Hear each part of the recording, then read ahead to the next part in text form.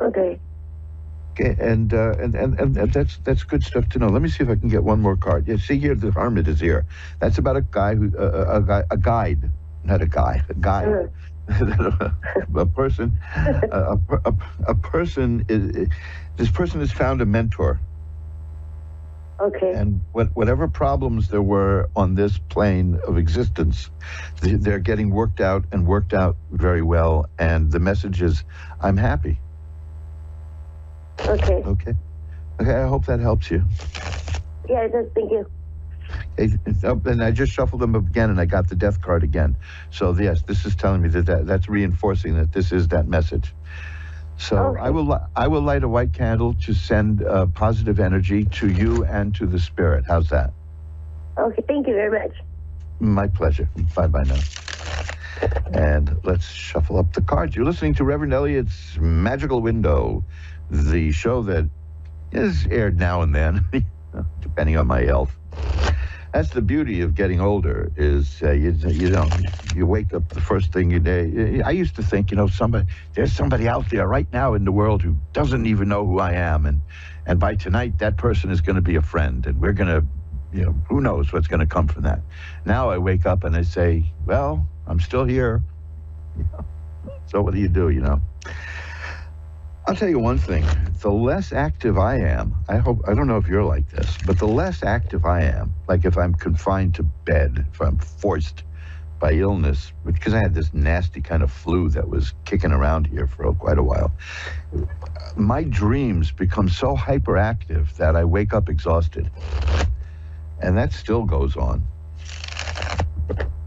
So I'm just glad to be here. And be with you again, because I get such energy from doing the show. Every time I miss the show, it really, really bothers me. So I'm glad to be back with you. But Donna here in New York is on next. Hi, Donna. You're on with Reverend Elliot. Hi. Hi. How you doing tonight, Donna? Very good, thank you. Oh, great. What can we look at? Do any messages for me? I don't have any specific questions, really. Well, okay, let's see what we got here. Are you a medium also? You're a medium? Well, the cards can kind of fill that function. I can do that. Okay. That's what I heard at the last meeting. Yeah, that works. I never did any kind of afterlife readings until I did this show, and somebody asked me, so I figured, why not? Give it a shot. Yeah. See what happens when it works. Right.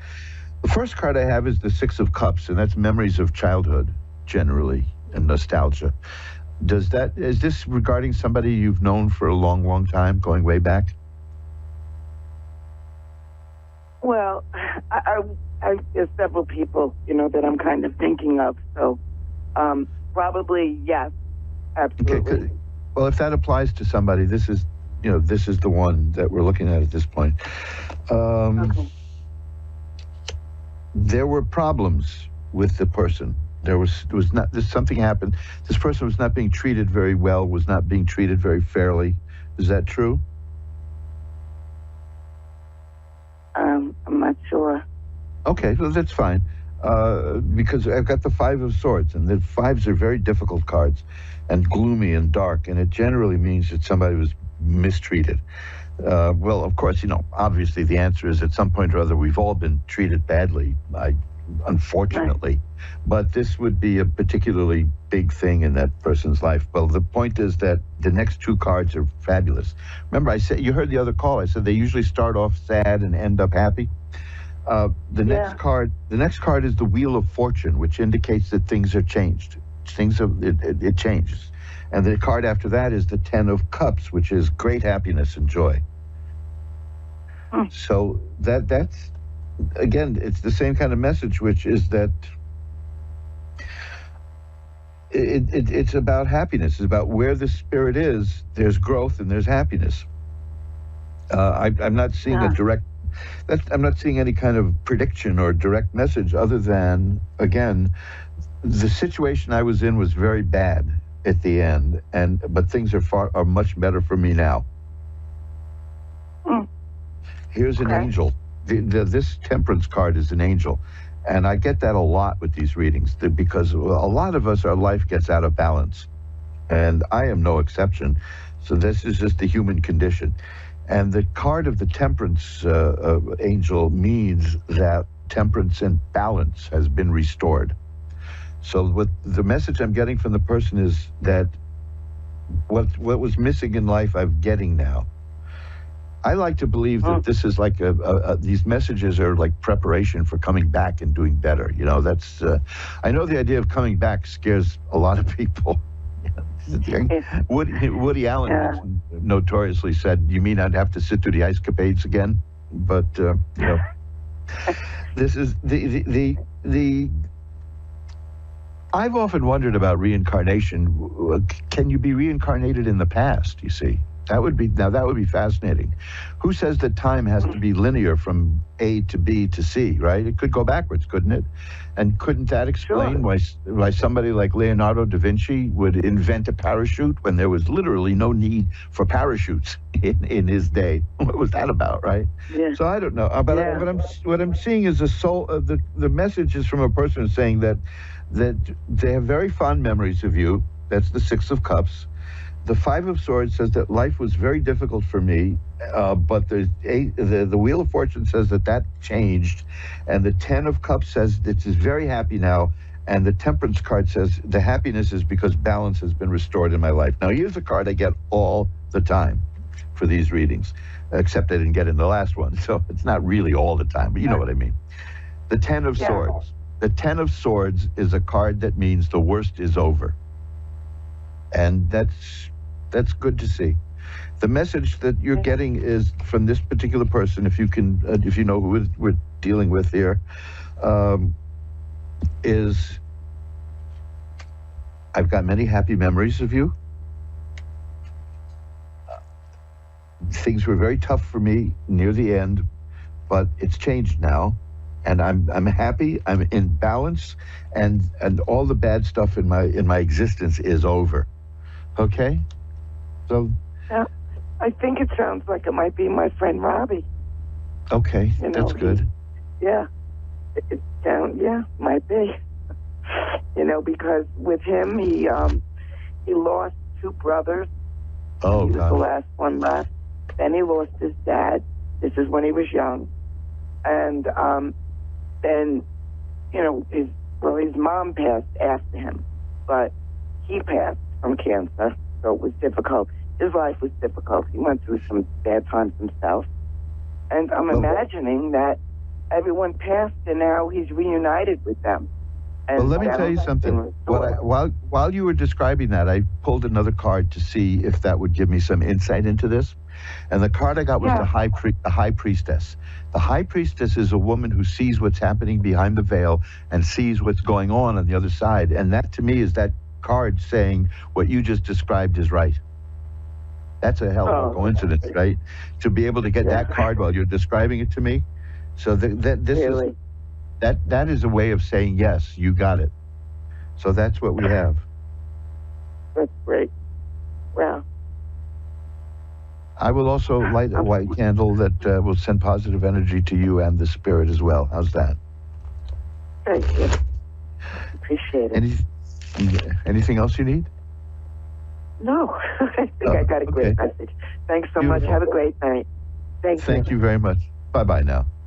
And folks, this goes for the people listening who will not get a chance to speak tonight because I talk too much sometimes. But or the people who get a phone call. You know, after the phone call ends, if you think of something else that you wanted to go into and you forgot, you know, because you're on the spot here, and I know how difficult that is. I really appreciate, by the way, the effort it takes for a lot of people to be able to essentially just talk to somebody you have no idea who it is and open up about things in your life. So, I mean, that takes courage, and I absolutely applaud all the people who call in or want to call in, and the listeners, you name it. But the callers are extra special for being able to do that. And if you're trying to call me and you want to, but you're a little nervous and you think you don't want to, don't worry about that, because when the time comes, you'll call. You know, that's what I mean. You can't rush these kind of things. I mean, I'll tell you something. This comes under the heading of babbling. many years ago, and I mean many, a lot of you weren't born yet, I wrote jokes for comedians here in New York. I was making a little bit of money and getting a reputation writing jokes for comedians. And like a lot of people in that position, I was very frustrated by seeing how these people ruined my work. You know, I was an artiste. I was writing jokes, you know, good jokes.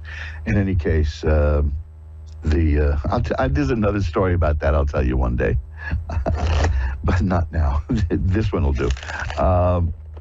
So I decided that I was going to go to this little club here on 31st Street and 3rd Avenue in Manhattan, which used to have audition nights. And they had a lot of comics started there. And a lot of singers started there, too. Pat Benatar started there. Many well-known performers began there. So I figured, and I used to go there with the comics I wrote for. So I figured I'll go in there and I'll audition. And I lived at the time on 108th Street and Broadway. And I walked to 31st and 3rd, and I walked halfway there, and I said, this is ridiculous, and I turned around and walked home. Then I was so furious with myself that a week later, I walked again, and I got maybe 3/4 of the way, and I chickened out and went home. And then, now you understand, this is the other thing. People find this hard to believe, but I was an extremely shy person. You know, there's one thing about New York City is it'll beat the shyness out of you eventually. But I was an extremely shy person. I was the guy who used to sit in the corner at parties and just look, you know. And so a week or two go by, and I do it again, and I get closer and closer and closer. And one day I got right up to the door, and I walked around the block, and then I walked home again.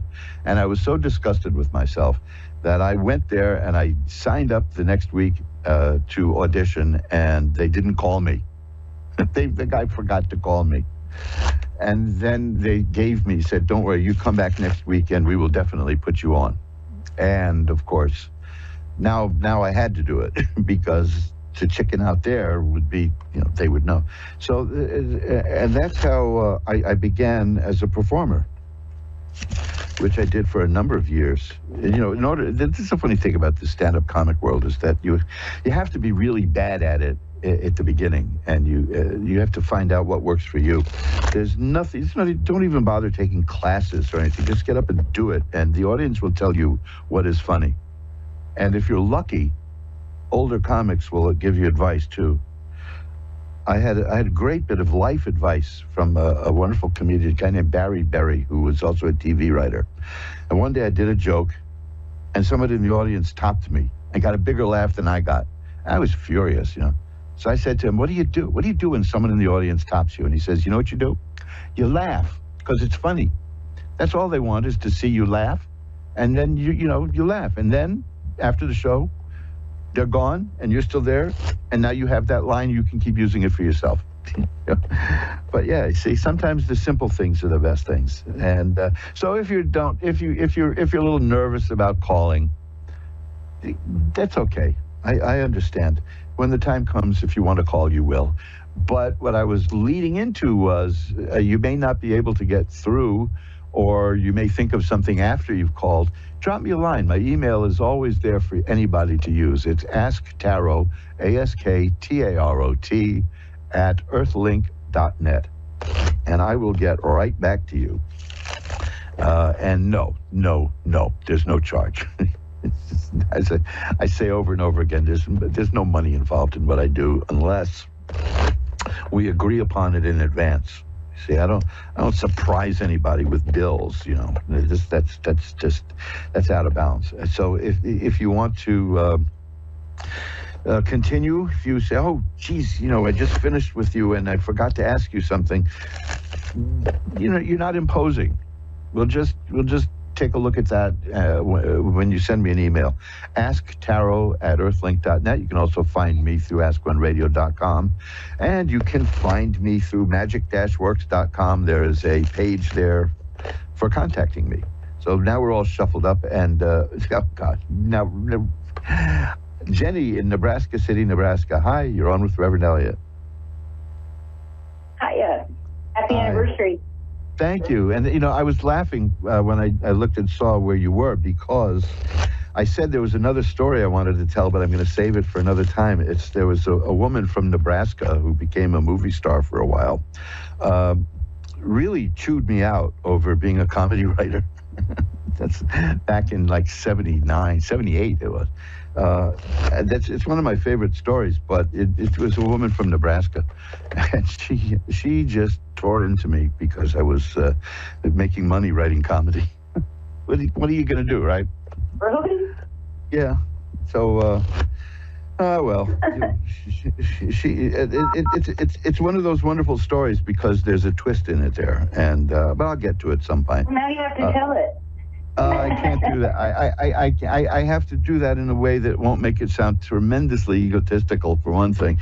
But on the other hand, well, I mean, the short version is simply she just said I wasn't a human being. And I didn't ask her what she meant by that, because when somebody tells you that, they're going to tell you what they mean. There's no point in asking them to tell you. And the point was because... Well, you know how they say, take it as with a grain of salt? Yeah. Sorry, I'm not originally from here, so anything coming out of Nebraska, take with a grain of salt. Well, anyway, and the point was, you're just writing for money, and that's terrible. I'm an acting student, and I'm going to bring the world's great theater pieces to life. And her first movie was a slasher movie. It's great. And every time I'd see these things that she was in, I would think, and I'm not a human being. I mean, come on, let's face it. 1978, I should be over that by now, wouldn't you think? But when somebody in an intimate moment looks you right in the eyes and says, you're not a human being, you tend to remember that. So yeah. Anyway, that was stuck in your craw. Yeah, and of course, I achieved some modicum of success as a writer, and so did she. Oddly enough, that's the funny part. But as an actress too, she did better than I did in that regard. So hey, what can I tell you? More people know who she is than know me. That's for sure. Anyway, that's my Nebraska story about not being a human being. I miss the 70s. I sometimes miss the 70s, there's certain things I can't do anymore, like continuously drink gin and smoke filterless cigarettes. That would kill me. Yeah. When you're in your 20s, it doesn't kill you. I grew up in the 80s, and I missed the 80s. That was a great generation. Oh, I loved it too. The 70s and 80s were marvelous, especially here in New York, because New York still had a New York character to it, and a lot of people came to New York just to be like, in the arts. And I met many of them. And so many people I knew became really big. And the sad thing is, almost everyone I know who committed suicide was a successful performer. Now, that's just, that's something that I have to look at one day and work out. But there you go. At least we're still here, right? You and me, we're here. So, Jenny, what can I look at? Right. What can I look at for you? I know a lot of people that have passed that way, too. It sticks with you. Sure does. Just, maybe ask the guides if this year is, the last couple have been Hill. I'm hoping. Okay, well, look. Better. Yeah, well, first of all, I got a lot of interesting positive cards here to share with you. I got 3 cards here. The first is the Tower Struck by Lightning. The Tower Struck by Lightning is good. It means an upheaval of everything, good, bad. It's not this is good or this is bad. It's a matter of interpretation by the cards next to it, but it's about sudden change hitting your life. And the next card is the 7 of Rods, which shows a person who can sweep away obstacles. So it looks to me like that sudden change is going to be a positive one. Oh, good. The next card, and now this is the 3rd time I believe this has shown up tonight, is the 10 of Cups. And the 10 of Cups is just the acme of happiness. It's just marvelous. And The 10 of rods is after that, which is usually a warning not to take on too much, because you might overburden yourself. You may be the kind of person who does so many things that it becomes a burden. So it's just saying to be careful and watch out for that. But the sun is I have here. a habit of thinking I can do more than I can. Yeah, well, there's that warning, which is, don't do that. But also the sun is here, and the sun is a card of healing and health and growth and happiness. This looks to me like an outstanding year ahead for you. Oh, good. Now, let me tell you this. I got the Judgment card. Oh, gosh, this is getting, I say, oh, gosh, because it gets better and better. I got the Judgment card here, which means that there's something you want that you're going to get, and it's going to be about growth, and it's going to be about you, and something is going to work out for you that you've been wanting. The next card, this is one that had me pulled almost like the X-ray technician saying, "Oh my," the world. The world is a card of assured success. So this is a really heady brew of success in these cards, but it's only going to happen after something happens that changes a whole bunch of stuff in your life. You see, that's there will be a moment. You'll know the moment when it happens. There's no way around it. You're going to know something is going to happen because the card is the tower struck by lightning. And that's when that happens, you know it. The light. Did you ever have a lightning bolt strike near you? Because that you know that. Within a couple miles. Oh no, I mean like feet. I used to take pictures. Oh. We had an experience here one time where a lightning bolt in August one year, it hit a tree in the backyard of the apartment building we were in. And that was the loudest bang I'd ever heard. And I accidentally walked by a construction site once when they set off dynamite. And this was louder. The worst part of it was that the building had just gone to a computerized heating system, and that triggered the computer. So in August, we had heat coming up in New York. Now, in a New York apartment, even if you get heat in August, you don't complain, because you're never going to get heat. But yeah, so you're going to notice something dramatic and big is going to happen. It hit you, is going to come, and you're going to notice it. It may Last be summer, we had a lightning bolt hit a tree 2 houses from me. Yeah, that'll do it.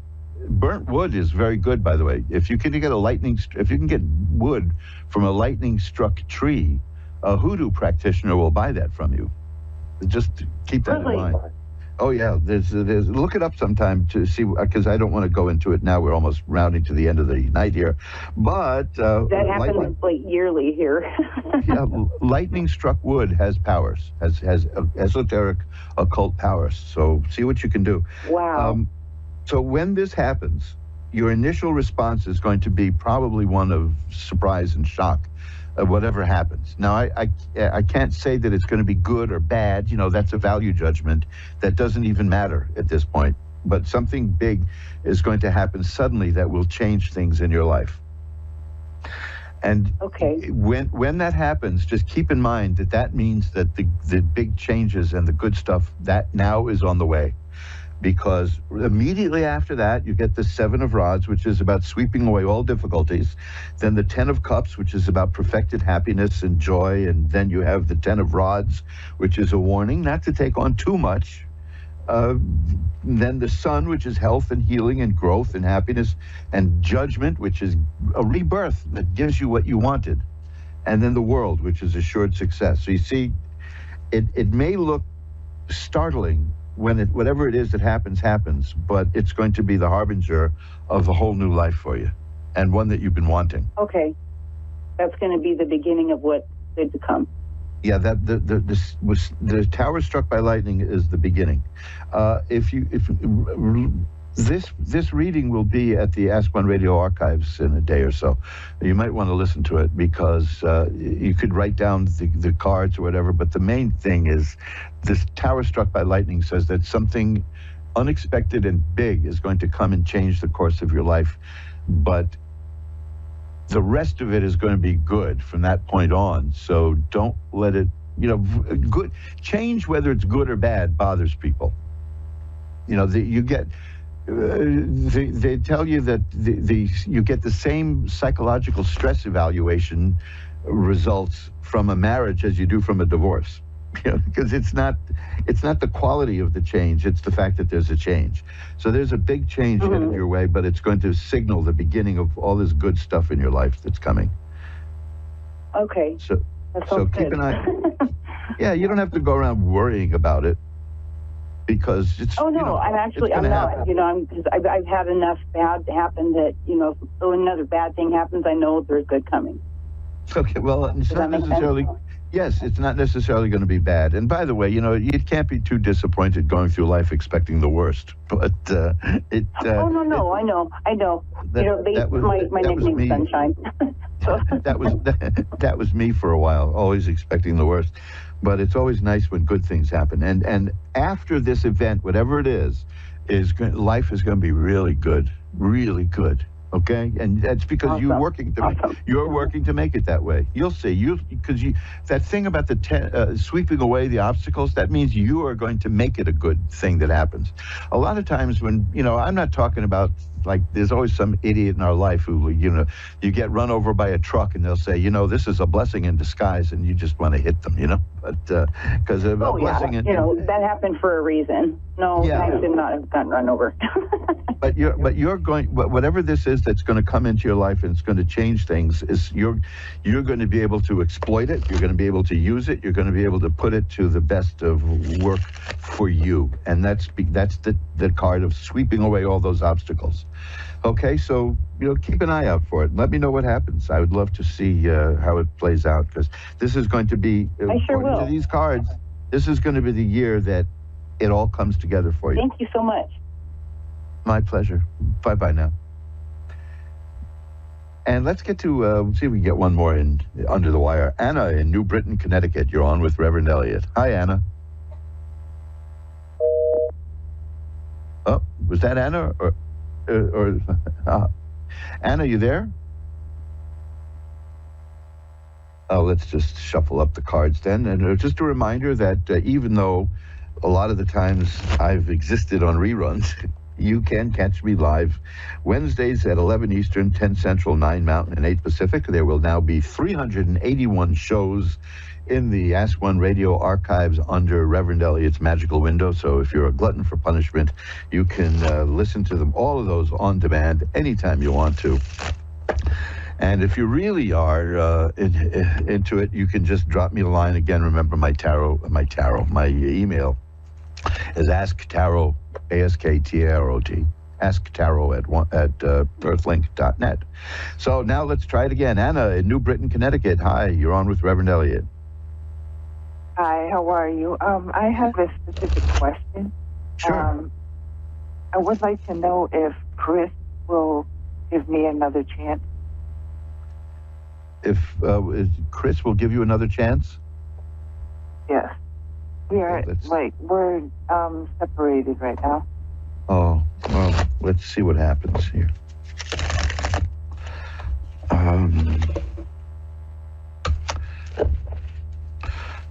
Okay, well, this is a card. The Two of Rods is a card of waiting. The Three of Cups relate to relationships. The Three of Cups relates to the completion of a matter, but in a way that makes you happy. So I guess if the answer is no, that is a completion that wouldn't make you happy, right? So gee, this is fascinating because the other cards are also cups. So the cards resonate with you. You're asking about a romantic thing, and that's what you're getting.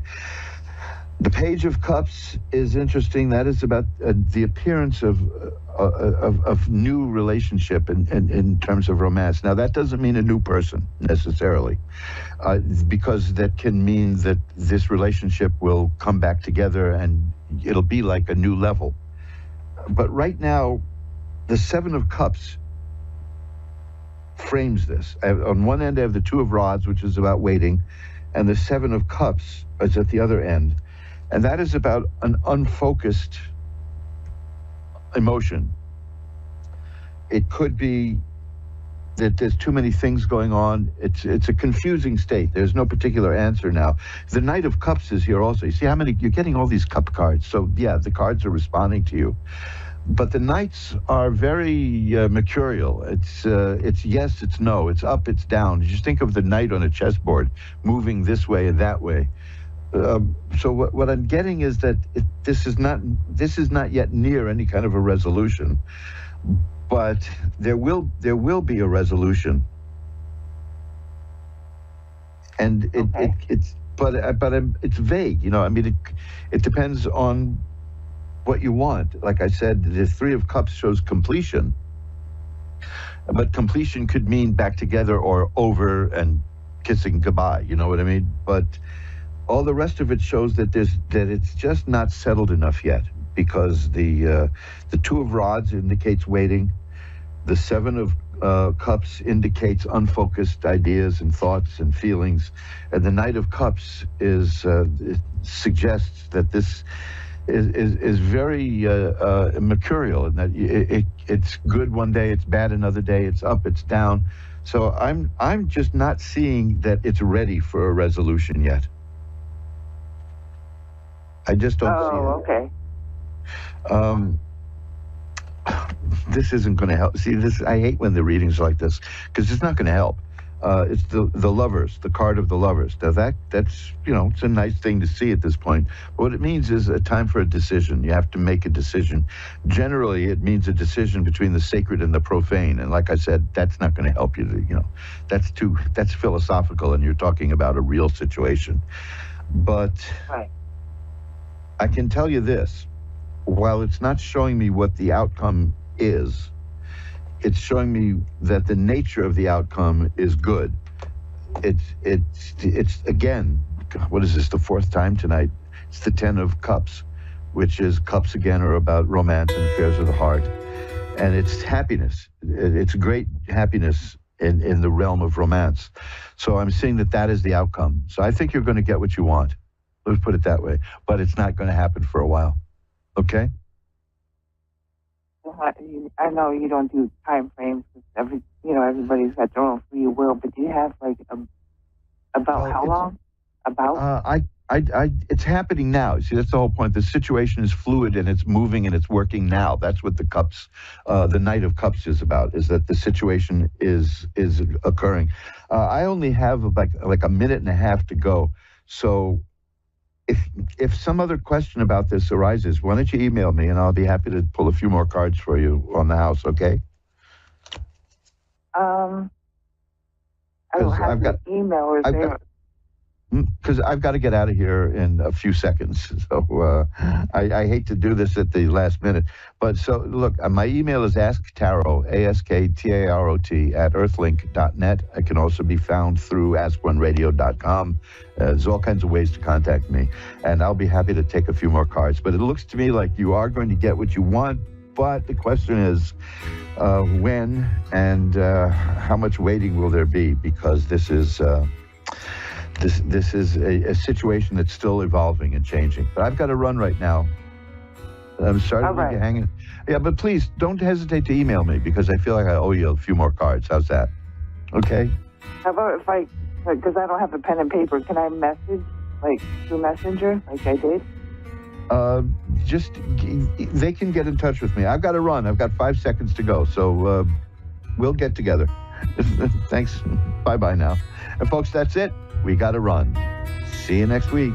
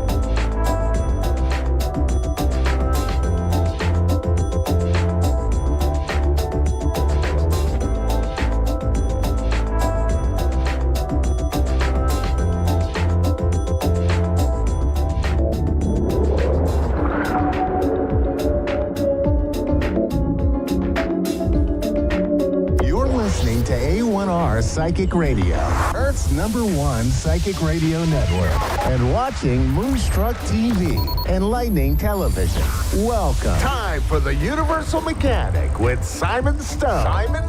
Live from the universalmechanic.com. Connect direct. In North America, dial 888-454-2751. In London, 20-3519-2158. In Sydney, dial 02-8488-3147. Or online, contact us through our Facebook page, facebook.com/psychic radio. Or one of our websites, askoneradio.com or moonstruck.tv. This is the Universal Mechanic on A1R, the Ask One Radio Network. Good evening, everyone. Good morning, wherever you are in the world. I hope you're all well. Hope you're getting on with life. Been a very interesting time, as it has been every week, as I've been saying.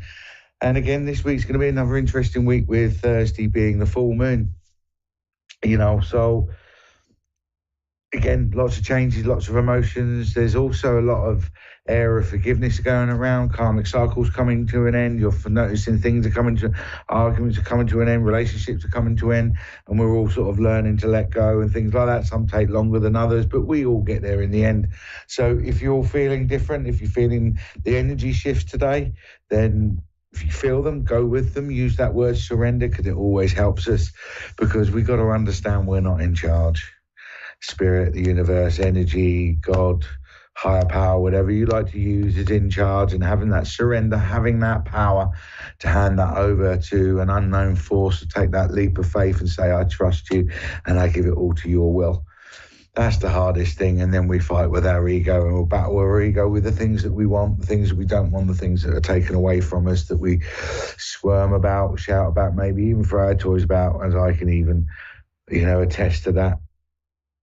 But sometimes, to let the universe know and the higher power know what we actually want, we have to let them know what we want. We have to voice it. We have to show the direction and start making moves our own selves towards that line, towards that road. And then the universe goes, oh, that's the way you want to go. Then I'll start bringing stuff your way.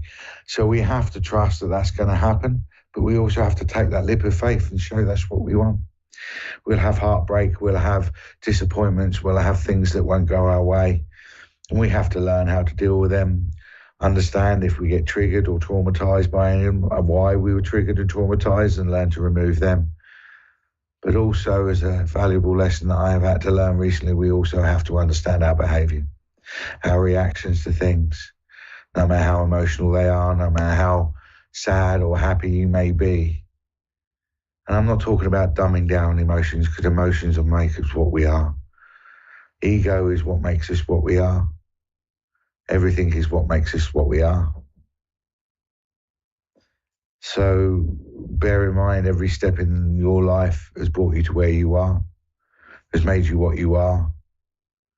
Your ego and your emotions are what your character is, who you are, but we have to keep them under control and in check. We can still stand and speak our mind. We can still say our own truth. But it all depends on how we do it and what we actually say. But also we have to own the truth. We can't sugarcoat it. We can't twist it. We can't say it looks like something else when the bare facts of the day are this, and we have to own that. And when we own the truth and we become authentic to ourselves, we have to go through some trouble and strife to deal with it. But once we get through the other side, we'll feel that much better, because we're suddenly living our truth. We've got nothing to hide. We've got nothing to fear. We've got nothing to scare us anymore. And we suddenly lose the fear of the unknown. So keep fighting, keep going through, and eventually you will get there. So trust and believe in you always. I believe I got a call. I got Emma from Dublin on the line. Are you there, Emma? Oh, missed that one. No problem. We lost her there. We'll get her back. But I'll go back to what I was saying, guys. If you're struggling, if you're emotional, if things become overwhelming, we have to find the discipline in ourselves to stop, sit down and be calm. However, we find our best way to do that, through meditation, through breathing, through action, We just keep going. And once we keep going, we will eventually there, and we teach our brain a new way. So it can be done. It can be achieved. Don't think just once or twice or a few days, that's it, I can't do it. It can be done. Right, I've got Emma again. She's back again. Emma, are you there, darling? I am indeed. Thank you for having me. You're welcome, Emma. How are you? How's life for you at the moment? Are you good? I'm good. I'm just tired after work, but I'm good. I'm just so happy that you took the call, so thank you so much. No, you're more than welcome. Emma, should be me thanking you, ringing in, and at least I know I'm not speaking to nobody. Do you know what I mean? So it's all good. But are you a spiritual lady? Do you have that faith within your heart? Yeah, 100%. Yeah. Do you practice it, or is it just something you like to live by?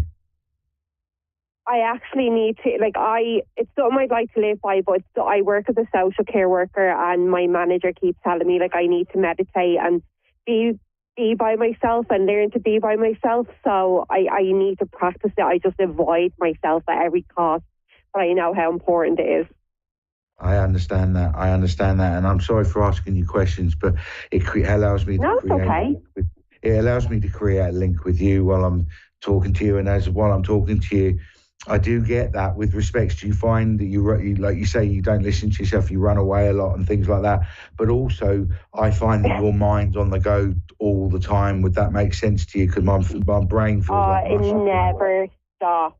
It just does not stop. I understand. Would you understand? And I'm not going to go into detail, so don't panic and all that. But do you feel like most of your life you've been running away from something, but you haven't got a clue what? Oh my God, yes, 100%. I get that completely, darling. This is why your manager, whoever it is that are around you, is saying you need to meditate, because it's that running away that creates this energy that your mind, you're always looking outside and what the next thing to do and look after other people, and I've got to do this and I've got to do that. But when are you going to just stop and say, what about me? I don't know. I'm questioning that a lot lately, and I know it's something I need to do, but I don't know why I don't do it. I can't understand why I don't do it, because I'm very open to everything, but I just don't do it. I have no reason. You're very open to everybody else and everything, but what about you? Have you actually ask yourself this question, Emma? Do you actually love who you are? I don't think I'm 100% there. No. There you go. And I don't mean you're not a nice person, because you are. You're social care. I know. You care about other people. You do things. You run around other people. I can tell that you do that. And that's what makes you happy or makes you feel good. But can you feel happy by just sitting there on your own in complete silence? Can you be happy? No, Can you be happy No. sat in your own energy in just complete silence?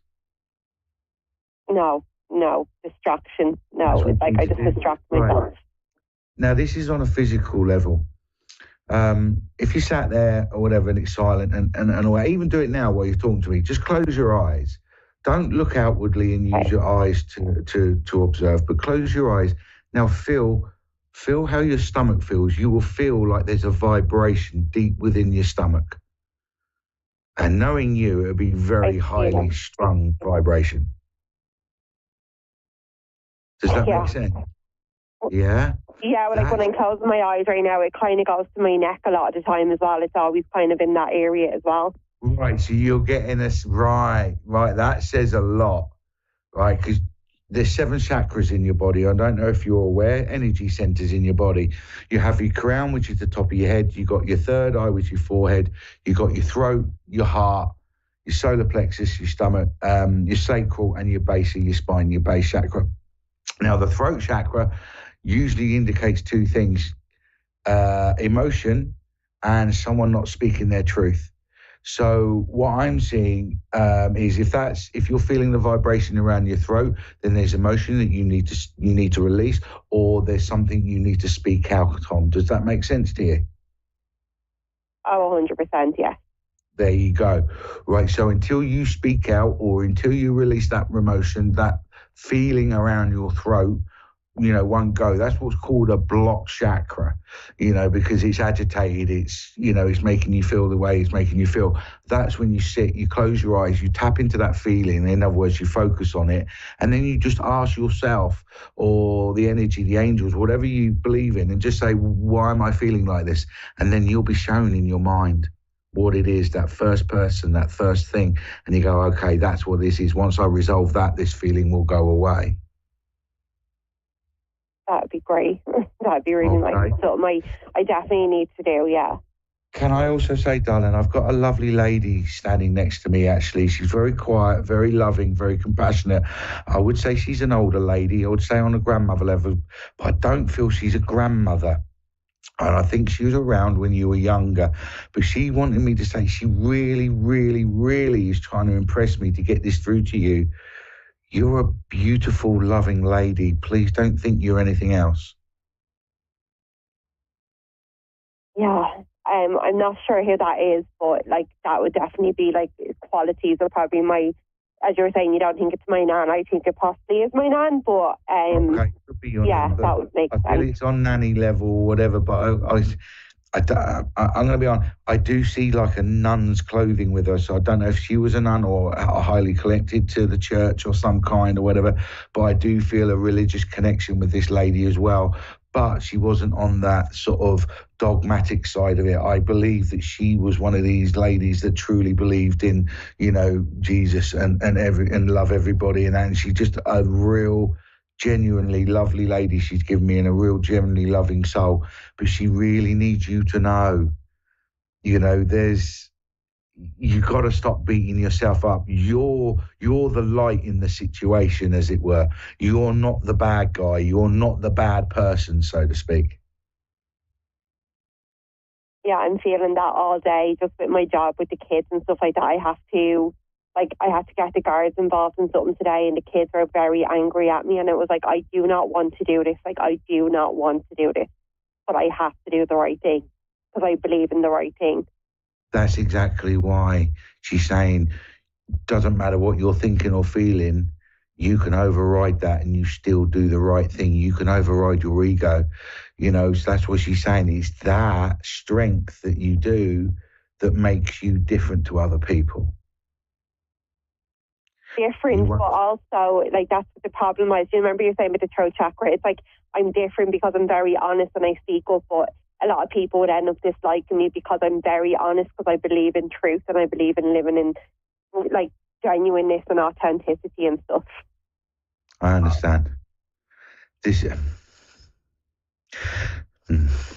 Would you understand? She's also saying that you've got to stand up being who you are and what you believe in, because you're not actually wrong.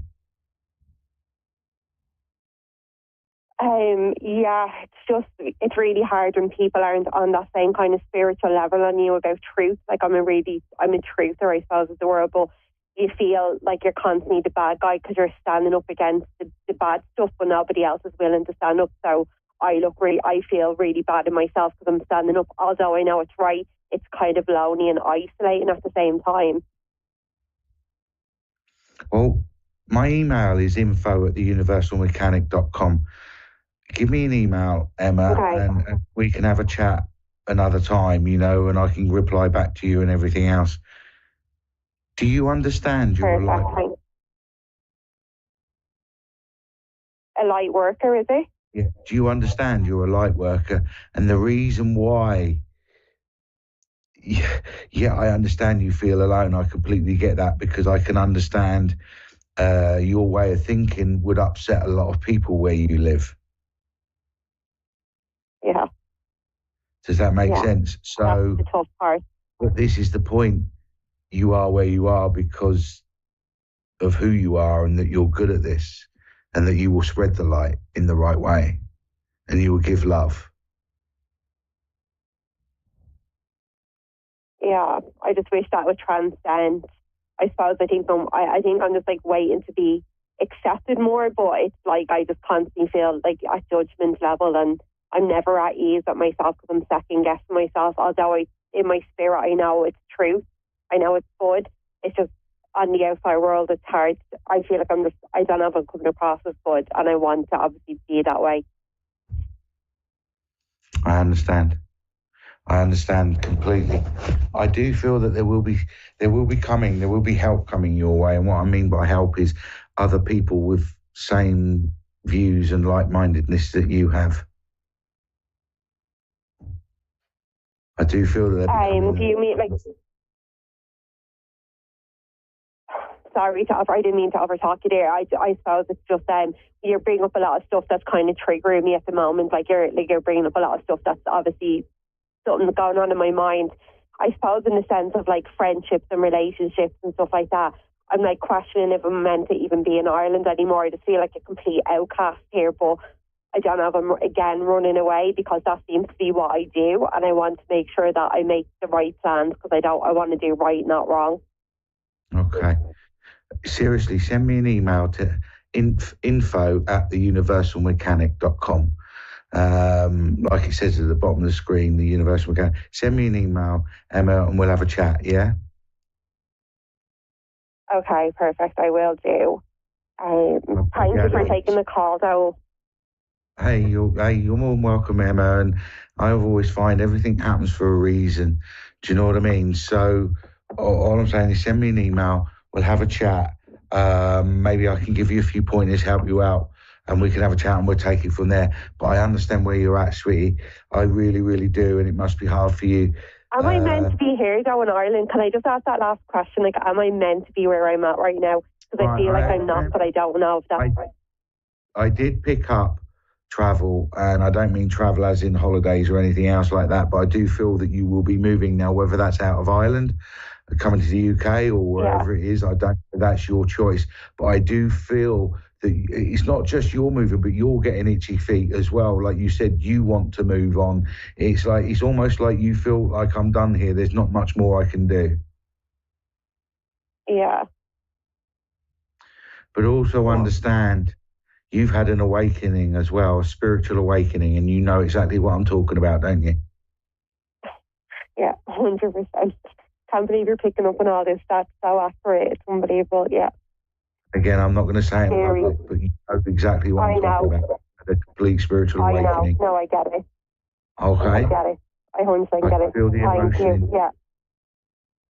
All right. I'm going to have to move on, sweetie, but please. Thank you so much. You know you're not alone, and please email me and we can swap details and I can show you a few pointers, all right? Amazing. Thank you for your time. You're so kind. You're more than welcome, Emma. You take care.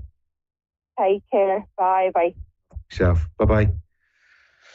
There you go. It's happening everywhere, guys. People are having awakenings. People are having these experiences and questioning things, what are going on, not just in their life and around their life, and what's the best way to go through. Just know you're not alone, guys, all right?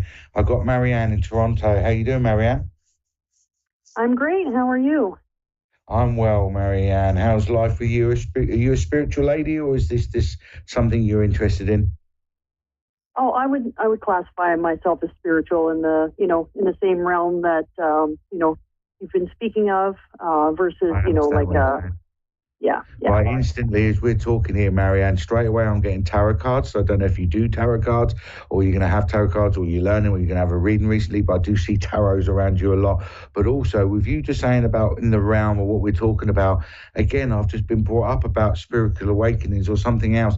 Now, I know you had a spiritual awakening a long, long time ago, but you've had one recently that's made you open your eyes up to a different angle on things. Does that make sense?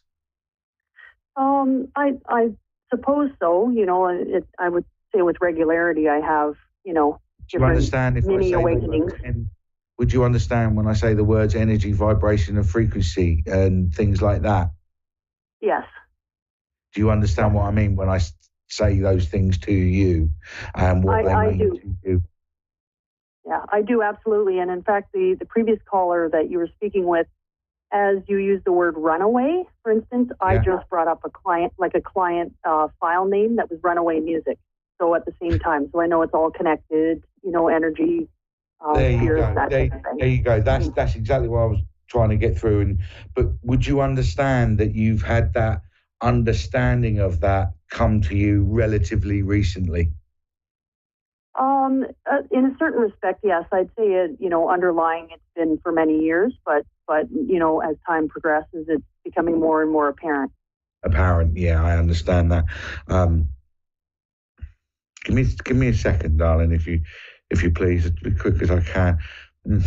I've definitely got a male energy connecting with me, connecting to you, and he feels very paternal. So I don't know if it is your father or grandfather who looked out for you, but I do feel a very paternal male energy connecting with me at the moment.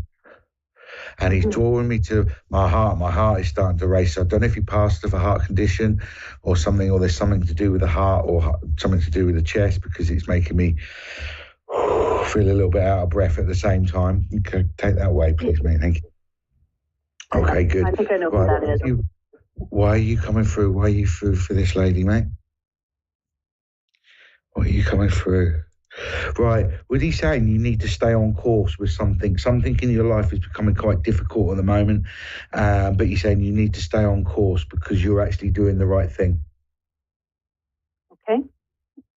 Right, now what's this about more? I need more detail, mate. Need more detail. I do know that it may be causing you angst or frustration because I feel tight inside, as though someone's getting frustrated that things aren't moving, either moving as quickly as they would like, or people aren't doing, but they're saying you need to stay on course. Don't bend, I'm going to use this word, don't bend your will because what other people will say or trying to influence you. You need to stick to your guns. It's like you've drawn a line and you need to stick to it. Does that make sense? Yes. Okay, that's confirmation. I will be also honest. I do see why do you keep showing me a young male around you? I'm not sure why there would be a young male. If you're communicating who I think you're communicating with, it would be his grandson was like his world. All his grandkids were, but his grandson in particular. Is his grandson having difficulties at the moment, or is there cause for concern around this grandson? I'm not sure because I'm not close with the family that he left behind. But I've been thinking about reaching out to his wife. Well, I will say is I do feel that there's a concern about a young male, either connected to you or him. And I would say the concern is maybe that there's one or two friends he's starting to not go off the rails, but his mindset is starting to go the wrong way. And it's almost like there's some friends or there's some influences around him that's causing that. And there is concern. I'm not saying there's anything that anybody can do. It's almost like Spirit just saying we're aware of it and we're trying our best to sort of try and get him back on the thing. And you said you're not sure if it's his grandson or not, but I just feel that there's a young male that's being influenced by the wrong people. Okay, good to know. Okay.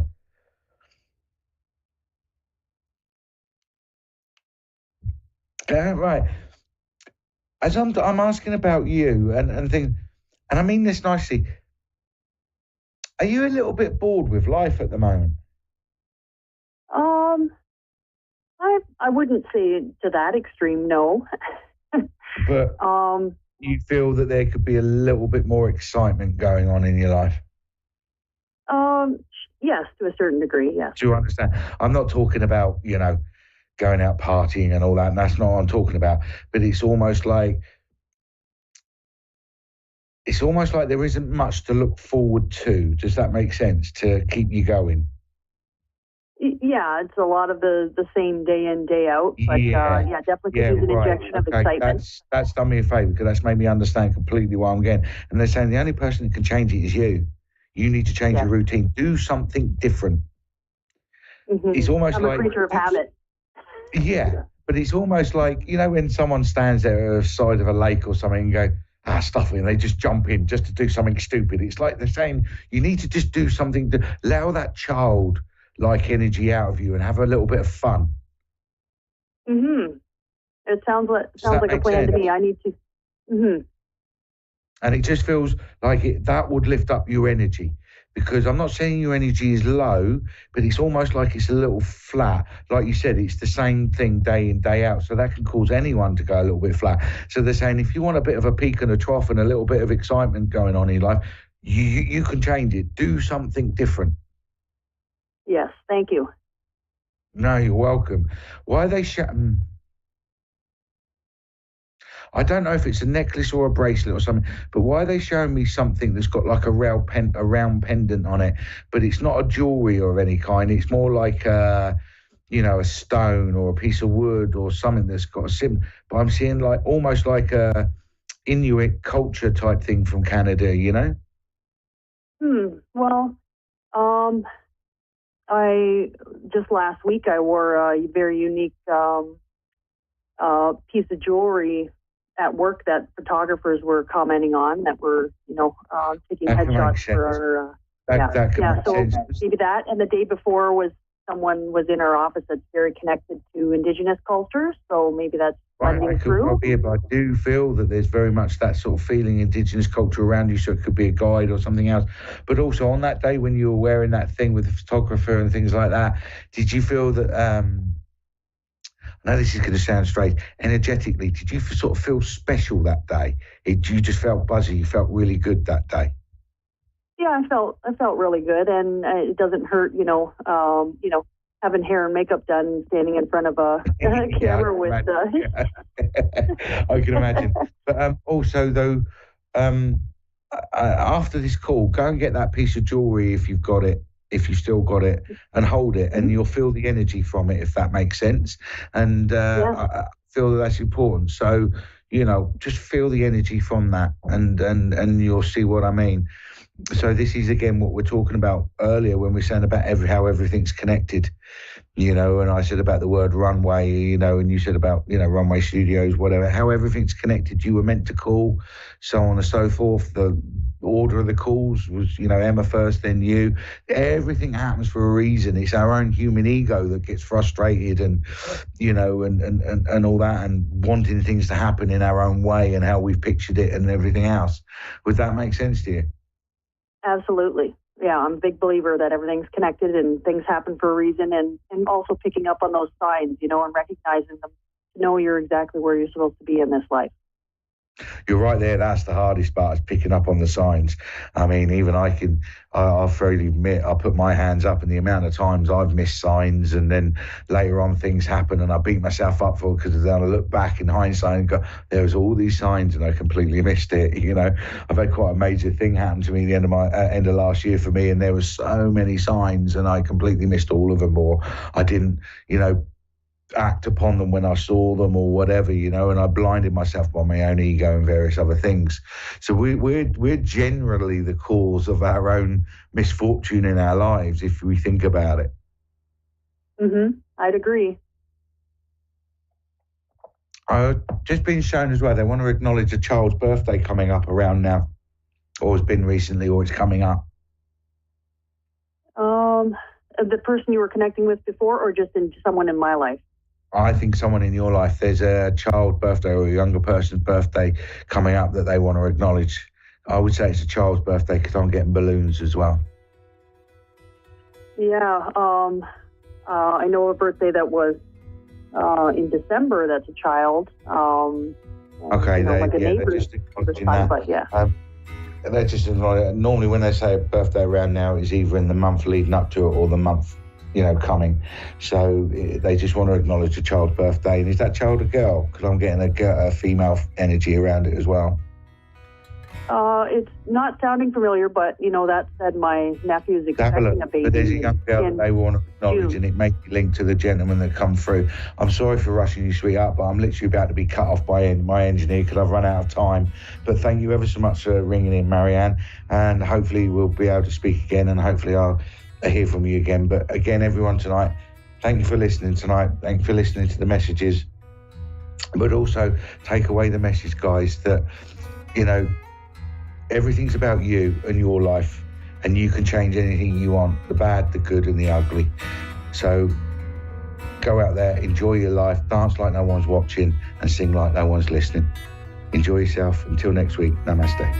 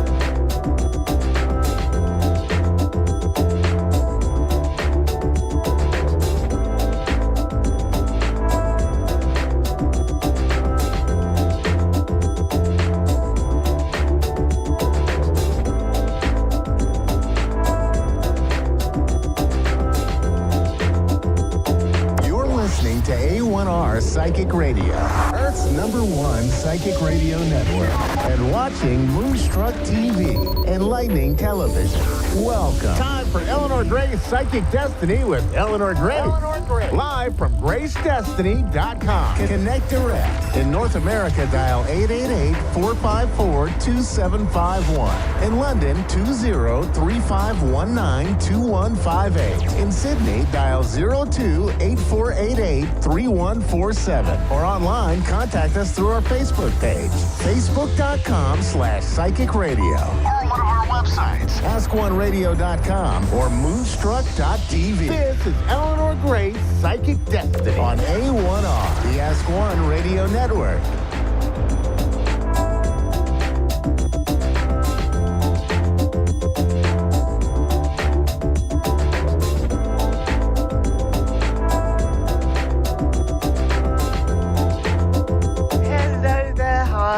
And welcome to Eleanor Gray's Psychic Destiny show. Now, I'm clairvoyant and I'm also a medium, so we connect to spirit in our readings, as well as looking at your life and looking at the future prospects that may be coming up for you and whatever is going around you now. And that's important, isn't it? We need to focus on the present, really sort of take a little dip into the recent past and then project forward a little bit into the near future. Now, to do that, I always use my cards. These are great. These are tarot cards, but they're romantic ones. So we go back a little bit in the past with these. These go to the Victorian era, and you've got this very sort of romantic type of characters that are depicted on the cards. But as with all the tarot, we are talking about the journey that we're on, and each of the characters will tell us a little bit more about the person that we're with at the moment, or who we may be about to meet, or our family members, business colleagues, and sometimes just all about ourselves. So we can look forward to seeing quite a few more cards during the show. I will also I really like to do this. I like to connect to angels and get a little bit of a message here. And these are angel cards, Doreen Virtues. And this one is brilliant. It's all about abundance. And that's what we all want in our lives, whether it's abundance financially, emotionally, mentally, physically. You want everything. We all want everything, don't we? We want to have that adorable idea in our minds that life can be good. We don't have to work ourselves into the ground. We just have to make sure that we've got a good balance, that we're working, we're earning money, we're being kind and gentle to friends, we're interested perhaps in spirit, grieving, those ones that have passed over, the psychic, the paranormal, and what may be there for us in the future. So abundance is a great card to get, and it's one of those pictures as well that tells us that we can really put out some of our intentions and cosmic orders for ourselves and say, well, we want a little bit of abundance. We want to have that coming now into our lives for this year. We're right at the time of the year to do that. We've had major astrological shifts, which I'm sure you know all about, which happened this last weekend. So it is a time to stand up for yourself and also be prepared to really work hard towards your goals, but set your goals, set your intentions. And if you're not happy, with life as it is at the moment, if you don't really like the people that are surrounding you and you're not that committed to personal relationships, then you can change it. Everybody has the will and the power to do that. So changing your mind is absolutely allowed, and changing your career path also is to you. whatever you want to do, whatever you feel you can achieve the most in your lifetime and in your future path. So we're going to take some callers here on our show. And I'm also going to look into the crystal ball, which a lot of you really like because we can see certain images in the crystal ball and certain hues, and it gives us a little bit more depth into the readings that I do for you. So here, the crystal ball will just show you really where you can be looking into that future path. So it's a very, very positive tool to use for clairvoyance. This one is obsidian with some amethyst in it. So it's all about protection, all about keeping you on track. And we're going to illuminate that a little bit later into the show, so we can see a little bit more. So we've got Tiffany now, who's coming through on the line. Hello there, Tiffany. You're through to Eleanor Grace. How are you? Hello? Is she there? I think we've lost the connection. Now, great connections is what we're all about. So sometimes we do get interrupted, don't we? So we'll see what Tiffany has in her pathway as we're connecting now into that connection. I'm wondering as well how many of you in the last few weeks have experienced a little bit more of your own psychic energy. And that's something that we'll be talking about in a little while. Hello, Tiffany. Are you through to Eleanor Grace now? Yes, I am. Hello there, Tiffany. Welcome to the show. This is my Psychic Destiny show. I'll be doing a little mini reading for you, Tiffany. And I just want you to relax a bit. I feel as though everything's really busy and going at 100 miles an hour, and your life must be reflecting that at the moment. Maybe it's just the day today. It could just be that energy is bursting forth here. I'm connecting to it straight away, and I'm going to take a card. So is that you? Have you been rushing today?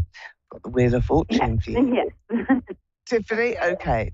Well, your card for today and for this reading is very significant. It's the Wheel of Fortune. It's all about taking control, changing your pathway a little bit, actually, and expecting and demanding some changes for yourself. I think you need them, and you need to be able to ascertain what is the most positive route for you. The Wheel of Fortune goes up, goes down, and this is now on an upward trajectory for you. So I think that you can ask for almost anything here, Tiffany, at the moment.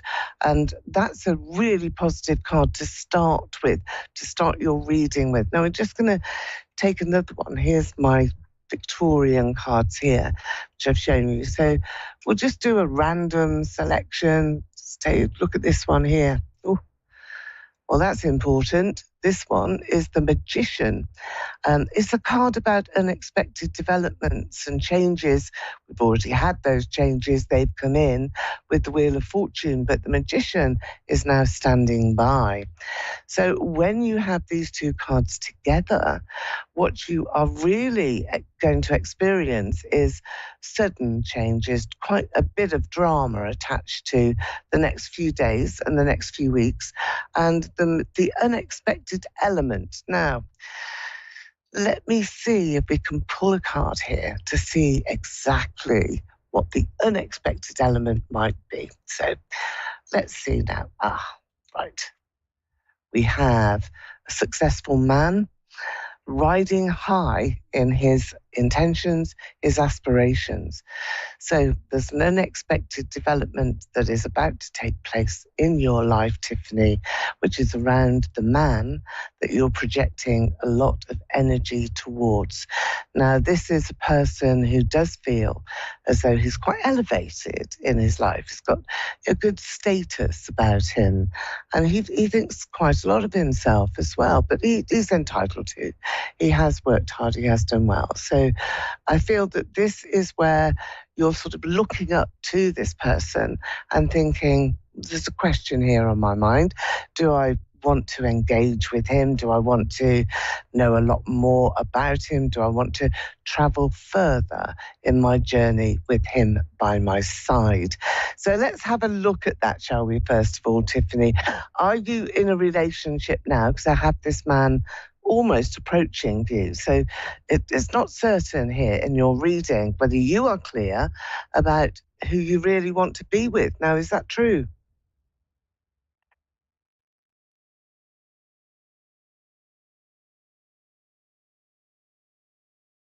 Hello there, Tiffany.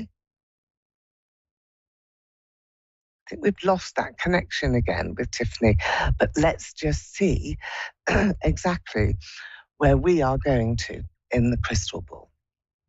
So we'll take a little look into the crystal. This is giving us that sense of direction as well, that sense of greatness that could be there in this reading now. It's going to illuminate it now. Let me see. Oh, well, here you can see that amethyst, can't you? You can see the amethyst that is shining through. And we've also got some obsidian here. So there's protection and there's love here in your heart, Tiffany, and there's excitement as well. I feel that there's a lot of challenges, quite a few changes that are going to be around you, and that you will be feeling as though everything is just sort of perfect. It's really happening in the right way. Now I'm looking into the crystal. There's water that's here. Be careful that you don't dig in too deeply with your emotions. Be careful that you don't get overwhelmed either with perhaps a sense of duty or perhaps also being a little undermined at times. But that can come with being overwhelmed as well. It doesn't actually have to be a case of, oh dear, under the cosh here. But I do feel that this is now a really important time for you, and you will master this relationship, and you are going to make the best of the effort. Don't forget about the changes. Wheel of Fortune is always going to bring in surprises, but it's always pleasant surprises, so take advantage. And I wish you well with your reading. Don't forget your cards here. We've got the Wheel of Fortune, Magician, and this man. And if you want to know any more about your reading and would like to look a little bit more in depth, then go to my website, gracedestiny.com. You can order an email reading where you get your questions answered in writing, and you can pay for that in dollars as well. So you can order that online on the Psychic store, or you can also book a reading with me and have a private reading one-to-one on Skype or any other virtual platform. So that is gracedestiny.com. So hopefully we can catch up and dig a little deeper, I think, Tiffany, and you might like that. Some surprises are definitely in store for you next year. Well, this year now, it's 2024. What am I thinking about? Okay, so I think we've got Karen on the line now. Hello, Karen, are you there? Yes, I'm here. Hello. Hello there. Hi. Welcome, Karen, to my Psychic Destiny show. I'm Eleanor Grace, and I'm a natural clairvoyant and medium. I'm from London. So we're going to have a look at you, Karen, and really see exactly what is coming through for you. Firstly, I'm going to take a card because you've got this this big year ahead. I feel as though it's quite momentous. And I also will say to you that you've got a brick wall in front of you at the moment, and you can't see past it, really. It just seems to be that momentous feeling of being a bit overwhelmed, perhaps wanting to take the next step, climb over this wall, and every time you attempt to do that, it seems to get taller and taller, wider and wider. You can't go around it. You can't burst your way through it either. Is that true? Is that how you're feeling, Karen? Yes. Yes, it is, actually. It's horrible, isn't it? It's sort of, yeah. How am I going to do this? How am I going to, just where do I even start? Yeah. Okay. Well, let's have a look and see what the cards are saying to you. And again, just going to pick one at random. Let's see what we've got here. Okay. Let's see what that's. Oh, right. Okay. Well, you've drawn the Fool card. And this is in the tarot, not a foolish position for you to be in, but it absolutely indicates that you're at the beginning of a new journey. So this wall that has been so prominent here, and this overwhelming feeling, almost has to be there for you to make a change and for you to be able to identify really what is happening in your emotions, and also external circumstances around you. It's not just about what you are doing, it's what other people are influencing you, or circumstances, external influences. So let's look at how we're going to maneuver. This is go back to the beginning, start again. Don't think that you've lost or that you failed. You haven't. You're being given here a new route. Now, there's some magical elements that are going to come in that help you with that and take you on another journey. And this is about your life path and your life journey. And you're about to enter a new one. And that's really important. You can't fail with this. So I've just taken this card here for you. This is the card of the Empress. Now, what you really, really need is some negotiation skills, and that's what's going to come in. Here is another card which is drawn with it, and this is you sailing away to another prosperous position, somewhere else, another location. So you have to negotiate your way now into this next phase in your life, but it's a very positive phase. And I'm going to take an angel card as well, just so that we can see together exactly what it is that the angels want to give you, want to say. Let's have a look and let's see what your message is. So again, we're just going to randomly go here. Right, okay. So you're being told here, ask for help from others. So other individuals will be there to guide you and to assist you. Now, we're not going to say, look, please can you give me, a job, relationship, or can you just answer my call? That is not what the intention is in this card.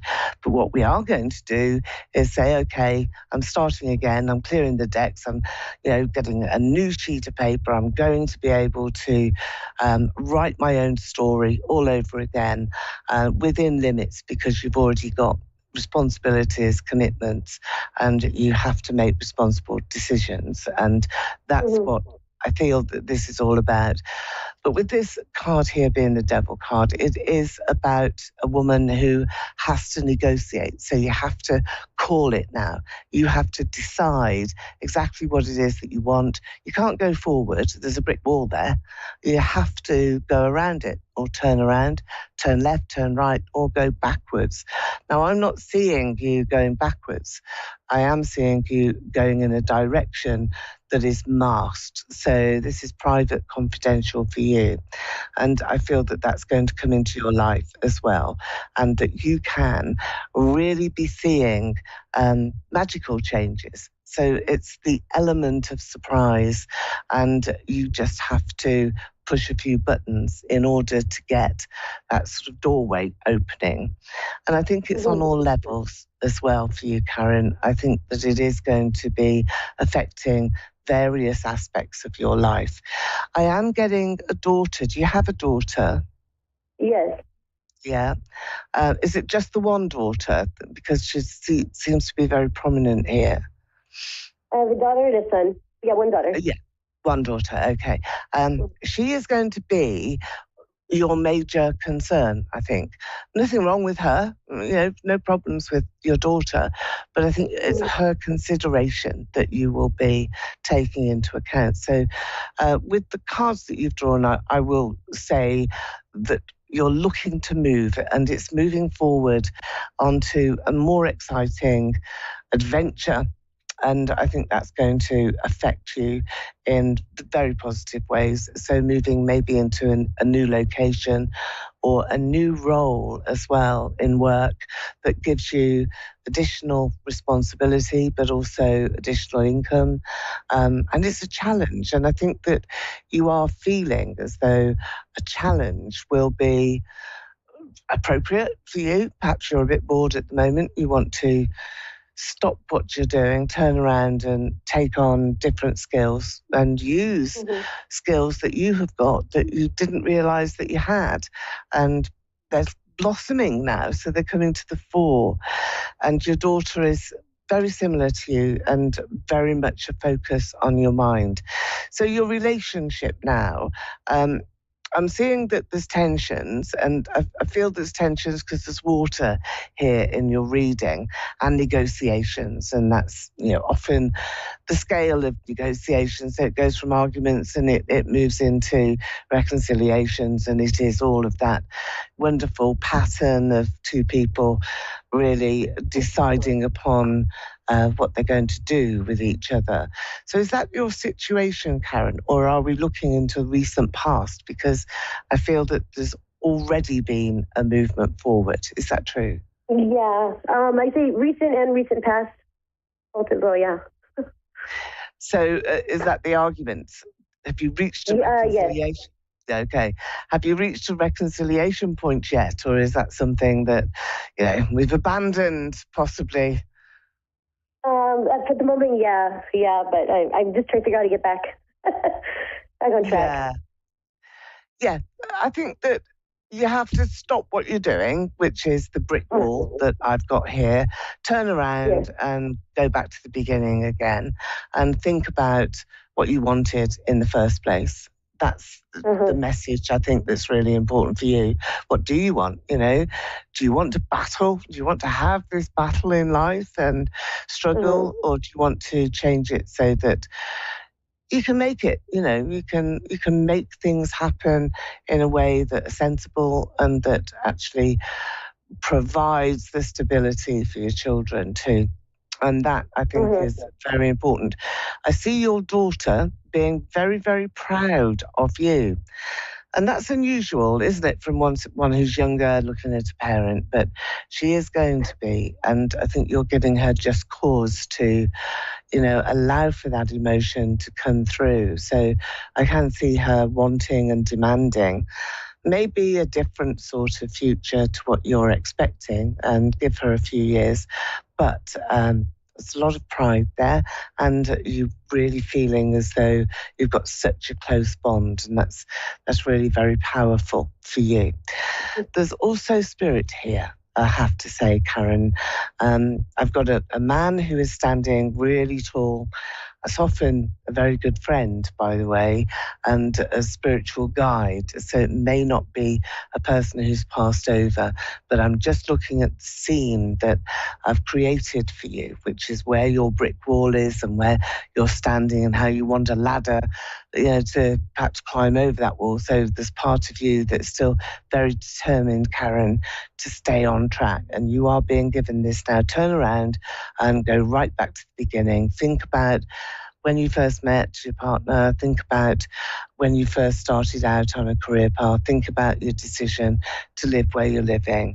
And all of those decisions that are past decisions are powerful and can change. And you're being given the route to do that. And that's quite a magical sort of situation, and one that you can hold in your heart as being very powerful for you. So let's just quickly have a look at the crystal, because the crystal for me is very important here because of the protection that you've got. I don't feel that you're going to be unhappy. There's no unhappiness here. This is all about you taking initiatives. And if you go right here to the center, you will see a lot of, it's like melting water that I can see. There's this sort of smudge of a lake in the center, and the waterfall is there. Just lots of abundance coming your way. Good times are happening, and you will be feeling centered and ready for challenges as you go forward this year. the guide, your spirit guide, I feel that this is like an angel who has come down to a certain level with you, is very protective of a man in your life in spirit. Is your father passed over, Karen? No, not my father, but my best friend. He was an older male. Okay. Well, did he treat you like a bit of a father figure? I mean, was he? Okay. He was a father figure, best friend, everything. Yeah. Well, he's reaching out to you today. He really is, and he. I've got a sense of strangling. I don't think that he did that to himself, but I feel as though he couldn't use his voice. He couldn't say what he needed to say to people. So he felt very restricted, I think, and didn't mean to pass over either. He couldn't do anything about it. But anyway, whatever circumstances he felt were there, he wants to say sorry. He does want to say sorry he's not with you, and sorry he's not by your side and linking your arm. Going to a wedding, is there a friend's wedding, a mutual friend? Is showing me a wedding. So you'll have to wait. I'm not sure. Wait. Okay, well, you have to wait to see on that one. But when that wedding happens, when you go, I don't think it's very far away. Certainly this year, I'm not still in 23. This year, you will see that he's with you, is by your side. There's an initial of R as well that I'm getting here in your crystal ball. Is there anybody in spirit with the initial of R around you, Karen? Maybe a Robert? Yeah. Who is he? He was a friend that passed away. So is he the friend that has come through, that has passed? No, that would be a different friend, but actually him, he, yeah. Go ahead. Yeah? Did they know, did they know each other? That's what I'm asking. Okay. Well, they're coming from different spaces. There's one that's in like a kaleidoscope of light, and then there's one spirit that is standing very strong. So I'm going to say to you that both of those gentlemen who have passed, sending their love to you and their protection to you and letting you know that they're there. And I wish you well. And Karen, don't be afraid to take big choices, big gambles, big decisions this year, because they're going to pay off. Brilliant year for you. So there we are. I've been Eleanor Grace, and thank you to both of my callers for their free readings here. And I will see you again next week. And I'm in London. You can go to my website, book a reading with me, an email reading, or perhaps just have a look around. And it's gracedestiny.com. So there we go. I'll see you next week. Bye for now. Bye.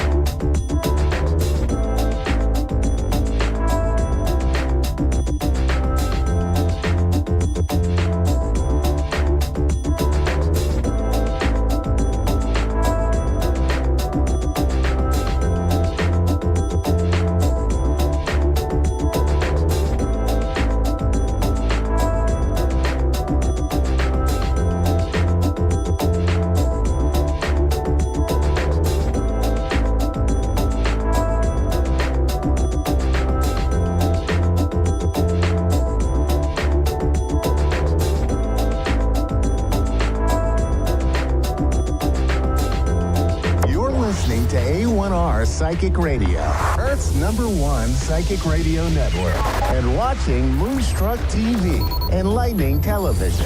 Welcome. Time for Soul Alignment Mentor with Angie Harris. Live from AngieHarris.org. Connect direct. In North America, dial 888-454-2751. In London, 20-3519-2158. In Sydney, dial 02-8488-3147. Or online, contact us through our Facebook page, facebook.com/psychic radio. Or one of our websites, askoneradio.com or moonstruck.tv. This is Soul Alignment Mentor on A1R, the Ask One Radio Network. Welcome back, everyone. My name's Angie, and I am a Soul Alignment Mentor, which simply means that I help individuals align with their highest self, raise in their consciousness, understand who they are spiritually, and be able to balance that out between their spiritual gifts, who they are as a spirit, and their human self. I wanted to share a little bit of a intuitive message I received from my guides. And as a energy healer, as someone that understands energy and teaches about it and is able to help discover blocks in people's energy, this message that came through made so much more sense to me the way that my guides explained it to me. So if you were to imagine going into a restaurant with some friends or family, and you're sitting at a table and you are just enjoying your lunch or your dinner, and then all of a sudden the table next to you, someone at the table either tells a joke or something funny happens, and the entire table breaks out in laughter. What is normally the reaction that you have in that situation? Usually when we hear laughter from someone else or around us, it kind of becomes contagious, and we begin to laugh and we begin to feel that same energy that they feel, because energy is contagious. And this is why setting boundaries around our energy, understanding our energy field, understanding our aura, understanding how to clear and balance our chakras is so important. Because as easy as it is to pick up on somebody's laughter, it is that easy to pick up on negative behaviors or negative anxiety feelings or things that you may not even know that you're picking up around you, that you're bringing into your energy field, and you think it's yours. You think it belongs to you, but really you could be absorbing things around you, and it could be causing you to feel certain things. And this can happen with sickness as well. There's what we would call empaths. Like if somebody were to say to an empath in particular, I don't feel good. This is, a sickness that I'm struggling with. An empath might have compassion sickness. They may begin to suddenly feel the same symptoms of sickness as their friend or family member who talked about having that sickness, even though they had no symptoms prior to hearing about that. And so this is how easily we pick up things in our energy field, in our aura. And without understanding how to balance it, clear it, protect it, it can really impact your life. And so I want to share with you that I'm starting a 7-week course where I take people through our energetic system, starting through every chakra, through energy field that creates up our entire aura, and teaching how to clear and balance these parts of ourselves so that we don't get impacted so much by what is happening around us.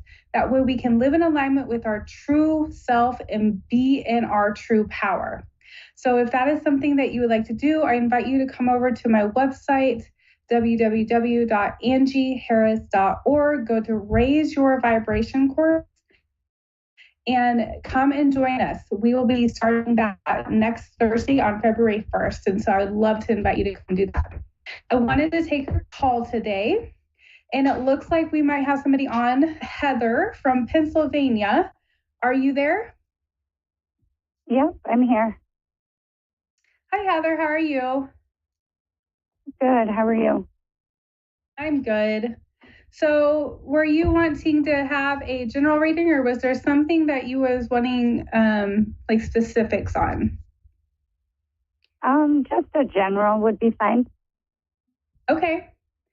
So let me tune in here for you. I'm going to pull a oracle card for you. And this card that came out says acceptance. And what I'm kind of getting here is that I feel like I'm feeling some juggling happening in your energy. Like maybe there's a lot of things that are going on and you feel a little overwhelmed, and you might be feeling this inner pull through your intuition to take, to go a certain direction, but it doesn't make sense to you at this time. It doesn't make sense to make some kind of a change or a shift in something, because there's so many things happening right now that do you in some way feel confused or maybe struggling to, like, is there just a whole bunch of stuff going on in your head right now? Yeah. Okay. And it is almost like what I'm hearing is you're in the middle of learning how to, like, what kind of power you embody within yourself. I don't know if you've been trying to I just got the word shadow work. I don't know if you're doing some healing work around like your mindset or beliefs, or maybe you recently started going through some kind of a spiritual awakening. But I'm sensing that there's been this shift and change that has happened in your life, and it's caused a little bit, it's almost like there's this unbalance around you that is trying to get rebalanced. Does that make sense? Yeah. Okay. Are you, so I just pulled another card and it says action. And so I'm still getting this message about you taking a step forward. There's something that you're wanting to manifest. Maybe you're wanting to start your own business, or maybe you're being called to be a healer, or some kind of wanting to make an impact in the world. And you're a little worried about taking this step forward because you don't know what is going to happen. And I'm hearing Spirit say that the more you allow fear to be what guides you, that fear is going to be what controls your actions and what steps you take.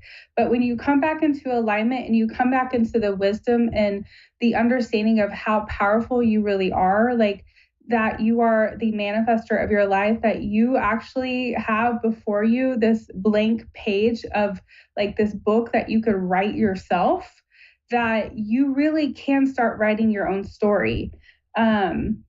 Are you looking to make any changes like this, or is this something that has been in your heart? Yeah, I recently have been looking into starting another business, and you're right. It's the fear, that the unknown. Okay. So there's a very clear message here that at one point you were in your power, and it was almost like I feel like what feels familiar to you feels safe, and what is next for you doesn't feel familiar. And it's almost like sometimes when we don't know how to envision ourselves in something because we've never been there, it's harder to manifest it because we want to try to figure out all the steps prior to taking that. But Spirit wants you to stop worrying about the how and just start putting out into the universe the what it is. And I'm hearing to be pretty specific about your desire, because I get this sense that kind of this chaotic thinking of I'm hearing that you might be a little bit of a perfectionist, and that you want to go perfectly. Okay. So Spirit is saying, we'll do our part. You just have to worry about yours. And they're wanting you to know that you don't have to take the role of making things happen. They will be the one to do that. You just have to set your steps in alignment with what you want and do them with courage and the understanding that it will manifest in the way that you set forth. So the fear that you're feeling is actually the main block. And there's a clear message coming through right now as well that you were made for more. that you've kind of kept yourself a little small up until this point. And that inner, like, I'm starting to feel like this, like my chest and my stomach kind of getting a little, like, it's almost like something's trying to be pulled out of it. And I sense that you have this inner calling that has been calling you forward for quite a while. You've had it since a child, is what I'm hearing Spirit say. And it's like a gift that you're meant to share with the world. And the more you hold back your gift, the less the world gets it. And you are meant to take this step that you're waiting to do. Does this all make sense? Yeah, it does. It makes a lot of sense. Okay. And so I just pulled another card here. It says joy. And so that is just a reminder that instead of allowing your mind to focus on all the worries, like, they just said, focus on the service, not on what you're going to get. Focus on what you're giving instead of what you're getting out of the situation. And that will release some of that stagnant energy and that fear that you're having, because there's a deep desire within you to give, but you also, it's almost like in some ways throughout your life, you've struggled with receiving. Maybe as a child, like you kind of had to prove yourself or like be a certain way in order to get the approval of like your parents or people around you. And this is kind of reciprocated in like your ability to open up to abundance in all areas of your life. And I get this sense that you've been able to do that in quite a few areas, but because this is so different than what you know, this brings a little bit more worry for you. And I'm hearing there's a little bit of worry about your family. Like, will I be able to take care of my family? Will I be able to, will I have what I need kind of energy? And it may be just for yourself. And Spirit definitely, Spirit wants you to know that again, that reiterating, we will take care of the part we are supposed to take care of. You just take the action. And then follow inspired steps. Follow the steps that inspire you, because that will be in alignment with your calling and your purpose. Does this all make sense? Absolutely. Makes a lot of sense. Great. So if you want to continue to this reading, I am offering a special on my website, and you're always welcome to come over and book with me on angieharris.org. But I do hope that was helpful for you, and good luck on that adventure. I'm excited for you. Yes, thank you. What was your website again? angieharris.org. Okay. So, Harris or Harris? Sorry. Harris. Harris. Oh, all right. Okay. Good. All right. Yes, thank you so much. You're welcome. Thank you, everyone. I look forward to seeing you again.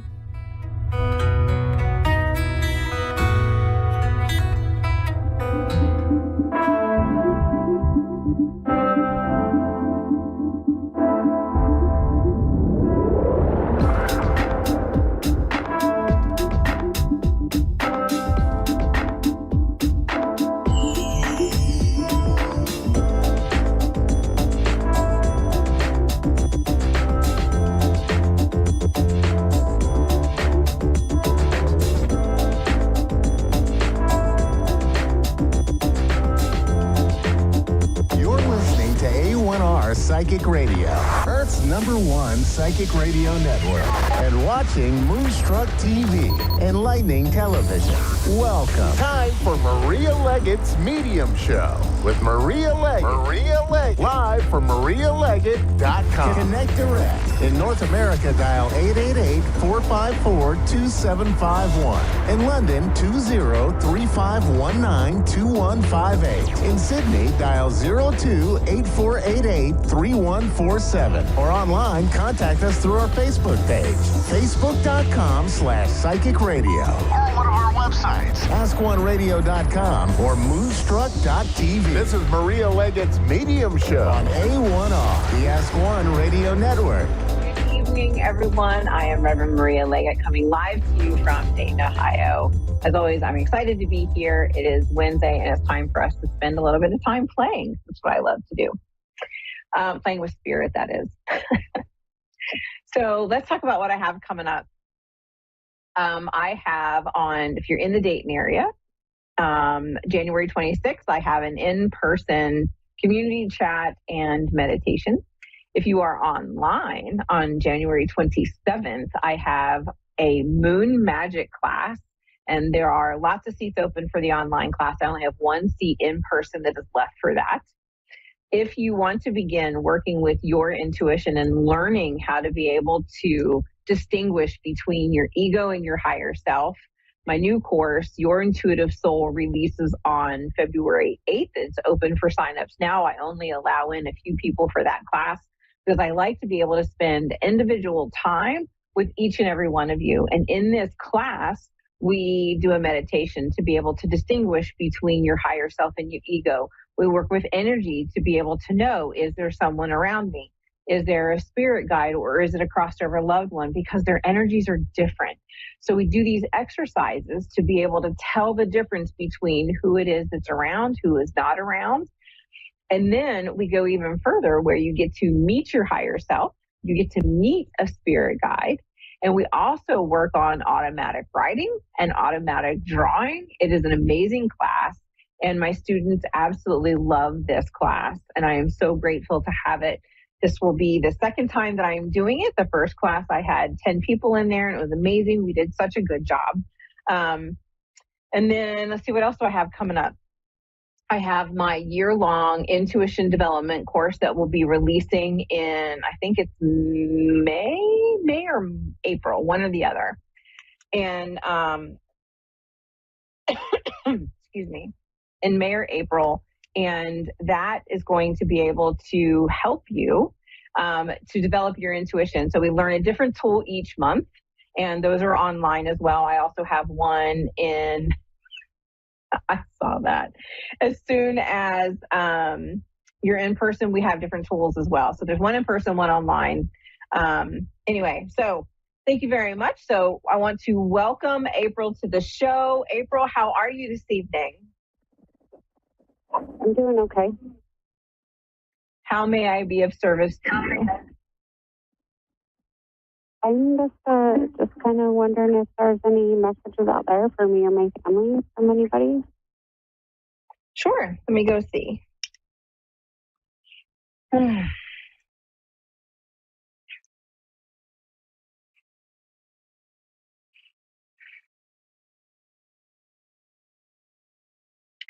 So right now in this moment in time, April, as I connect in with your spirit team, I see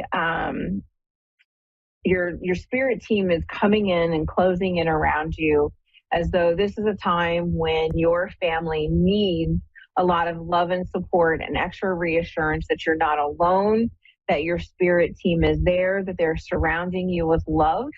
It is important that you feel supported right now because you are going through some unsettling energy, unsettling emotions. Does that make sense? Yeah. I definitely want to talk about these being the spirit team that I am feeling. So I'm not seeing them, but I'm feeling them more than anything. This is definitely family related energy. We have I definitely want to talk about a maternal energy. So I want to talk about mom or someone who would have been like a mom to you, who is stepping forward, putting their arms around you and letting you know that they love you and that you are not alone. And they want you to know that they're going to be here to support you and get you through everything that you need to get through. They're just asking that you step into trust, knowing that you're going to be fully supported, even though it feels like you have lost something. Does that make sense? Yeah. They want you to know that, how do I explain this? I don't want to say that the loss is temporary, because they're not showing it to me as though it's a temporary loss. It is a loss that you're going to feel very deeply in the moment. but you're going to figure out how to move through the loss, move through the discomfort so that it doesn't feel so overwhelming every single day. There will come a point in time when you will be able to wake up and still move forward without feeling this deep sense of, oh my God, this heaviness in your chest. Does that make sense? Yeah. And they're really this spirit team, your family, especially this maternal energy, wants you to know how much you are loved. Want you, I don't know why this is important to say, but I can very clearly hear it's important for you to know that everything is forgiven, everything is good.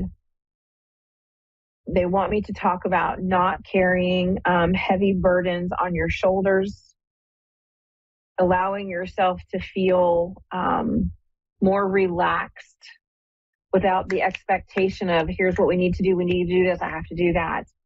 And becoming comfortable in allowing yourself to sit in the silence and just breathe.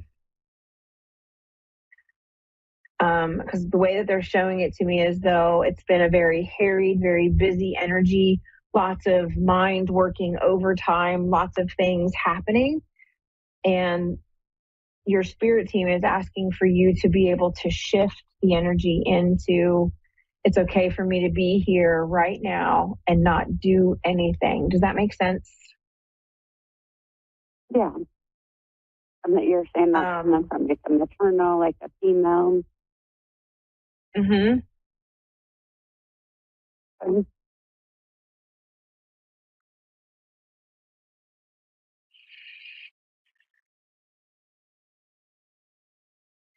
You are so loved.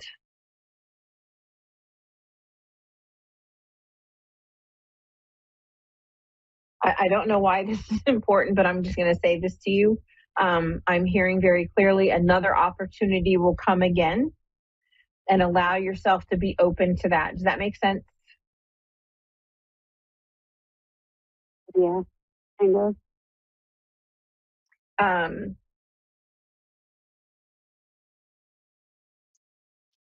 They're also talking to me about you doing a lot of self-care, taking care of your body, allowing yourself to take a shower, allowing yourself to take a bath, doing something that you can pamper yourself instead of always wondering, like allowing your mind to wander into what else could I have done? How could I have changed the outcome? How could this have happened? Does that make sense?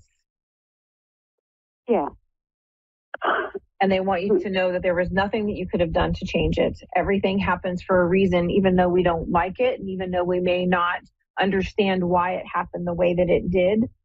But it's important for you to begin trusting that everything happened for a reason, allowing yourself to grieve the loss, allowing yourself to just move through all of the discomfort, knowing that you're being supported. Okay, yes, I will. They would like to know if there is a question that you want to ask. I just, I guess I just want to know if, I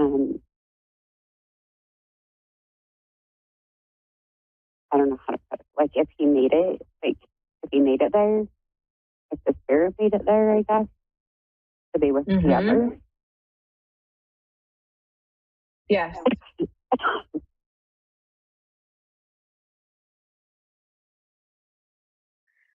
They're showing me we have a male in spirit who's crossing over, met by family. So knowing that they're not alone, being met all together.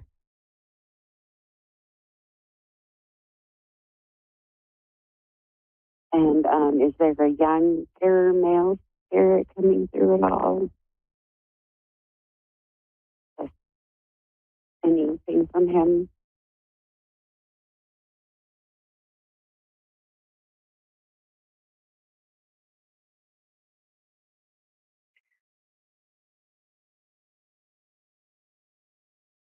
I'm not seeing anything about a younger male. It doesn't mean that they're not there. It just means that I'm not sensing it at the moment. Okay.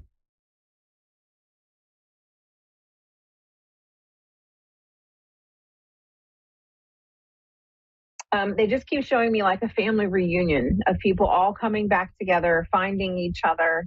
And they're telling me that there are things that we all need to work through on this side, showing me that things weren't always, roses and perfect and beautiful, but they're working through everything that they need to get through and know that they will absolutely do it. And they're going to make sure that everything is fine.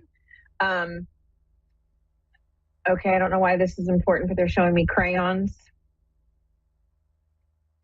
And they're also showing me that you're going to find things randomly because it's within your house. Like things are going to randomly show up where you didn't think they were supposed to be. And this is a way for them to let you know that they're around. Does that make sense? Yeah. And they want you to know that they're all happy. They're all happy. They're all together. And they're really just supporting you and loving you, helping you to try and get through all of the deep pain, discomfort that you're moving through. And that one day it will get better. It'll be easier to breathe. Because they're showing it to me as though some days it's difficult to breathe through the grief. Does that make sense? Yeah. And they want you to know how much they love you, how much they appreciate you. And they are so grateful for the time that they had with you, even though it may have been short-lived. So grateful that you were in their lives and grateful for you having been the mother, sister, daughter, everything that you needed to be. And they just want you to know how loved you are. So thank you very much for being on here with me this evening. I am so grateful that you popped onto the show and let me read for you and give you messages from your loved ones. Thank you to everybody who was on here. If you would like to see my live spirit, well, not live, you'd like to see my video messages from Spirit of the Week, you can sign up for my email list. Go to marialeggett.com and you'll get an email every week for the spirit message. And you will be able to see what has been channeled from Spirit right in your own email. I hope you all have an amazing rest of your week, and I will see you in 7 days. Have a good one.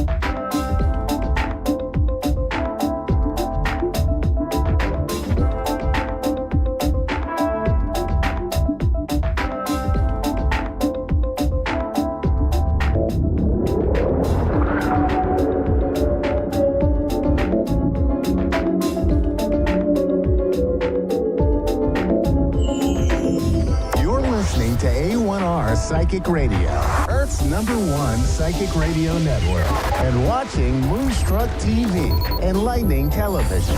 Welcome. Time for Bernice Bisson, Psychic Media. Bernice Bisson, live for BerniceBissonPsychic.com. Connect direct. In North America, dial 888-454-2751. In London, 20-3519-2158. In Sydney, dial 02-8488-3147. Or online, contact us through our Facebook page, facebook.com/Psychic Radio. Or one of our websites, AskOneRadio.com or Moonstruck.tv. This is Bernice Bisson, Psychic Media on A1R, the Ask One Radio Network.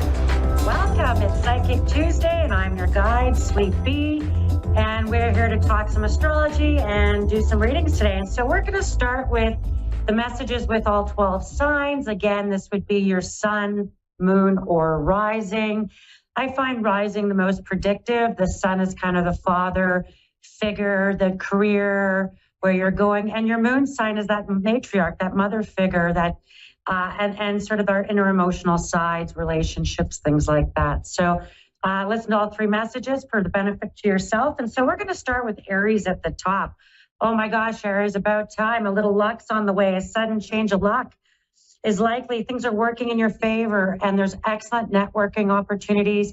Could lead to career, could lead to new living situations, something that you just need that opportune moment. And we've got a week for that. And part of that is the Pluto transit. It's going to impact everyone. These messages are kind of based on that Pluto transit.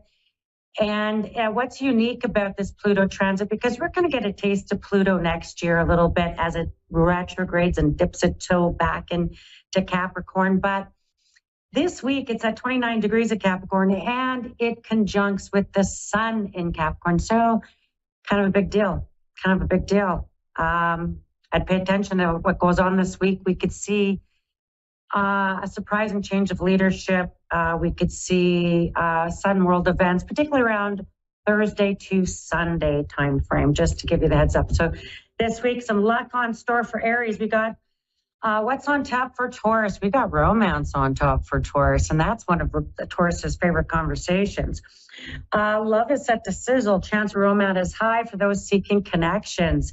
That could be long or short-term connections. Could be someone you've been in a relationship for a while. But I have a feeling Tauruses are going to quite enjoy the lustiness of this next week. Good for them. Let's go to Gemini. Gemini under this influence is like perseverance. And I feel like where Geminis are going to get lucky is other people's money and like loans, financing, or maybe a partner or a business partner relationship, or a romantic relationship where you'll benefit from their financial gain, their financial opportunities, things like that. But persevere in your life. You may feel like you're getting nowhere, but there's wonderful changes ahead. Don't give up, Gemini. Okay, Cancerians. Well, Cancerians, I feel like declutter. And so declutter your life, let go of correspondence, objects, and people you no longer want. Someone might hurt your feelings and reveal a new side to themselves you may wish to avoid. Maybe you have coworkers, people in your social circle that give you kind of some surprising shade. And you're like, where'd that come from? Because I'm out here being nice to people. And so you might get, when it could even come from clients, could come from coworkers, could come from social networks. Otherwise, go home and be loved up by your family or your little cat or dog. And I feel like that's going to be the place to, and when you're there, declutter. You might be sorting tax papers, organizing your papers, that kind of stuff. So that's kind of the energy for a little Cancerians. And part of this is that Pluto Sun conjunction is that it kind of comes at you in your 7th house of commitment. So could be a bit surprising. So I would stay home and, change up some closets. Anyway, let's keep going. So Leos, Leo. Wow, you guys got some great energy coming. And I feel like you could get opportunities, offers, job opportunities, things that come out of your own network. So say yes to all the wonderful invitations coming your way. Excellent networking opportunities and new love interest for those that are single, but possibly even opportunities if you're married or with a partner for your partner that comes through your social circles there, Leo. So it's some good stuff there. Then we're going to keep going to Virgos, reflection. Friendships in your life might come to an end and others could blossom and become stronger. That with all this energy in Pluto, I feel like it could be about your social circles, your friendship circles, that maybe we're letting go of certain people that really weren't in your highest good or order. And you're kind of like done. You're like done with them. And you could have the return of some old people from way back in the past that could turn out to be rekindled or sorted. You could even just forgive them and let them go. So there's this big kind of thing going on for you guys in your friendship circles. Libra, we've got achievement. Enjoy the limelight. You've earned it. Although on the family front, someone's health could cause some secret worries and sleepless nights. So you might be doing good there. On the work front, reputation, maybe people are hearing about you, doing what you're doing. And then you've got some worries that you have to take care of some people in your personal world. So make some time and balance that. Even though you might be getting kudos, you might have to also make time for family. And then we've got Scorpios. Oh, our lovely little Scorpios. Recent disappointments are going to be followed by pleasant surprises. An invitation could bring love to those searching. Like, go get dressed up, go out, Scorpios. It could mean some new relationships for you, meeting new friends, new people in your life, new networks around pleasant. Like, for instance, you could be asked to join a league, a board of directors, and not-for-profit organization, something where you get a real sense of belonging. And I feel like this is going to be a big deal for you guys this week. But you might get a new sense of belonging that I feel like could lead to new work opportunities for you. Sagittarians, manifestations. So be really mindful about your thoughts, Sagittarius. Don't let them be scattered or feeling a bit helpless in some of those thoughts. You got a bountiful time awaiting you. Witches could manifest in front of your eyes, but your thoughts could manifest in front of your eyes too. So when we're in powerful times of manifestation, we always assume it's lottery. It's not. It's things like your self-talk, your habits, things that are going on in day-to-day conversations. Be mindful and really listen. Maybe your kids are really telling you something you need to hear. Maybe your partner's really telling you something you need to hear, even your boss. So I want you to really think about that, because conversations could manifest into action. And then we got our little Capricorns, and we got challenges, a little bit of challenges. And this Pluto-Sun conjunction, God, the limelight is on you guys. Like, maybe everyone's coming to you to address challenges, reduce conflicts, sort out problems, fix things. And so take time out on the problems front of conflicts. Approach softly and so you don't make matters worse. So people might be coming to you to help solve things, solve problems, take care of things that need to be fixed. But I don't know, sometimes not doing anything is more than enough. And so you have to really weigh that carefully about what's being asked about you this week, because it looks like you're the problem solver, Capricorn. Tough being belle of the ball, huh? Okay, Aquarians. Well, Aquarians aren't the only ones out of this, because as soon as Pluto shifts, it's at 29 degrees of Capricorn, it goes to 0 degrees of Aquarius. Wow, twists and turns, like I tell you. Carefully made plans could be thrown out the window as major changes or interruptions surround you. Make sure you get lots of rest to deal with any upheavals, because it could be like you had your heart set on all this rolling out, and it turns out that it needs more time. Turns out that you have to just wait a little longer. It turns out you got to hit the ground running, and not only is it there, but it's literally gonna speed up for you. So really keep this in mind. This is, 0 degrees of Aquarius with Pluto. It's been 250 years since we've experienced this, and the last time that was the French Revolution, the American Revolution, like some big stuff. You know what I'm saying? So Aquarians, hang on to your hats, right? It feels like it could be a little bit of a unexpected ride this week. And then we got our Pisces. Oh, my little Pisces. Aside from this Pluto activity, there's also this Neptune activity that could feel like you got to trust your intuition. You got decisions to make, and you're solely having to rely on your own intuition and not reach out to other people, because you might feel like you need some big changes, and trusting your intuition, because it's a great time to maybe learn a new skill or invest money or make career changes, path changes. But I feel like you have to rely on yourself, not really going to other people for that. You're going to have to kind of stand back and really think about where you're at in some of this, and what intuition's telling you, because I feel like you could just be getting bad advice. That could really be it. You're just getting like bad advice from people. And so I want you just to really trust your gut. Your dreams might be super active. So, and when I say dream state, I mean your sleep state could be very active. So if you're not sleeping, I'll include that too, huh? They're little Pisces.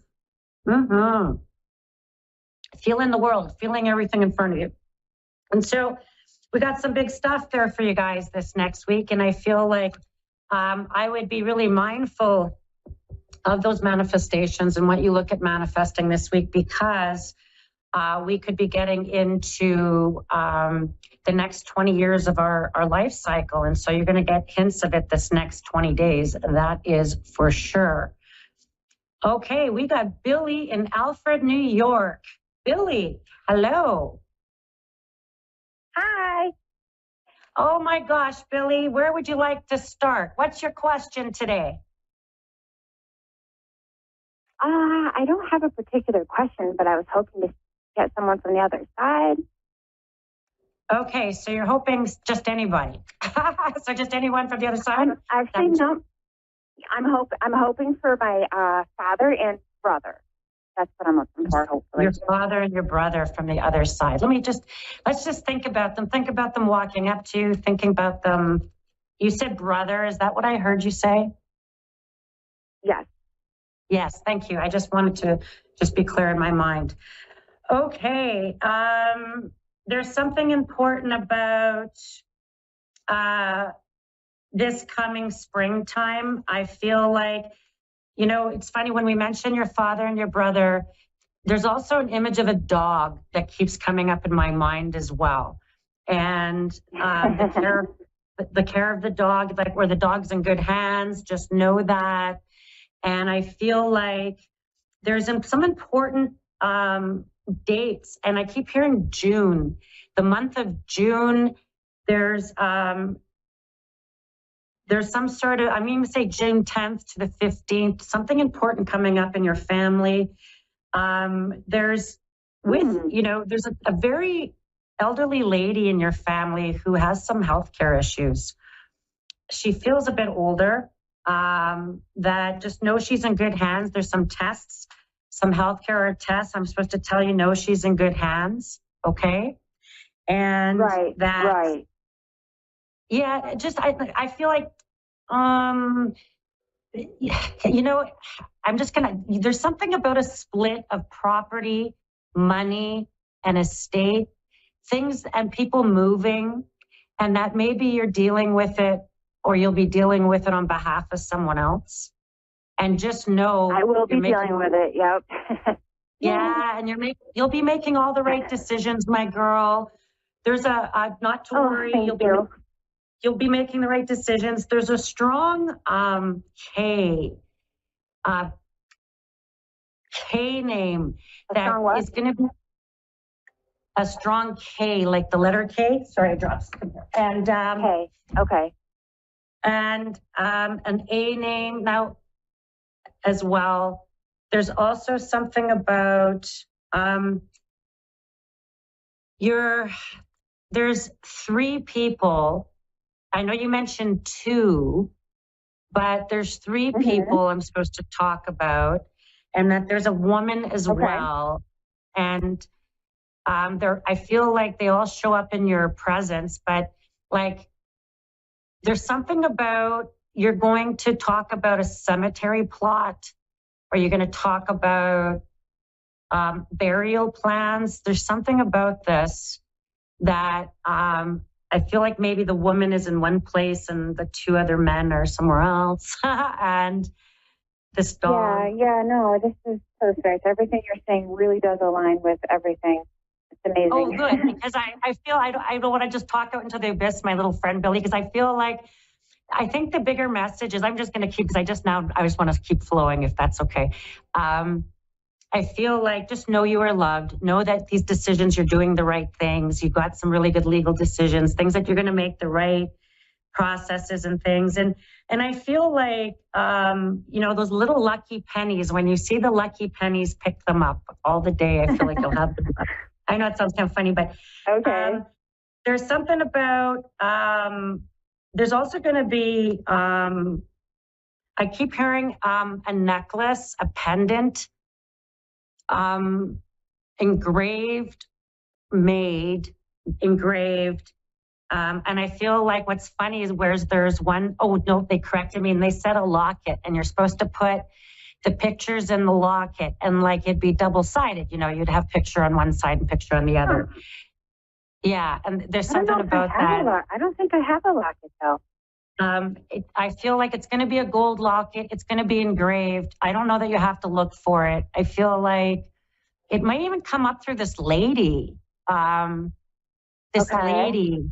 Okay. And that, and you said the lady's name begins with A? Yes. What? Sorry. Oh, sorry. Yes, the A. Yes. And I feel like you might be gifted this locket, just even in the next 6 months or so. just know that they want you to see that. And then the final part I'm going to leave you with is that you've got, there's something about education that keeps showing up around you, and news, correspondence, news, training, education, something about this that's really good news. And I even feel like you're going to know about this within, the next 2 months or so. There's something about maybe someone's opportunity popping up with that. We are looking really at college for my daughter. Yes, and there's so if she's looking at applying, I feel like you're going to hear good news within 2 months. And there's also something about some sort of funding for her education or for the college that I feel like will also accompany it. If it's a scholarship, I'm like woot woot on your daughter, but like woo-hoo for her. Okay. But I feel like there's some really good news around education coming within a couple months, 2 months. Okay. Woof. All right. Thank you for your time. That's all I can fit in. We'll talk again, Billy. Okay. Thank you. Bye. Thank you. Bye-bye. Thank you. And if you want to find me, you can find me at bernicebissonpsychic.com. I'm in Winnipeg, Canada. And I read, that's all I do is I read poems and cards and tea leaves and all kinds of stuff. And now I've got Barb in Winnipeg. Barb, hello, Barb. Hi, Bernice. How are you? Oh, I'm wonderful, my girl. How can I help you today? What do you want to talk about? Well, I want to talk about what does 2024 have in store for me in regards to employment and love. Employment and love. Oh, let's take a look. What's going on for our Barb in 2024? I got to show you something because I do automatic writing, and I know this is going to sound so crazy, and I know you can't see me, but when you go to the recording later, Barb, I want you to look this up. I'm going to hold something up for a minute.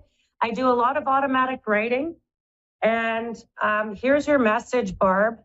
I'm just going to hold it because you can still frame this and look at it later.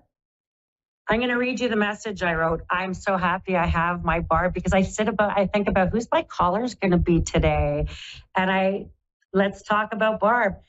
Okay, I'm supposed to talk about, I'm going to say, letting go of old partners, Barb. You don't have to take care of anybody no more. And anyone who comes back from your past, don't do it. Okay?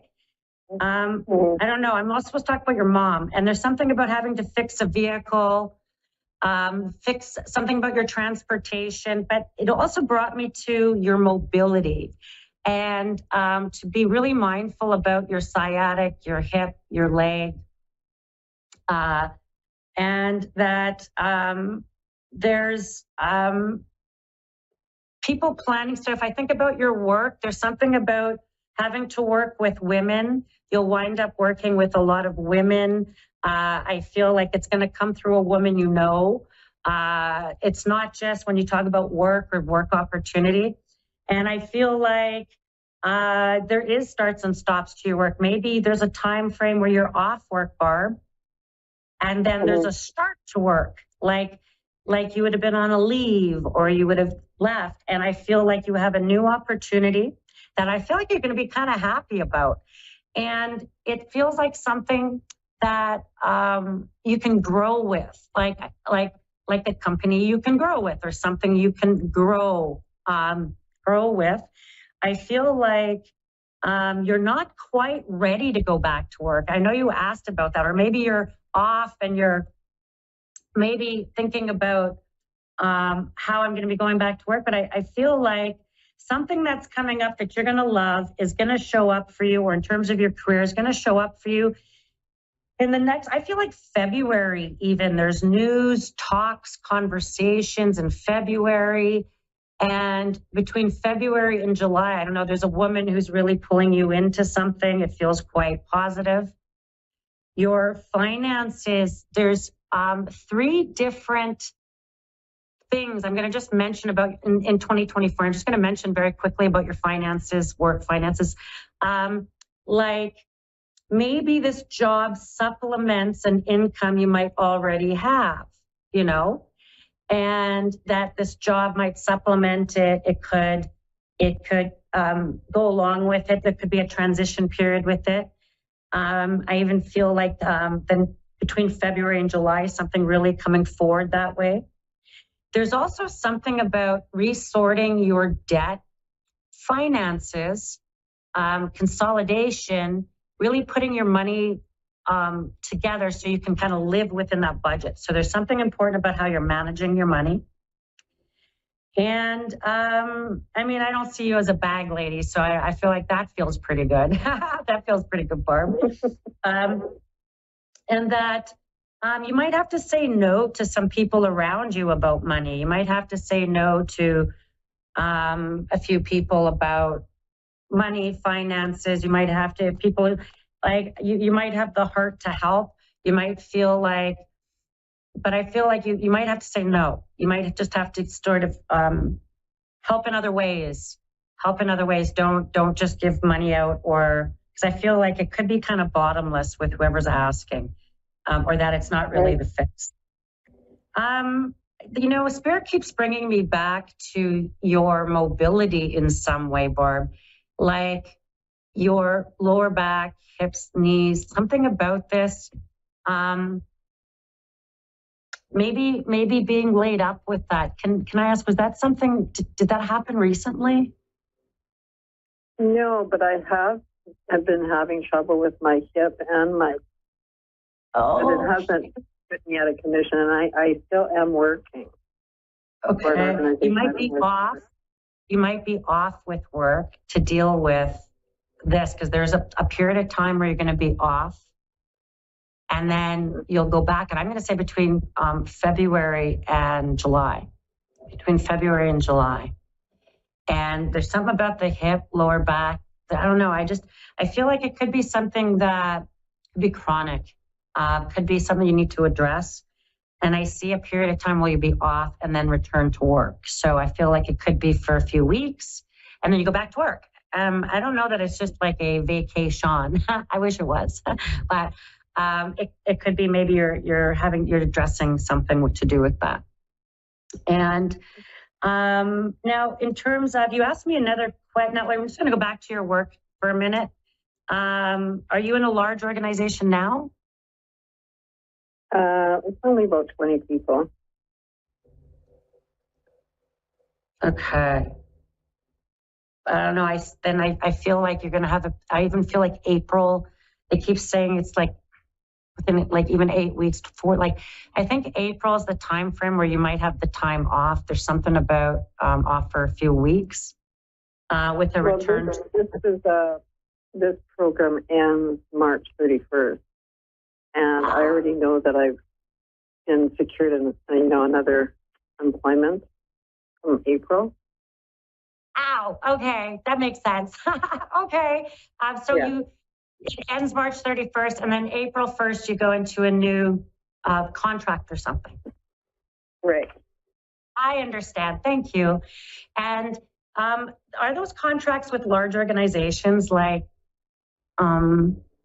I don't know, the government keeps coming up somewhere. I don't know why, but there's something where there'll be some sort of dealing with the government. Okay? Yes, a government funded project, yeah. Oh, okay, yeah, like that. And so you'll have one job off, one job coming on. Now, there'll be a woman, I'm going to go back to what I said earlier. I think there's going to be a woman who could be a big connector to some of this work. And so very positive. I'm not crying about it. But I feel like even with this contract, like I said, there's just something about also maybe just get some physiotherapy, reflexology or massage therapy on your lower body. Okay. And so, yeah, I see with your career, you're still doing these contracts, off, start, perfect. I feel like you, if I think about the next few years, you're still working, but there's something about you making a conscious decision to pull back, and that maybe you'll only accept contract work that could be like you could work from home, you'd have flexibility, you'd be able to work like 4 days a week, or you'd be able to flex that work in some way. Because I feel like your work flexibility in that is going to be a bigger sort of priority. And so that feels good. That feels nice in terms of the contract work. Now, your love life, because I want to answer that question. We'd like the love life stuff. Can I ask you a quick question, Barb? Mm-hmm. What's the day and month of your birthday? July 5th. Ooh, my little crab, my little Cancerian. Okay, I don't know. There should be somebody right in front of you right now in your love life. There is. Mm-hmm. Yeah. And you have to work something out with them. You have to work the relationship out with them. Like, right. I don't know. It doesn't feel like the romantic stuff. It feels like the day-to-day stuff. I don't know. Okay, that doesn't sound right. Like, sorry, hang on a second. I think what I mean is you have to work. I'm going to say this, Barb, you can hate me later, but I'm going to say it anyway. I actually think there's two people. I said it, I'm owning it.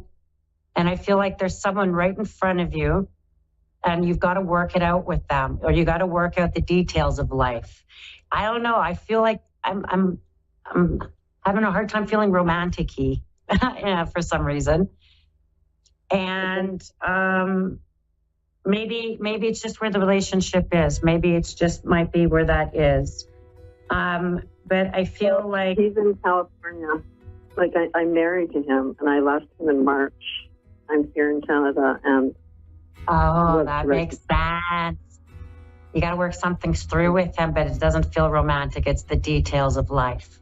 But if I may, there's something in front of you, because remember I said there's two people, and I only have 30 seconds, so I'm just going to leave you with, you have new beginnings this next 19 months. What you think is a business partnership, friendship, or a colleague turns out to be quite lovely.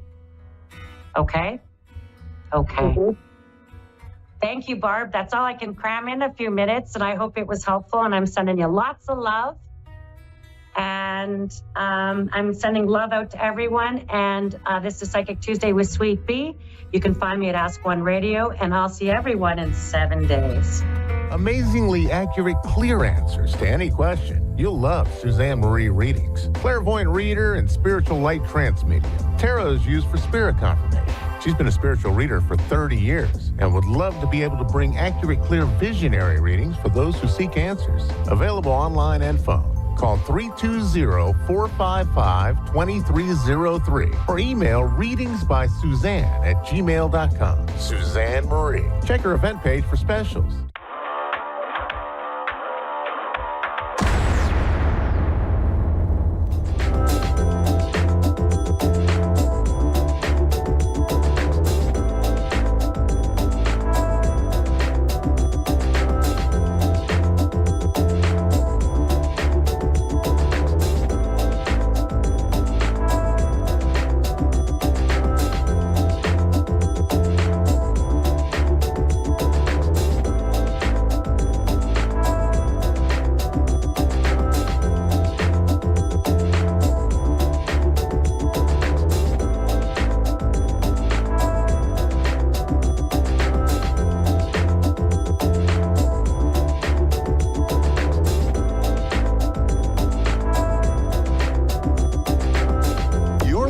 To A1R Psychic Radio, Earth's #1 psychic radio network, and watching Moonstruck TV, Enlightening Television. Welcome. Time for Psychic Paths with Suzanne Marie. Live from PsychicPaths.com. Connect direct. In North America, dial 888-454-2751. In London, 20-3519-2158. In Sydney, dial 02-8488-3147. Or online, contact us through our Facebook page, facebook.com/Psychic Radio. Or one of our websites, AskOneRadio.com or Moonstruck.tv. This is Psychic Path on A1R, the Ask One Radio Network. Hello, everyone. I'm Suzanne, Welcome to Psychic Paths on A1R Psychic Radio. I hope that everyone is doing well and warm and cared about. I am a clairvoyant and a light trance medium, and I'm here to do a show for a little bit. Please stick around tonight and tomorrow. We have a lot of great readings going on, so don't miss them. I am a lot more grounded than I was last week. I just want to kind of remind people that even though we have thoughts and feelings and thoughts are not the same thing. They're two separate things. You can't think a feeling and you can't feel a thought. You can have them separate. And that's what kind of helps when you're getting ready to settle a problem or to work on, focus on a problem or an issue is, this is what I feel, this is what I think, and then this is what I'm going to do about it. Sometimes we just get stuck in thinking, overthinking, and sometimes we get stuck with overfeeling. And they're all for a purpose. They're all in order to help us gain a better understanding of ourselves and the world around us. So I just wanted to emphasize that, because sometimes people get stuck and you really just got to move on away from the agitation of feelings and thoughts. It just helps to be in the middle of the road. So welcome, and I hope that we get a really good caller tonight. And I appreciate all the support and all the fan base here. I really do appreciate that. I want to say that A1R Psychic Radio has got a lot of integrity. We never ask for money, and we never do any email stuff or none of that. I'm really, really glad that I'm a part of this. You have to be careful out there. There are a lot of people who are doing readings that will say that you have to keep emailing me. You have to keep in contact with me every single day, every week. And then they get into this, well, you got to pay them some money. Be careful of those people. Really, really do your research. We have Carrie in Sioux Falls, South Dakota. You, my neighbor. Blah, blah, blah, blah. Hello. Hi. Hi, how are you tonight? I'm doing well. Thank you for having me on. Oh, thank you for calling. What can I help with? I would like to know what's in store for me at my job. Okay. Let me go ahead and connect your energy.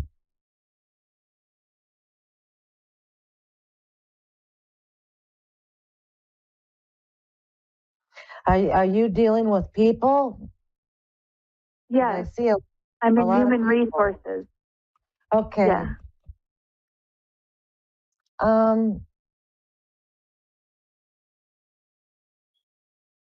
I feel like, let me just connect with you. I feel like you take it very well what you deal with, is what Spirit is telling me. You're a very, very good person to deal with people. And that's just saying you don't bring it home and have nightmares or, do the agitating that I was just speaking of. I also get the feeling that you feel like something's lacking. Does that resound with you? Yes, I would like more money. There's lack there. And I feel like there's going to be more of that to come if you stay where you are now, that it's just going to continue to feel like there's a lack. And okay. I feel also that it kind of makes you feel like your hands are tied, like it's not enough to do the things that you are wanting to do or needing to do. I deal with some difficult personalities. I feel like that's in the office or wherever you work too. Like there's a lot of crabby people. I was about to say that. Like there's negative thinking and negative attitudes. And you do so well with not really putting that personally, but I feel like it does take a toll on you to be around that. Let me see what Spirit says for the future.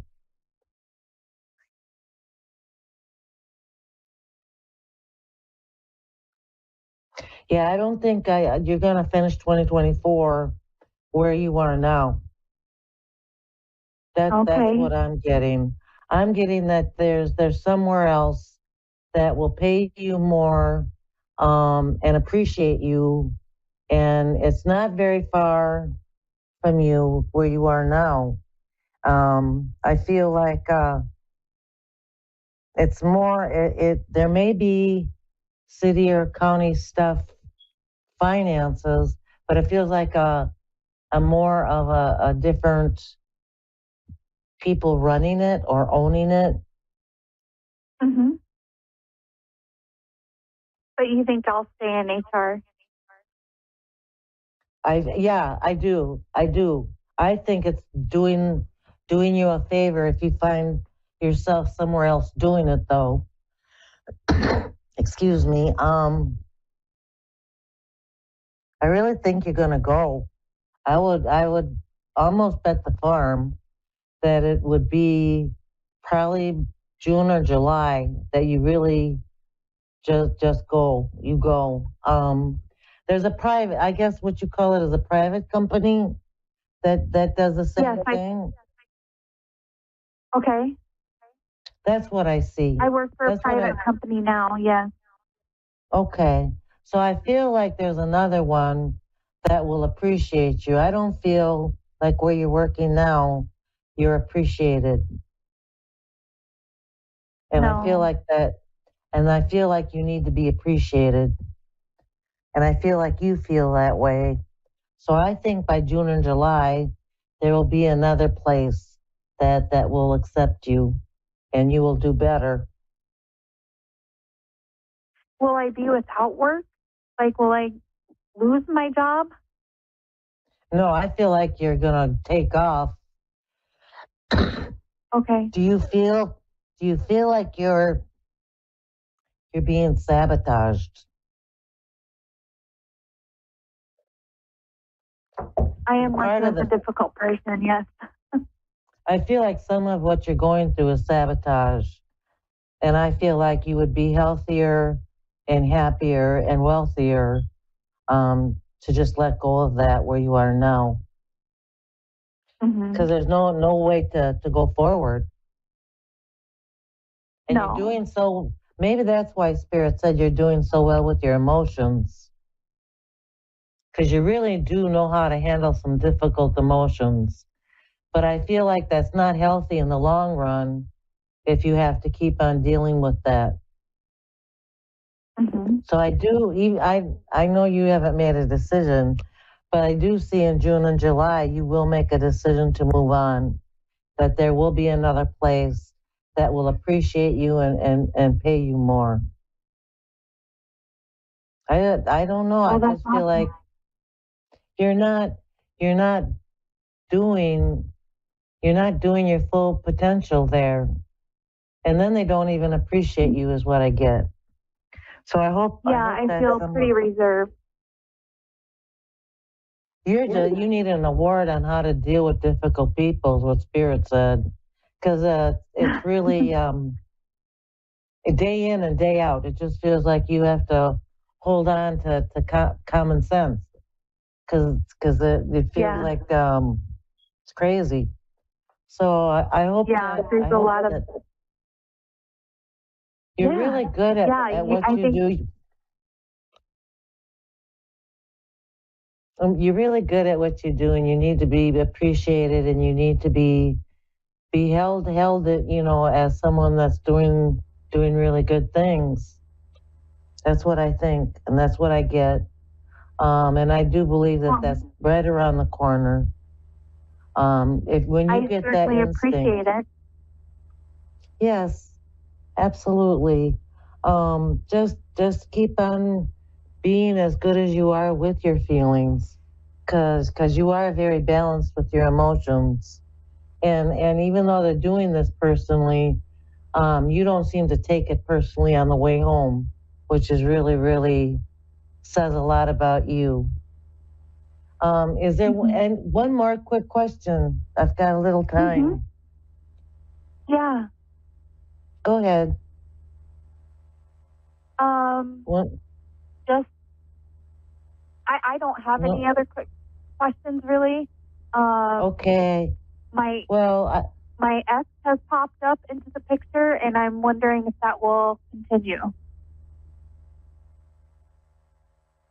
yeah, he does feel repentant. There's a repentance. Yeah, that will continue as long as you let it continue. I feel like if you continue with a friendship, I think he's going in the right direction, and things inside him have changed. I think it seems like he took a fall, and I mean emotionally. And he needed to pick himself up and figure himself out. But I do believe that he's a benefit in your life.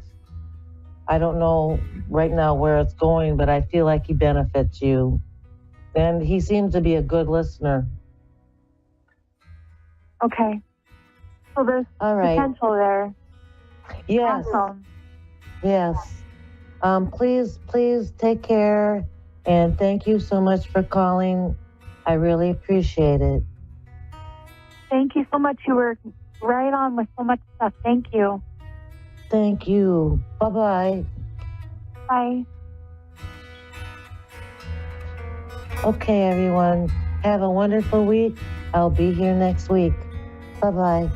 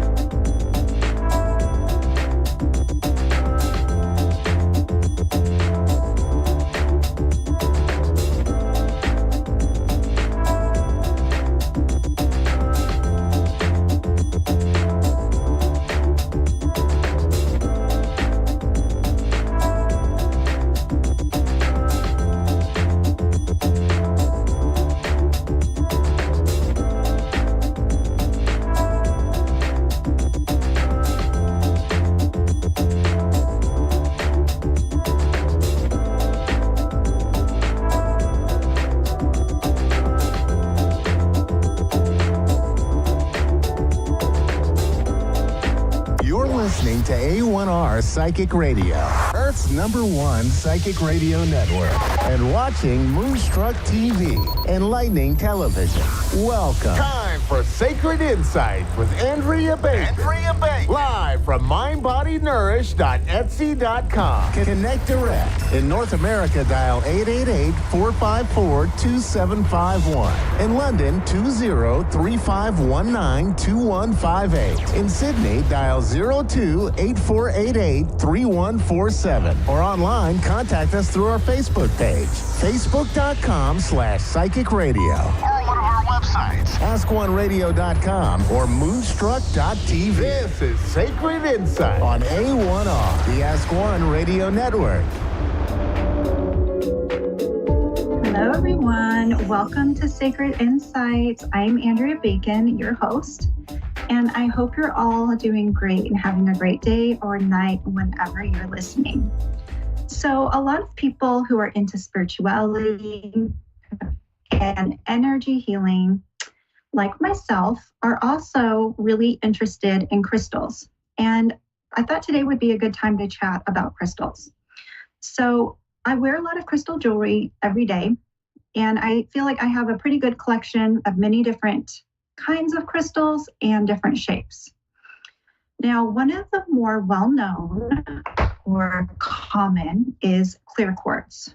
So here is a clear quartz Vogel crystal. Now, the properties of clear quartz, the main ones, are amplification, programmability, and magnification.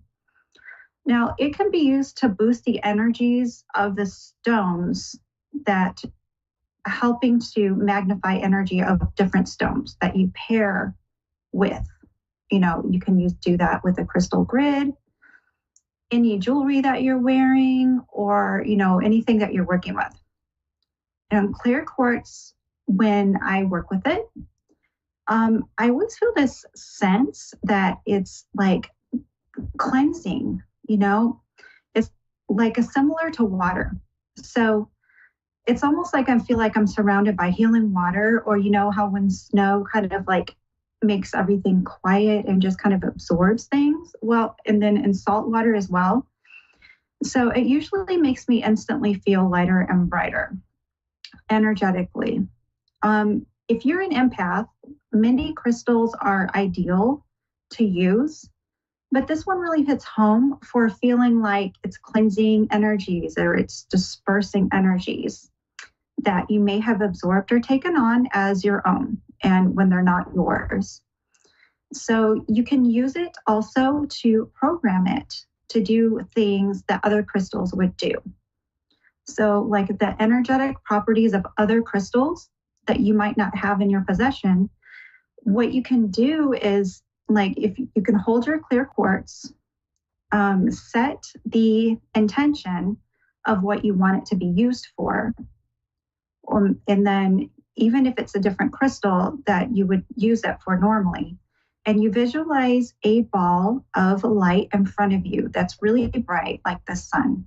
So a ball of white light that holds the properties that you want. You put the intentions of those properties into your clear quartz. Imagine it going into it, lighting it up as bright as the sun, infusing it with your intentions. And just remember that visualization and intention are very powerful. And I think a lot of the times they're really underrated. So you can, do so much with that as long as you are never going against somebody else's free will.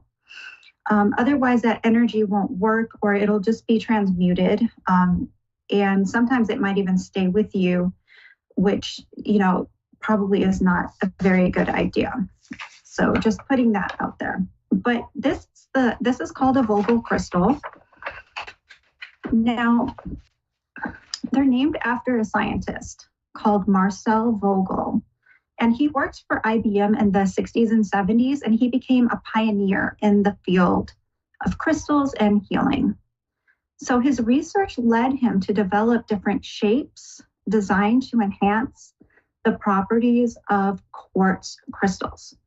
Now, there are fake ones around, so if you purchase one, make sure it comes from a reputable seller.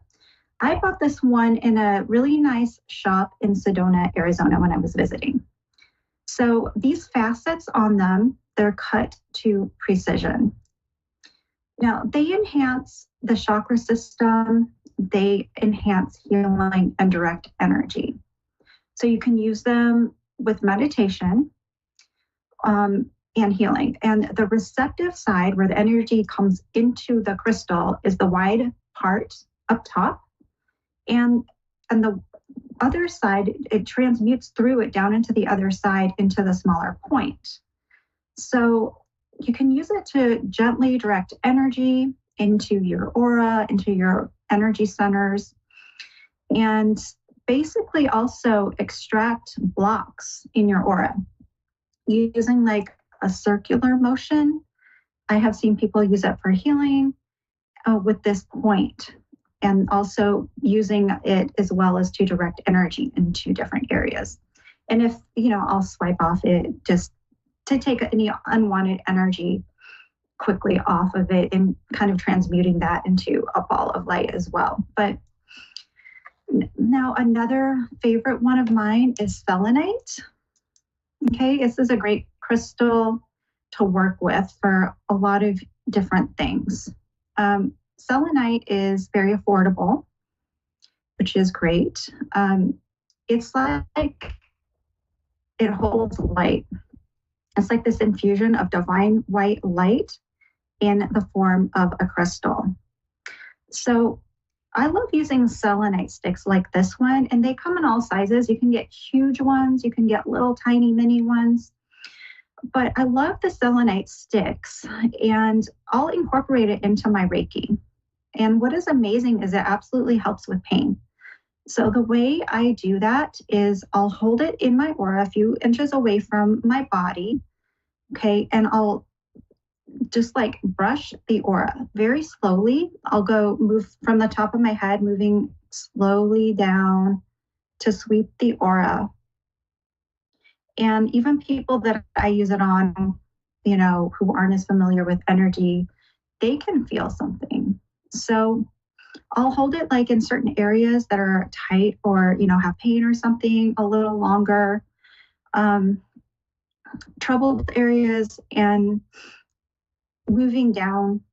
A lot of the times I'll notice it hits my heart chakra, and like the magnetic field from the heart chakra kind of directs the selenite stick in an outward motion, just slightly, but it's something that I've noticed while I've been working with it for several years now. I also like using it on the back of my neck, like going from my jaw to the base of my skull and the back of my neck and shoulders. It's good to use like if your jaw is tight or if you have TMJ. It might not get rid of every problem, but it definitely can help ease the pain, and it helps open the energy up for sure and bring in this beautiful light into that energy. So that's something that's really easy to use and very helpful. Another selenite that is I feel like I can't do without anymore is a selenite charging plate. Okay, this one here has some carvings of the astrological houses and, the images from the astrology, but it can just be plain or whatever. But what I do with the charging plate is set things on it. So anything I want to cleanse the energy of, my tarot and oracle decks, as soon as I'm done using them, immediately will come sit on this. Just helps disperse that energy, helps raise the vibration, gets any stagnant or sticky energy off of it. And another thing I'll do is I'll put my jewelry on it, my stones on it to help cleanse any of that energy. But I also will use like my water. A lot of the times I'll just put my cup on it, my tea on it. And then I sell these perfumes, and they're made with essential oils and a carrier oil. And all of them get placed on the charging plate to raise the vibration before they get mailed out to customers. And those oils also come with a different crystal inside as well to help raise the vibration of that. So those are available at my Etsy shop, which is etsy.com/mindbodynourish. Okay. Now I'm going to talk about these two shapes. So we have two different shapes here. Okay, one has 4 sides, one has 6. And some people don't know that there's a difference between them. So the 4-sided crystals is called a tower. Now, the towers generate energy in a grounding way. Like it represents strength, protection, and power, and it cleanses the space around it. And it helps you to tap into your inner strength, your inner power, and feeling really grounded as well. It's almost like a tree, like sitting next to a tree, especially depending on, some like red jasper is more grounding, but these are really nice to help you feel like an inner strength, so to speak. Okay. And the obelisk is really good for sending energy out the top and dispersing it. You can use the obelisk, and this one's a selenite, but they come in any ones, any kinds of crystals, and you can use it also to direct healing, like I was using with the Vogel. But I like keeping it in the room. You can use it to clear your space in the room. You can use it for intention setting with healing your body, or just letting it sit in your room. It raises the vibration of it, which is really nice. Okay, so we also have a sphere.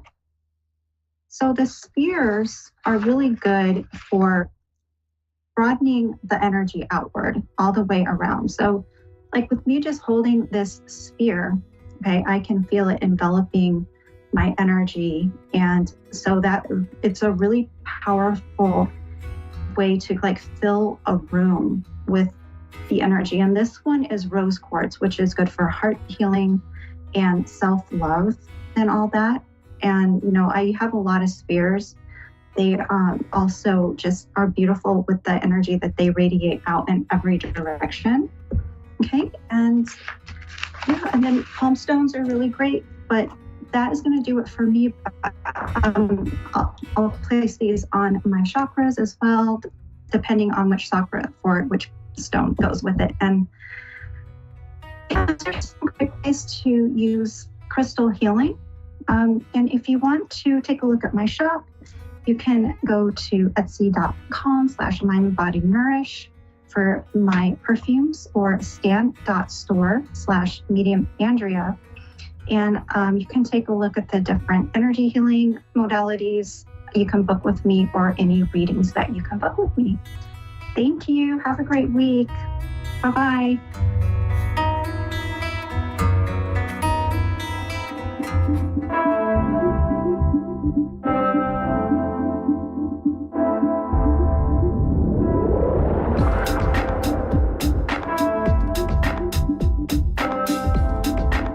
Listening to A1R Psychic Radio, Earth's #1 psychic radio network, and watching Moonstruck TV, Enlightening Television.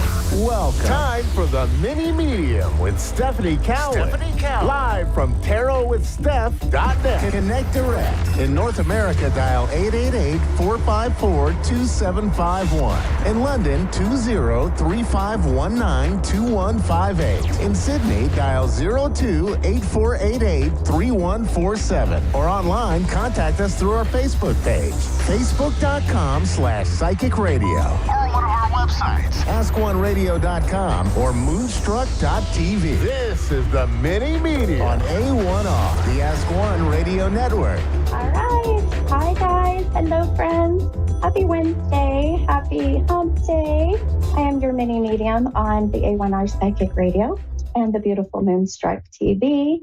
I am super excited because if you get the chance to watch on Moonstruck TV, go to YouTube, go to Moonstruck TV, go subscribe, and then you'll see all of the talented readers and where you can see us and not just hear us.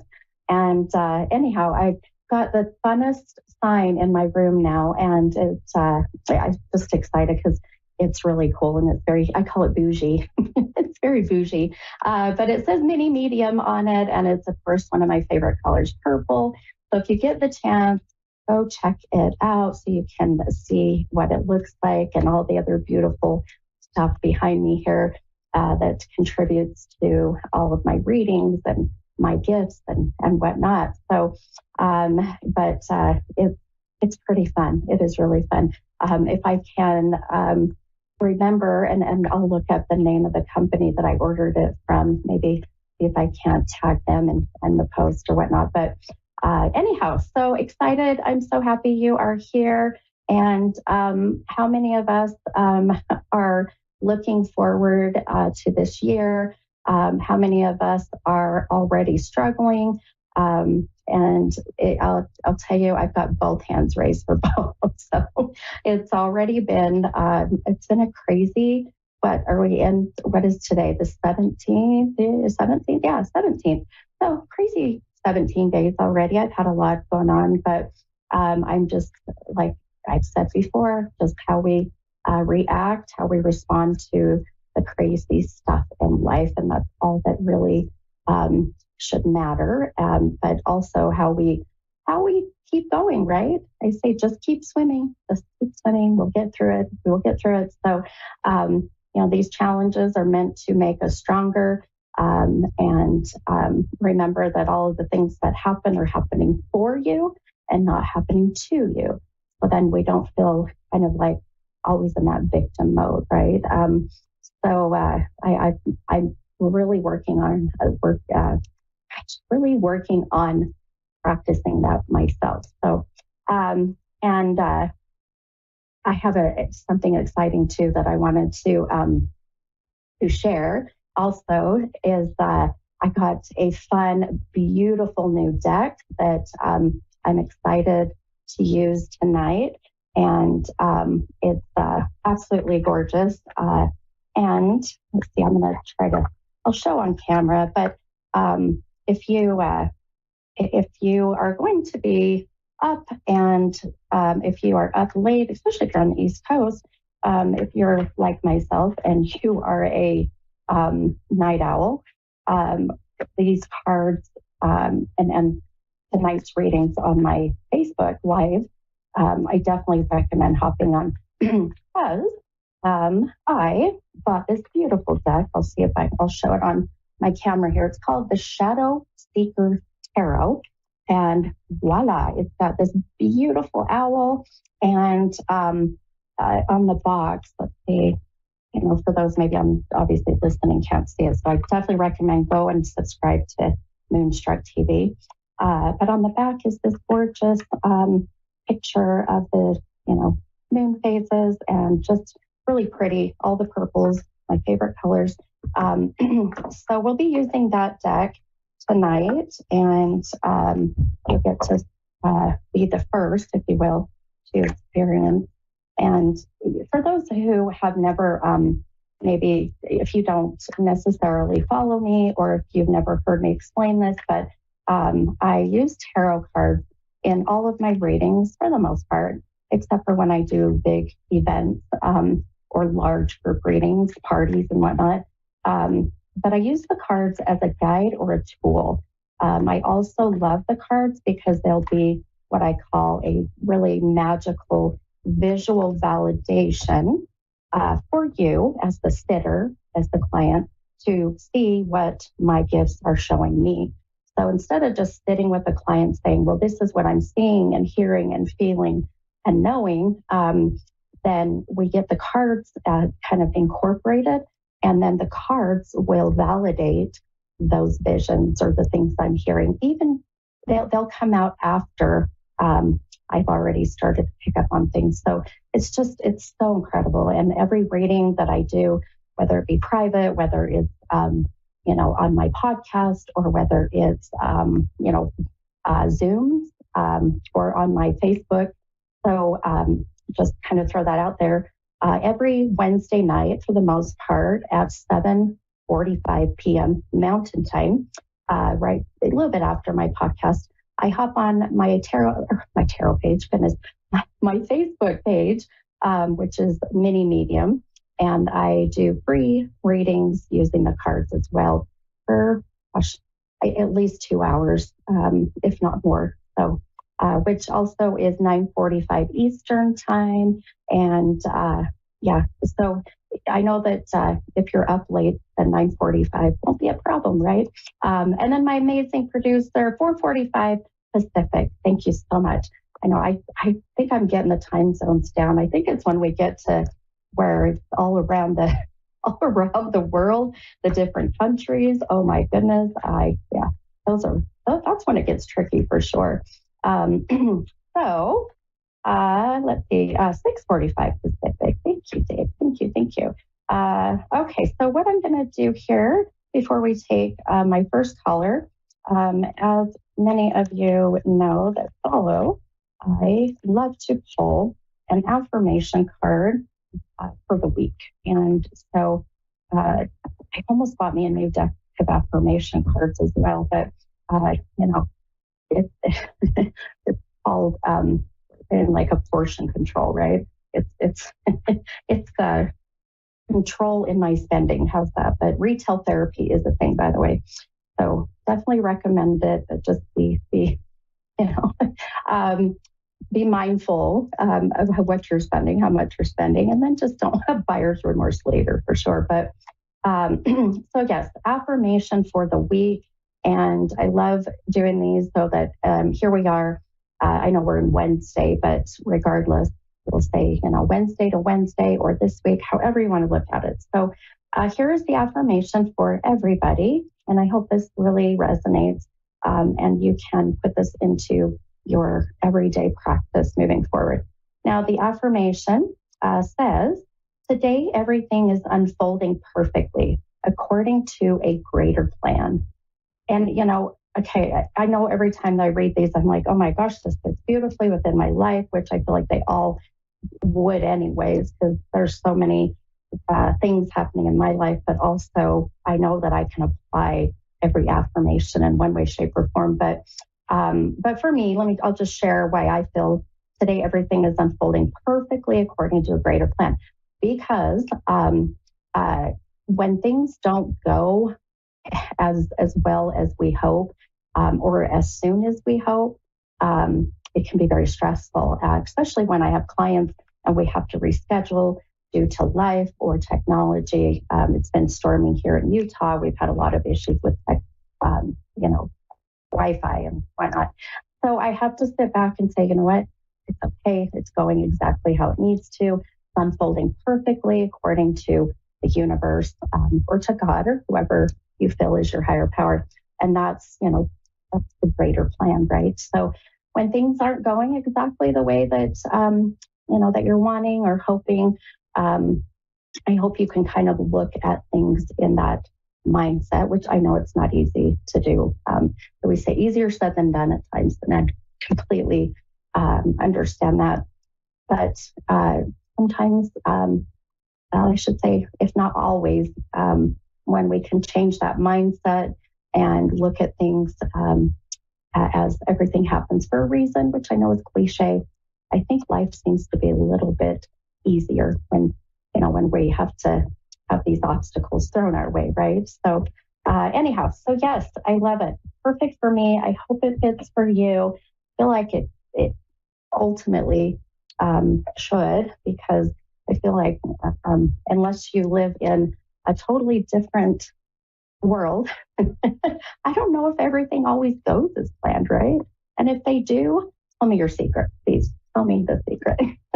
So, all right, my friends. So before I take my caller here, I just want to throw out there to you as well the number 15. So 15, 1-5. I see numbers all the time, especially before I get ready to do my podcast or my lives. And the numbers always will connect or validate the spirit, the soul, my spirit guides, whoever I'm connecting with on my podcast.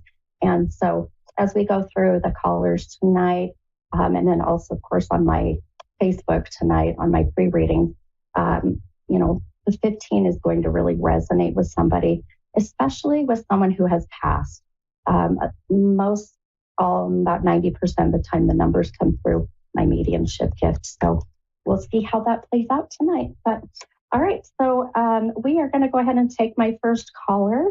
And all right, Marie in Chicago. Hi. Oh, Maria. Hi, Maria. Right. How are you? Hello. Can you hear me? I'm on my speakerphone. Am I supposed to be on a? Am I supposed to? Is it okay for speakerphone? Or I need to take off. Take you off. No. Yeah. If you can take me off speaker, that would be great. Let me take. Okay, take it off. Okay. Yes, please. Thank you. Okay, sure, dear. Yeah. Okay. Okay. Speaker. Okay. Wait. Now is that better? Beautiful. Yes, I can actually hear you better. Yeah. Oh, maybe I don't know if I took you off or put you on. I can't tell on my phone. Who knows? Oh no. Oh, well. Oh goodness. Okay. Yeah. I know on the phone. Well, at least on my phone, I can see my little speaker thing lights up. So that's about how well I know technology. Right. But it didn't do anything either way. So go figure. Oh, okay. I apologize. But you. Yeah. Okay. Yeah. Just as long as I'm not on speaker or on headphones, yeah, we're good. We are just fine. Did you get it figured out okay? Are we good to go? Okay. Now something just happened. Okay. So you're off now. Oh. Okay. I can hear you. Beautiful. Sorry about that. Perfect. Sorry for your producer. Perfect. I hear him coming in and going out. No worries. Phone, technology. We're still in that Mercury retrograde crap. So hey, that's how it goes. Okay, so we're all situated. Well, I heard we're in the shadow part till the 21st, but then Pluto starts up, so we're to switch out. Yeah. So it's a new time. So absolutely. Okay. Me too. How can I help you tonight? Well, I have this little minor. I'm gonna call it minor because I believe the major already happened with the legal situation, and but now it's minor now, and it feels like I think they're trying to trick me, particular people, with wanting me to sign something. I'm agreeing not to come back and request something that they demand that I pay for that I never received. And meditated on it today, and I got some information, and I'm wondering, I'm about healing it needs to be healed from a past life or whatever. And I'm wondering why I'm so focused on I need to be treated fairly about this more than anything. Because it's not a question of if I can pay or not, or sign off and walk away. It's a matter of I was treated unfairly, and they know this, and it is very blatant right now. But I believe they're just trying to cover themselves. Fear of me coming back and asking. I said, wait a minute, you made me pay for this last year, took me to court and everything. Now I want what you demand that I pay for, and they never had it. They never had it. They never had it. They don't have it now. And I see. So I've gotten a lot of. So I know you probably get this perplexed energy from me right now. So just go ahead and spew out what you want to tell me, because I appreciate it and I'm open to hearing. And I believe in every magical thing about everybody. Good. I love that. Well, and I feel for you. I mean, first off, without a doubt, Maria, that, your mindset really, and just in my opinion, but also just intuitively and what I'm getting from you, is going to be what I would say your way of healing or moving forward, regardless of the outcome. So, and really, this year is all about the karmic energy. So everything that you are putting out into the universe this year, it's going to come back, and it's going to come back, as we call it, tenfold. So just keep in mind, this is the year of the 8, which is the karmic energy, which I'll tell you what's yeah. So we want to, no, you're welcome. So it's, so let's just say, give an example. If you're giving a lot of your energy into this situation that is not serving you in a positive way, then you are going to get back tenfold or twice as much that energy. And who wants that, right? Who wants to have anything that's not serving us? Now, if the energy that you're putting out you feel is going to serve you in a positive way, then I say, then great, because, I don't think anyone's ever complained about having double the positive energy, right? At least I've never had that happen. But one couple things that I wanted to tell you too, and I pulled a couple cards for you. And as I was mentioning earlier, I love my cards. I use them to just kind of give us some guidance, but really to maybe even validate things. And I don't believe in coincidences. I don't believe there are anything such coincidence. And the two cards that I pulled for you, one is the Strength card.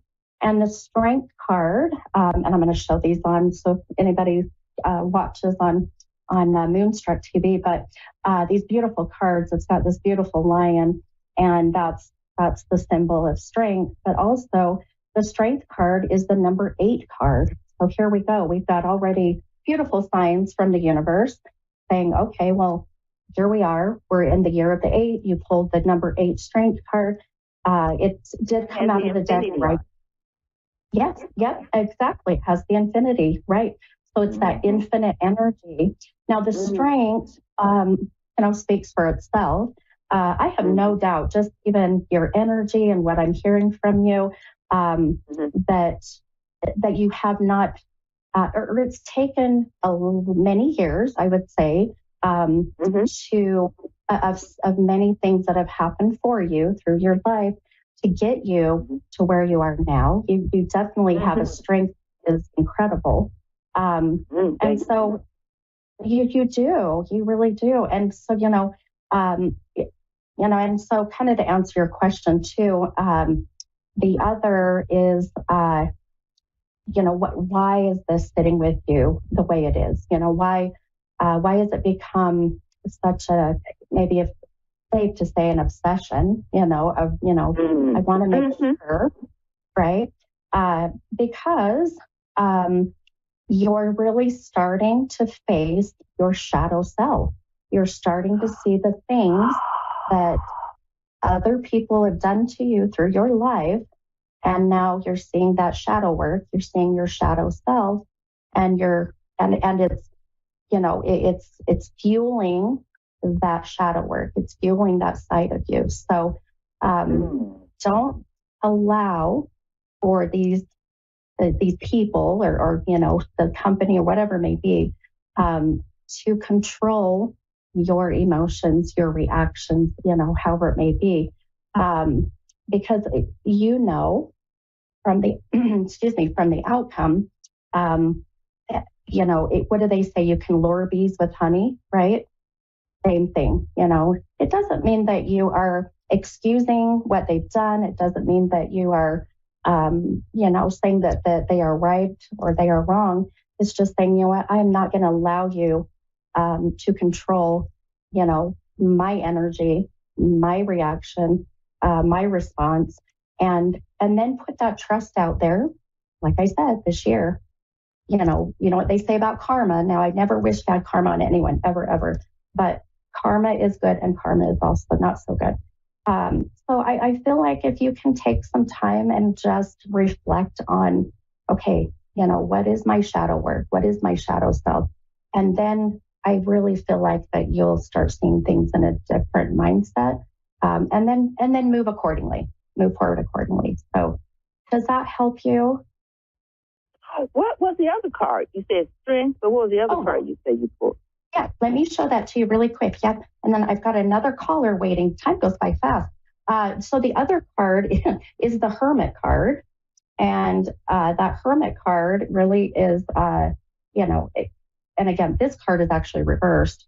So really this just for me, it's just as I had explained, find that shadow self, which is why the cards are reversed. They represent your shadow work. And the hermit isn't, we know what a hermit is, someone who's a bit sheltered, maybe kind of recluse. But when I see this for you without a doubt, Maria, it really is coming out of your old shell and showing people that, that your true soulful self, what you really truly are about, So keep that in mind, okay? But I'll tell you, I think like I said earlier, your mindset, your energy is going to be what is going to help you moving forward.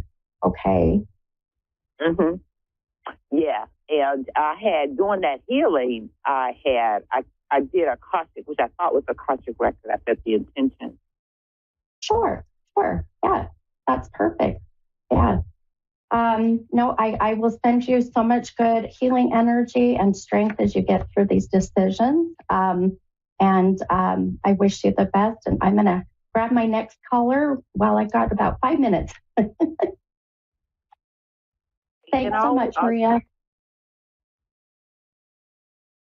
All right. Oh, all right. Hey, I've got my next caller, and I missed her name. Sierra. Oh, hi, Sierra from Milwaukee. Hi, thank you. Sorry. Hi, this is a mini medium. How can I help you tonight, Sierra? I just had 2 questions.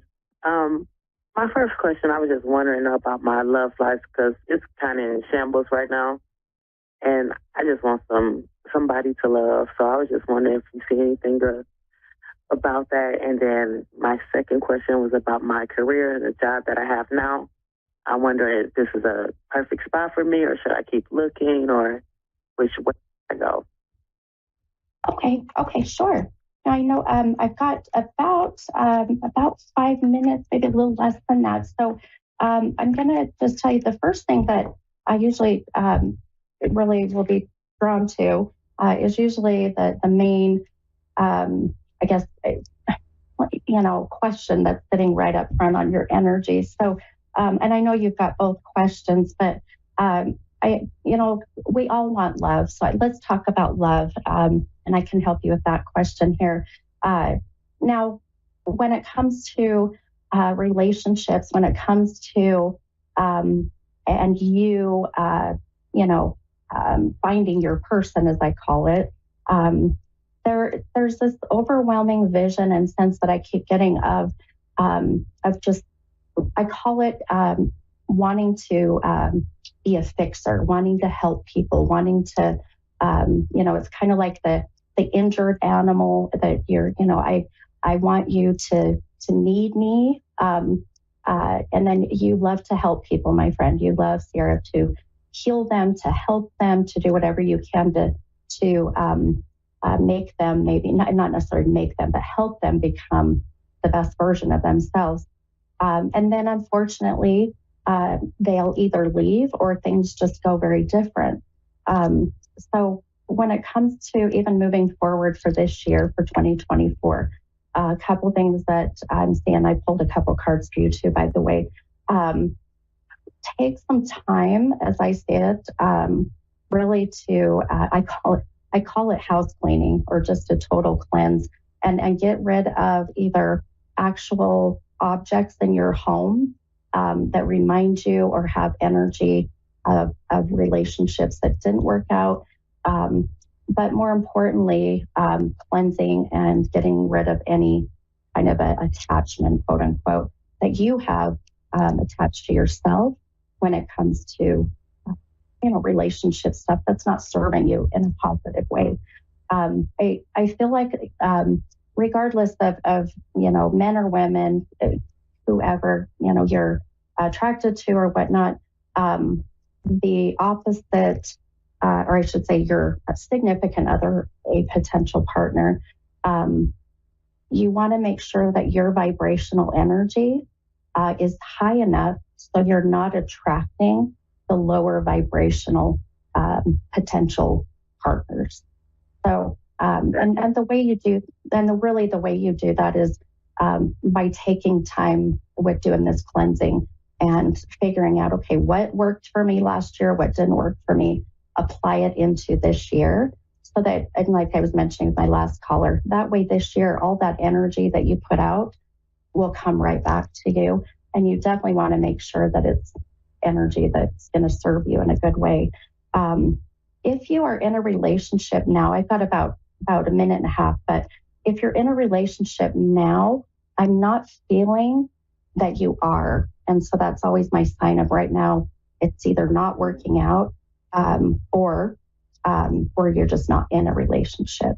So, but if I can, I'm so sorry we've got such a short call tonight, but if you are up tonight, my friend, on my Facebook page on Mini Medium, here in about an hour and 15 minutes, I'll be doing free readings.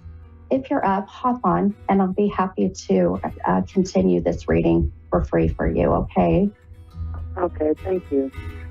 Yeah, you're welcome, my friend. Hey, have a beautiful night. Hope to talk to you soon. You too, thank you. Bye-bye. Bye-bye. All right, guys. Goes by fast. I'm telling you, lots of stuff. So I will see you guys next Wednesday. And I am your mini medium. Have a beautiful week.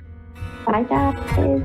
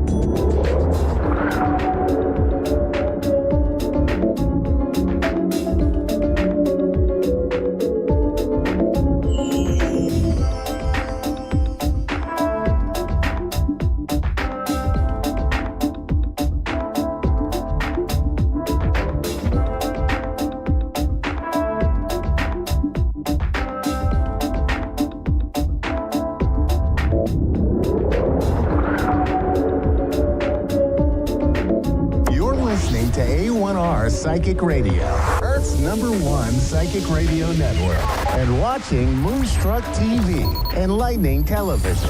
Welcome. Time for the Psychic Side with John Capello. John Capello. Live from JohnCapello.com. Connect direct. In North America, dial 888-454-2751. In London, 20-3519-2158. In Sydney, dial 02-8488-3147.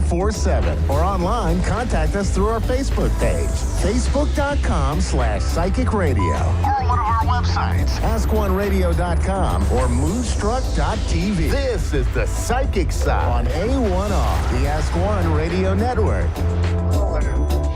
Hello and welcome to the Psychic Side here on the A1R Psychic Radio Network, Moonstruck TV, Enlightening Television, and a whole bunch of other places. You know, we're still the #1 psychic radio network on Earth, and we're delighted to have you as a guest or a listener of our program today.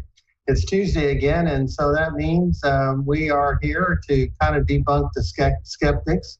And this month of January of 2024, we have been focusing on predictions for this year because it's such an interesting year with so many things going on, being a leap year and so on and so forth. And I'm bringing on some of my friends, some of the people I've known for many years and people I know who have been really good at making predictions in the past. And today I'm really pleased to have a very special friend, Mary Beth Wood. She's the one that got me into this. So got me into making predictions. No, I don't want to do it. I just don't want to do it.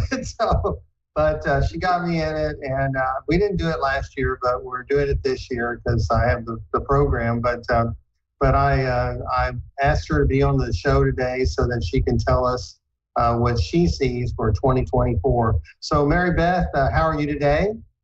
I'm doing good. How are you doing? Fine. Thank you for joining me. Just briefly, do you want to tell people a little bit about yourself and what you do? Sure. My name is Mary Beth Wood, and I do a lot of, I just want to help people. I had a near-death experience when I was 28. And basically, I was told to come back and help. So I use my gifts. I'm a psychic medium, life and business coach. I do like medical energy, healing and stuff. But I just like to help people. I was basically sent back to do so. So I like to help you for your highest and best good. Well, great. I know you prodded me to do this. So that's good. I know you call yourself Angel Sky Unlimited. Is there a reason for that, or what's the deal there? Yeah, I was told whenever I was listening to my angels and my spirit guides, and they said, they wanted everybody to know your angels and your spirit guides are unlimited. We have many of them, and so that's what they're here for. They're here to help us. Yeah. Well, that's good, because we can't do this work unless we have the right intention and the right perspective. We've got to be there to help other people, and I know that you've been doing this for a long time and have helped a lot of people and are well known in the metaphysical community here in the Dallas-Fort Worth area. So I'm delighted to have you as a guest today. So what I'd like to do is just kind of turn things over to you for the next 20 minutes or so. I'm not going to say I won't interrupt you, but I may. And but we do some fancy stuff here on the psychic side. So this is why we're doing predictions. We're doing the fancy predictions for 2024. And so I'm going to let you just kind of take over and tell us what you think this year is going to bring us. Okay.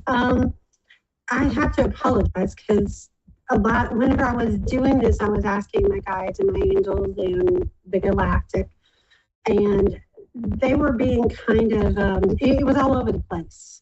So I might jump a little more than I normally do as I go through this.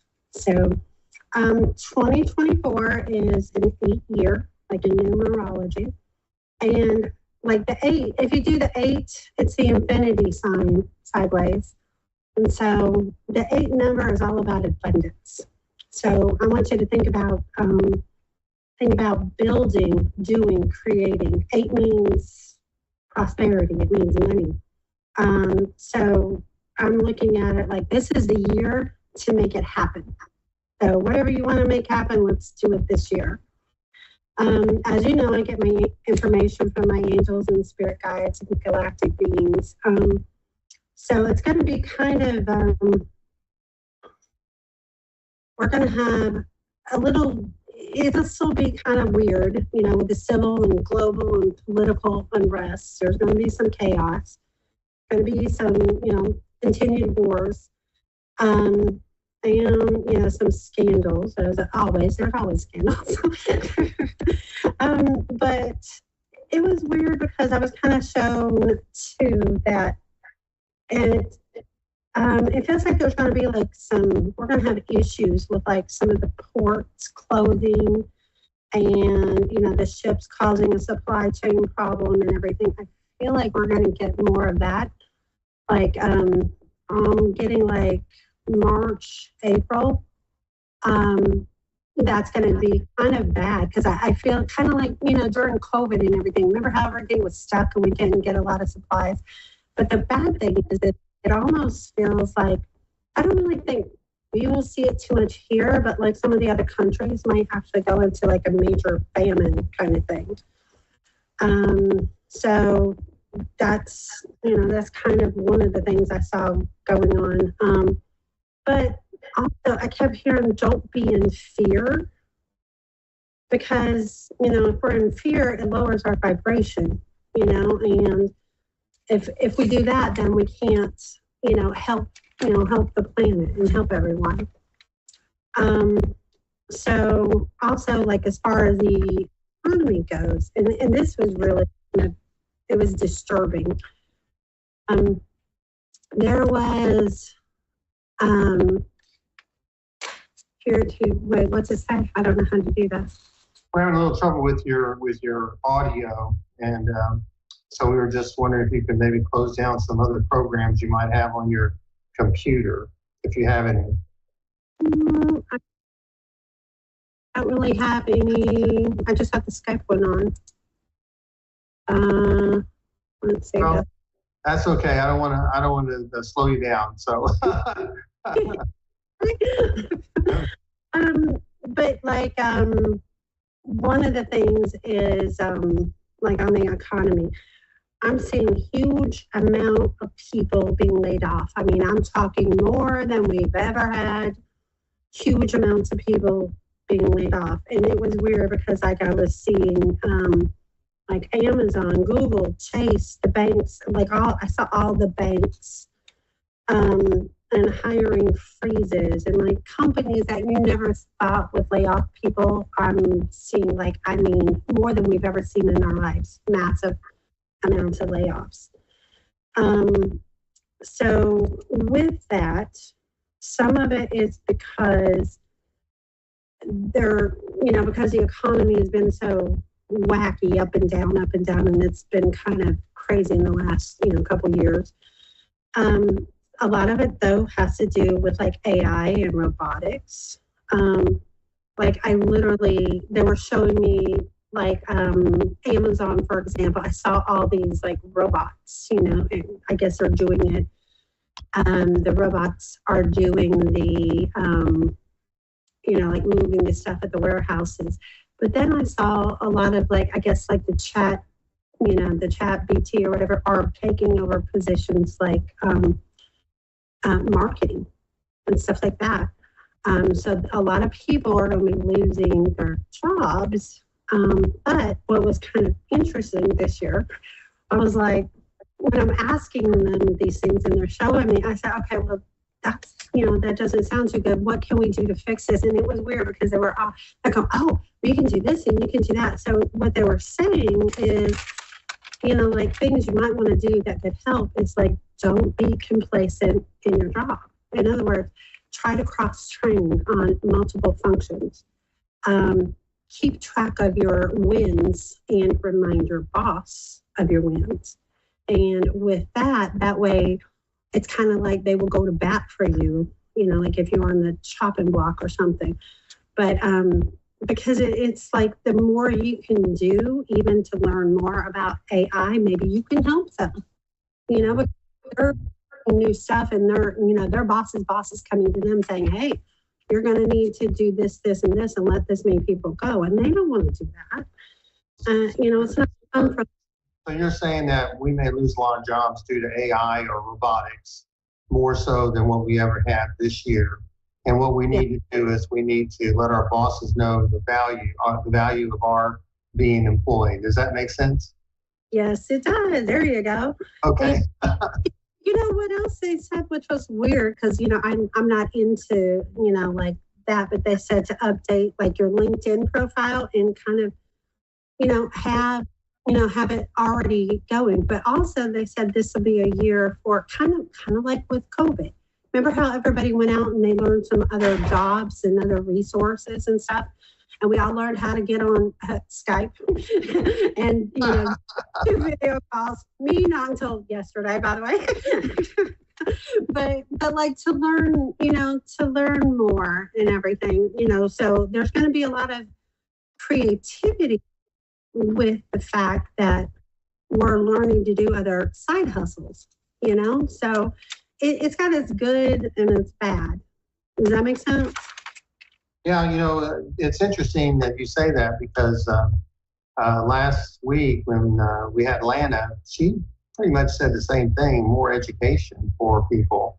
And that she just was saying something about signing bonuses would not be with cash. It would be with you learning more, getting more certifications and stuff like that. So that's interesting that, and I didn't tell you anything about what she said, but I'm going to validate what you're saying, because I'm getting this theme. And this is one reason why I'm doing this. I'm trying to find out what themes there are. So I'll shut up and let you keep going. I do. I think it is. I think it's a big thing. Did she say anything about also the layoffs? Because I'm seeing massive. Well, she said AI was going to cause people to lose a lot of jobs this year. So, yeah. So that's but yeah, I saw on Google. I saw Google too. Amazon, Google, banks. Also, like as far as the housing market goes, now this is kind of interesting, but I've been seeing this for like a year now. The housing market will continue to go down as far as, our houses have been inflated across the country in the United States. So the actual, because of people losing their jobs, there's going to be a more abundance of houses that will be for sale. But if you feel good and secure about not losing your job, it would be ideal if you have any money stashed to maybe, purchase a house, because the interest rates are going to come down just a little bit. I feel like, maybe one point, maybe two.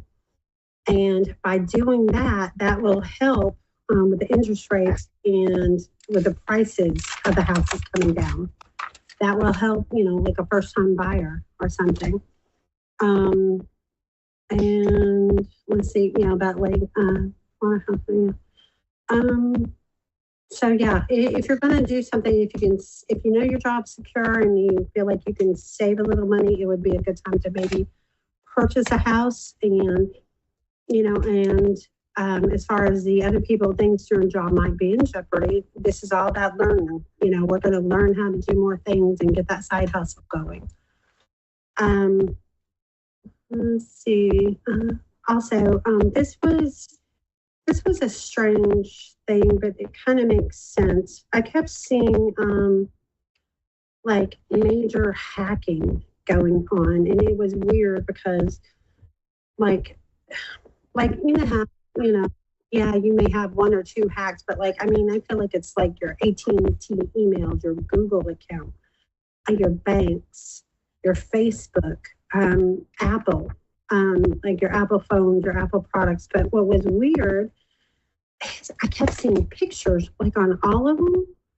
And I was like, why why are they taking our pictures? So somehow they're hacking and taking our pictures. So it was kind of scary. I was like, why are people hacking, taking our pictures? But then what they said that we could do to combat that was to, like, if you have a VPN, a lot of companies have VPNs, and a lot of us are, working from home or, whatever. But you should also get what's called a personal VPN. I know I use Atlas. You can use, there's Virtual Shield. There's all these different ones. But I kept hearing people should get an actual VPN for their phones, for their personal use. It would really help. But I couldn't, it just kind of surprised me about the picture. So I don't know what that was about.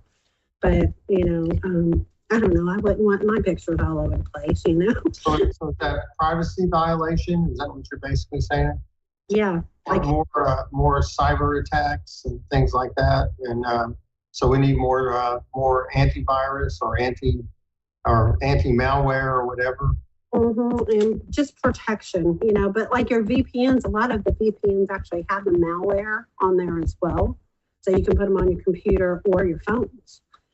But yeah, I saw AT&T, I saw the Gmail, I saw banks, like the banks feel that will be hacked. So people may actually lose their money, like, and if they have like a, Venmo account or, like your Cash App and your Venmos and PayPal, like think those two. That's why you need to pay more attention to the security of what you have. Because everybody thinks, oh, iPhones are great, but I saw people in there too. So that was just kind of interesting. And also this is also on the election. I did see Trump winning, but I saw a bunch of things like trying to stop it per se. Like don't be surprised if something crazy doesn't happen. Like don't be surprised if all of a sudden we have a grid go down, or we have a bunch of grid wear, and we have something like that happen, or even. And this is going to sound crazy, I know, but I'm just going to say it. Look, the crazy stuff is the stuff that's important. Like, don't be surprised. And this is what I heard, and how I heard it is they said you could have a fake alien invasion. A fake invasion? And what's weird is like the alien invasion is almost like it's not just, there's a lot of other countries having a presidential, thing this year in 2024. A lot of other countries all at the same time. So it was weird because, and I kind of saw it around the August, September timeframe. And if they do it, it would be like, it kind of looked to me like almost like a hologram or something. But it was like, there's real aliens out there. I totally believe in them. And, I talked to the Galactic Federation and a couple others, so I totally, believe in them. But it's almost like, just like with humans, you got your good and your bad. You're going to have bad people, you're going to have good people. Bad aliens, good aliens. But it's like, the reason why I saw that, I think, is maybe because if they do have it, it would be maybe to try to control people, kind of like, the COVID thing, how they tried to control, you can't eat at this restaurant, you have to wear a mask, you got to do. Is this the government doing this, or is it because of this invasion? No, this is the government doing it. Oh, the government. Okay, so the government is going to try to impose. Now, is this before Trump gets in office, or what? Yeah, if that would be the thing that could pose a problem, that or the grid down with him actually getting it. And it feels more like the government thing. But the weird thing is, it doesn't just feel like it would happen here. It almost feels like it will happen in some of the other countries too. Like, oh, look, in the United States, it's, like enough to scare the world, kind of like the whole COVID thing did. It scared everybody. And so what I was told is for us to, just go and discern it. Like feel it, feel your gut. Like, is this real or is it fake? Is it something the government might be putting on because they're trying to scare us and control us? Or is this something, that is, preventable? Because not everybody is going to be bad. Not everybody in the United States is bad. They ain't bad. So I think it's don't be into fear. We have to be out of fear. Does that make sense? Sure. We, and do you feel like there's going to be rebellion or any kind of insurrection, which I think has been used a lot in the past couple of years? You think that the civilian population might say something about these restrictions? I think if that really happens, I kind of feel like that might be like I think that might break down instead of that. But if it happens, then I think it would be, it would scare a lot of people because you got a lot of people that are still in 3D versus, 5D. They haven't ascended yet. And those are the ones that are going to be like, oh, the sky is falling. They're not going to be as receptive. But I think more and more people are, raising their conscious level and they're coming to. So I feel it can be, I feel like it can be protected and people can use true discernment and know if it's like a hologram, like a fake hologram or something. And just be open. Don't think they're here to kill us because they're not, But also, I kind of got like between 2024, 2028, it's kind of like, the old Earth 3D and we're going to the new Earth. So it's kind of like we're going into like this 4-year cycle that's going to be a lot of things that are going to be like medical things are going to come out. The medical things truly are like, I believe in the medbed technologies and, a lot of healing. I think there's going to be a lot of healing with water. I think there's going to be other types of like ways to make ocean water maybe more like drinking water. And they already have, and I mean, my guides have told me this a long time ago, like they have cures for cancer, they have cures for MS, they have all these cures, but it's kind of like, I guess the powers that be want to keep in control of this information. And so, like the governments want to keep in control. That way they can control us a little more. But I believe that over the next 4 years, I think, that we will have more as we vibrate at a higher frequency. We're going to know how to help do, healing energy. And we're just going to learn, more about reversing aging and cures for cancer. I feel like it's all going to come out.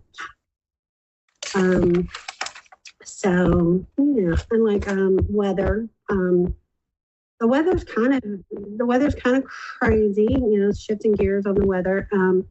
It's going to be kind of like the same. You're going to have, I feel like California's going to have something, like a earthquake. I keep seeing flooding, like, Kansas, Mississippi, Missouri, that kind of thing.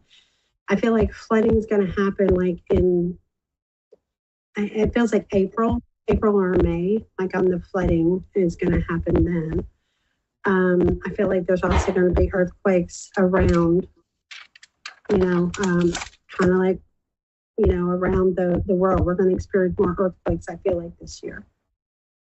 And I think the biggest thing that, my angels and guides were saying this year, it's kind of like, I kind of always say this, and that's kind of what they were saying too, is that as we're moving into the higher consciousness, we just have to lift the world up.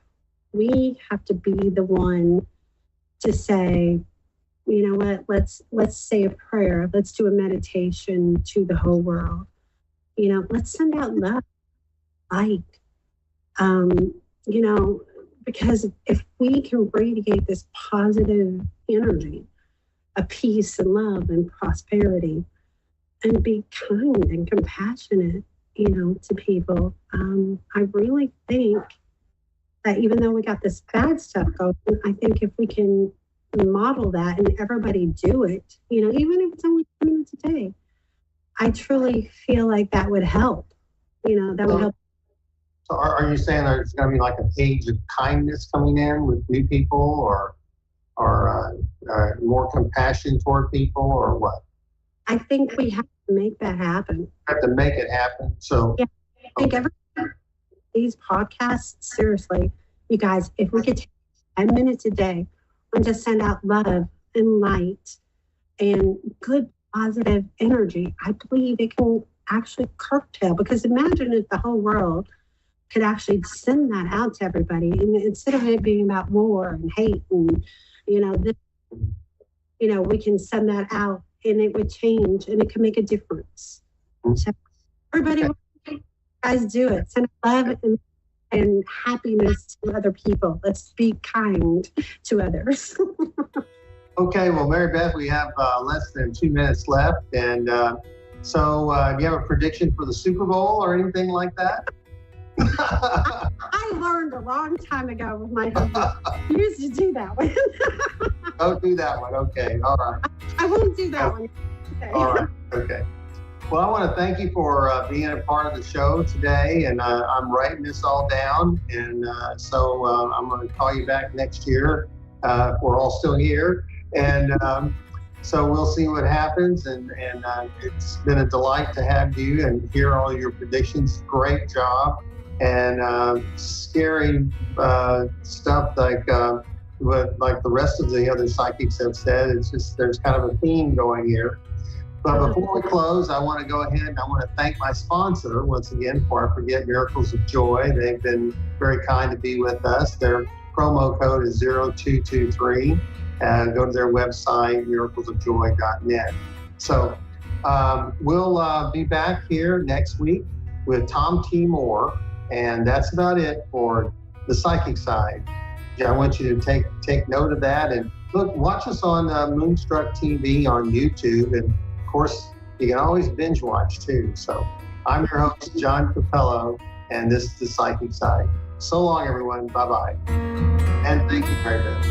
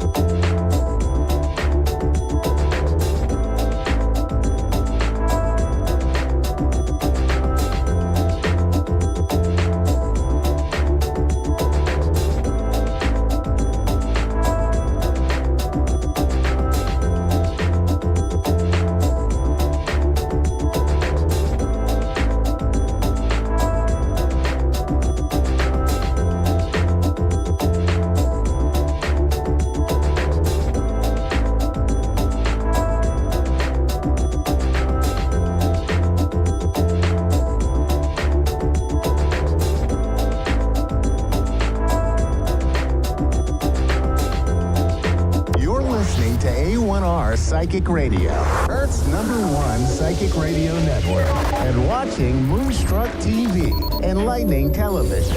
Welcome. Time for Amanda Hall Psychic with Amanda Hall. Live from AmandaHallPsychic.com.au. Connect direct. In North America, dial 888-454-2751. In London, 20-3519-2158. In Sydney, dial 02-8488-3147. Or online, contact us through our Facebook page, facebook.com/Psychic Radio. Or one of our websites, ask1radio.com or moonstruck.tv. This is Amanda Hall Psych on A1R, the Ask One Radio Network.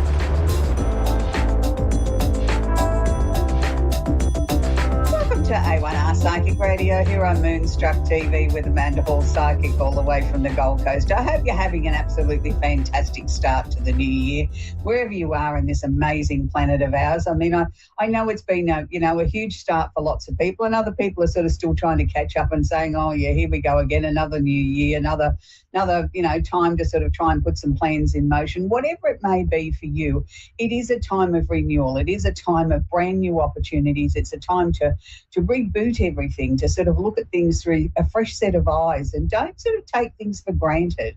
I think that's probably the one thing that we learned during COVID was you can't take anything for granted. 1 minute we're free as a bird and the next minute we're all locked up in a cage or locked up in our homes. So, we should never, ever forget that and take anything for granted. And I think we should all try and live each day to the fullest in every possible way. So I'm excited to announce this week's Simply Tarot card of the week. It's one of most people's favourites because it's connected to money.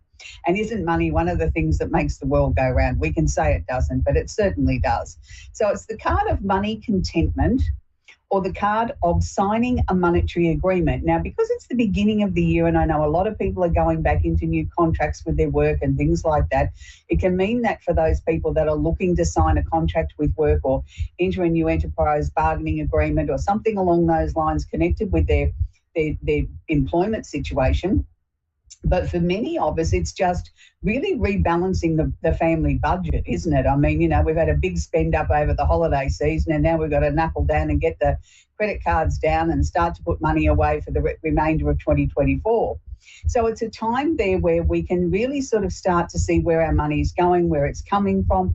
And for some people, it can be also a raise in money or an opportunity to consolidate things. I like this card. When I see this card come out, I always breathe a sigh of relief when I'm doing a reading for someone and I see this card come out, because to me it's almost like, oh, good, we can all exhale now. Things are going to get a lot easier. Things are going to be more manageable. They're within striking distance of us being able to control things. And I think that's the important thing with, the world in such uncertain turmoil, with all the conflict that's going on around the world. We just want a little bit of continuity. We just want a little bit of time that we can sort of say, I can breathe a little bit easier. If you are signing a contract, make sure that you read the fine print. I'm a big stickler for anything that's very official or anything that's really important and concerning money. I read it out aloud. That way I find that if there is a mistake, you pick it up, where if you're just skimming over it, reading it, we tend to go too fast and we don't always look and do the sums. And I think that's important, even if it's only for a small amount of money, that we need to make sure that the monetary figures are correct. And it is also applies to anything legal or government that you may need to be dealing with over this next week too. Make sure you check the fine print. But overall, it's a very positive card and a card of bringing more money towards us. Now, it's a really, really interesting time now astrologically, because we've just had Pluto, the planet of transformation, who has been in Capricorn for a very, very, very long time, has just gone into Aquarius. Now, he entered Aquarius on the 20th of January. Will remain there till September 1 this year, or the 1st of September if you're in my neck of the woods. So it's going to be a sort of a little short taste of what Pluto in Aquarius is going to bring to all of us. Now, I'm not saying that it's going to be easy, and I'm not going to say anything like that, because Pluto's going to be in Aquarius when he goes back in there after he has a little tiny, sticks his toe back into Capricorn for a little bit of a time towards the end of this year, before he starts his really, really long reign in Aquarius up till about 2040, I think, if my memory serves me correctly. So he's going to be there a very, very long time. Now, Pluto is the planet of transformation. It's the planet that digs underneath everything, gets in the crevices and looks at things from the, the darker side of things and tries to expose everything into the light. Now, with the Aquarian energy sometimes is a little bit ambiguous. Some people like the Aquarian energy and some people absolutely loathe it. The Aquarian energy is about shaking things up, is not allowing things to stay the same. So it's going to be interesting with Pluto coming here and being very slow moving, wanting to shake things up, where the Aquarian energy is quite impatient and wants everything done yesterday. So I think it's going to be interesting as we see this unfold, because it takes 224 years for Pluto to do one lap of the zodiac. We don't have a lot in history to talk about with Pluto and Aquarius. The only two things I could find was the American Revolution and the French Revolution. Now, who's not to say that we may not see some sort of revolutions around the world during the time when Pluto really beds into Aquarius? I don't think it'll be happening this year, but I think we're going to see some winds of change. Things are going to happen that are going to be unpredictable, and they may very well be connected to things that we think are a sure bet, like an election that we think certainly certain party's going to win, and then all of a sudden, out of nowhere, the dark horse gets up.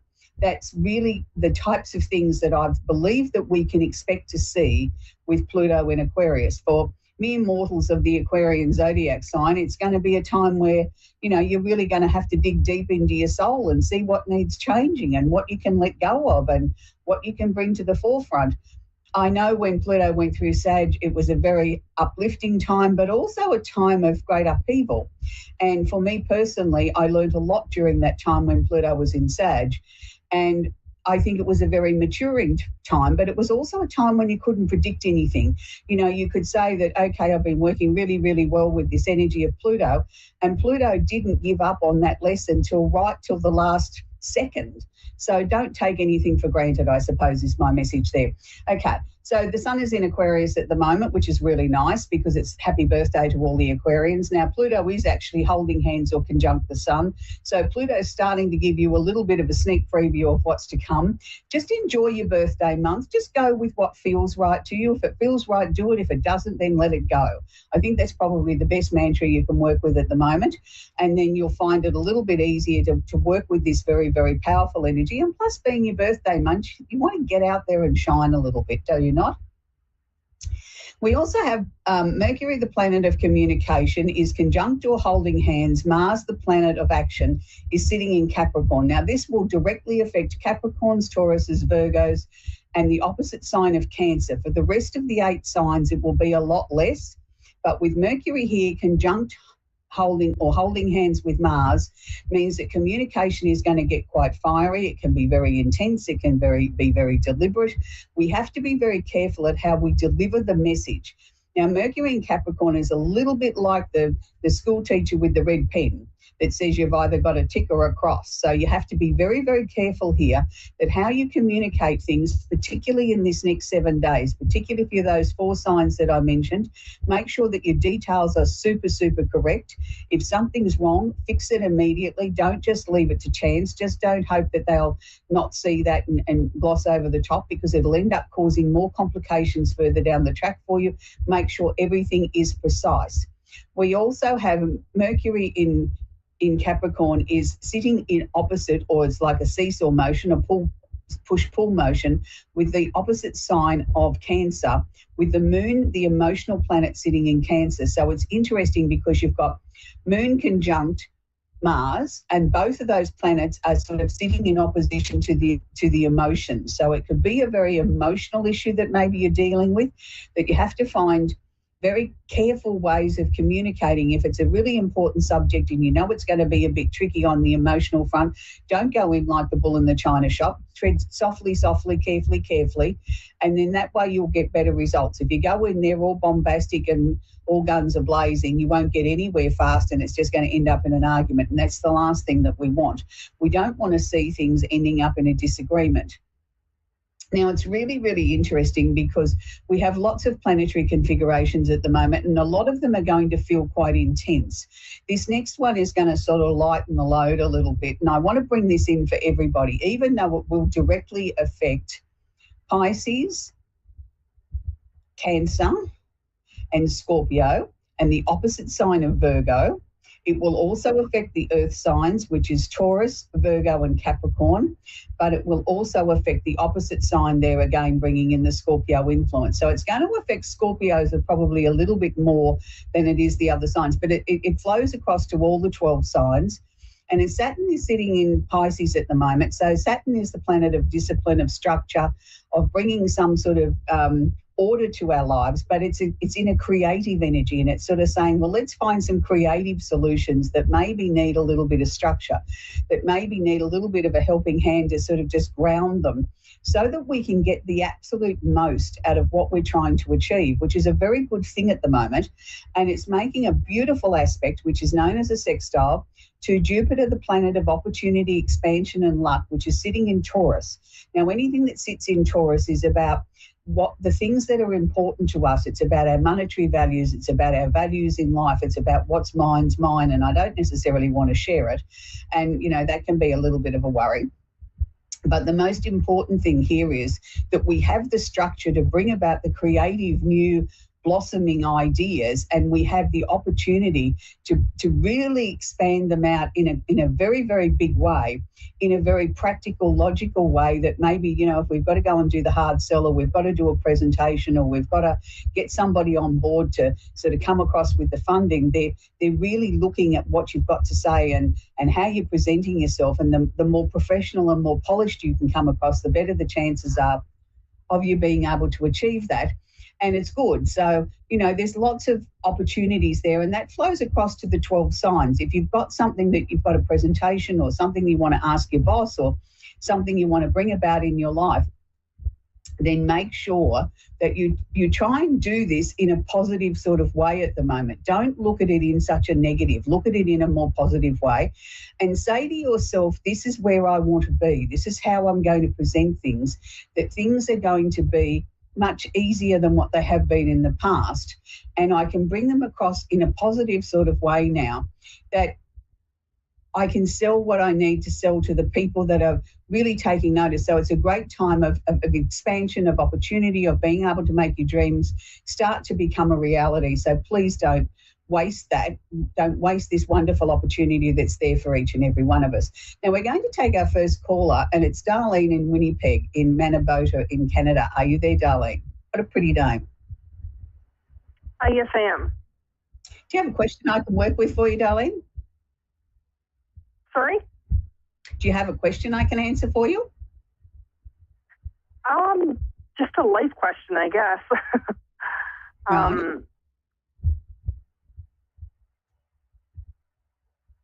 So you just want to generally... Oh, okay, we've lost Darlene by the sounds of it.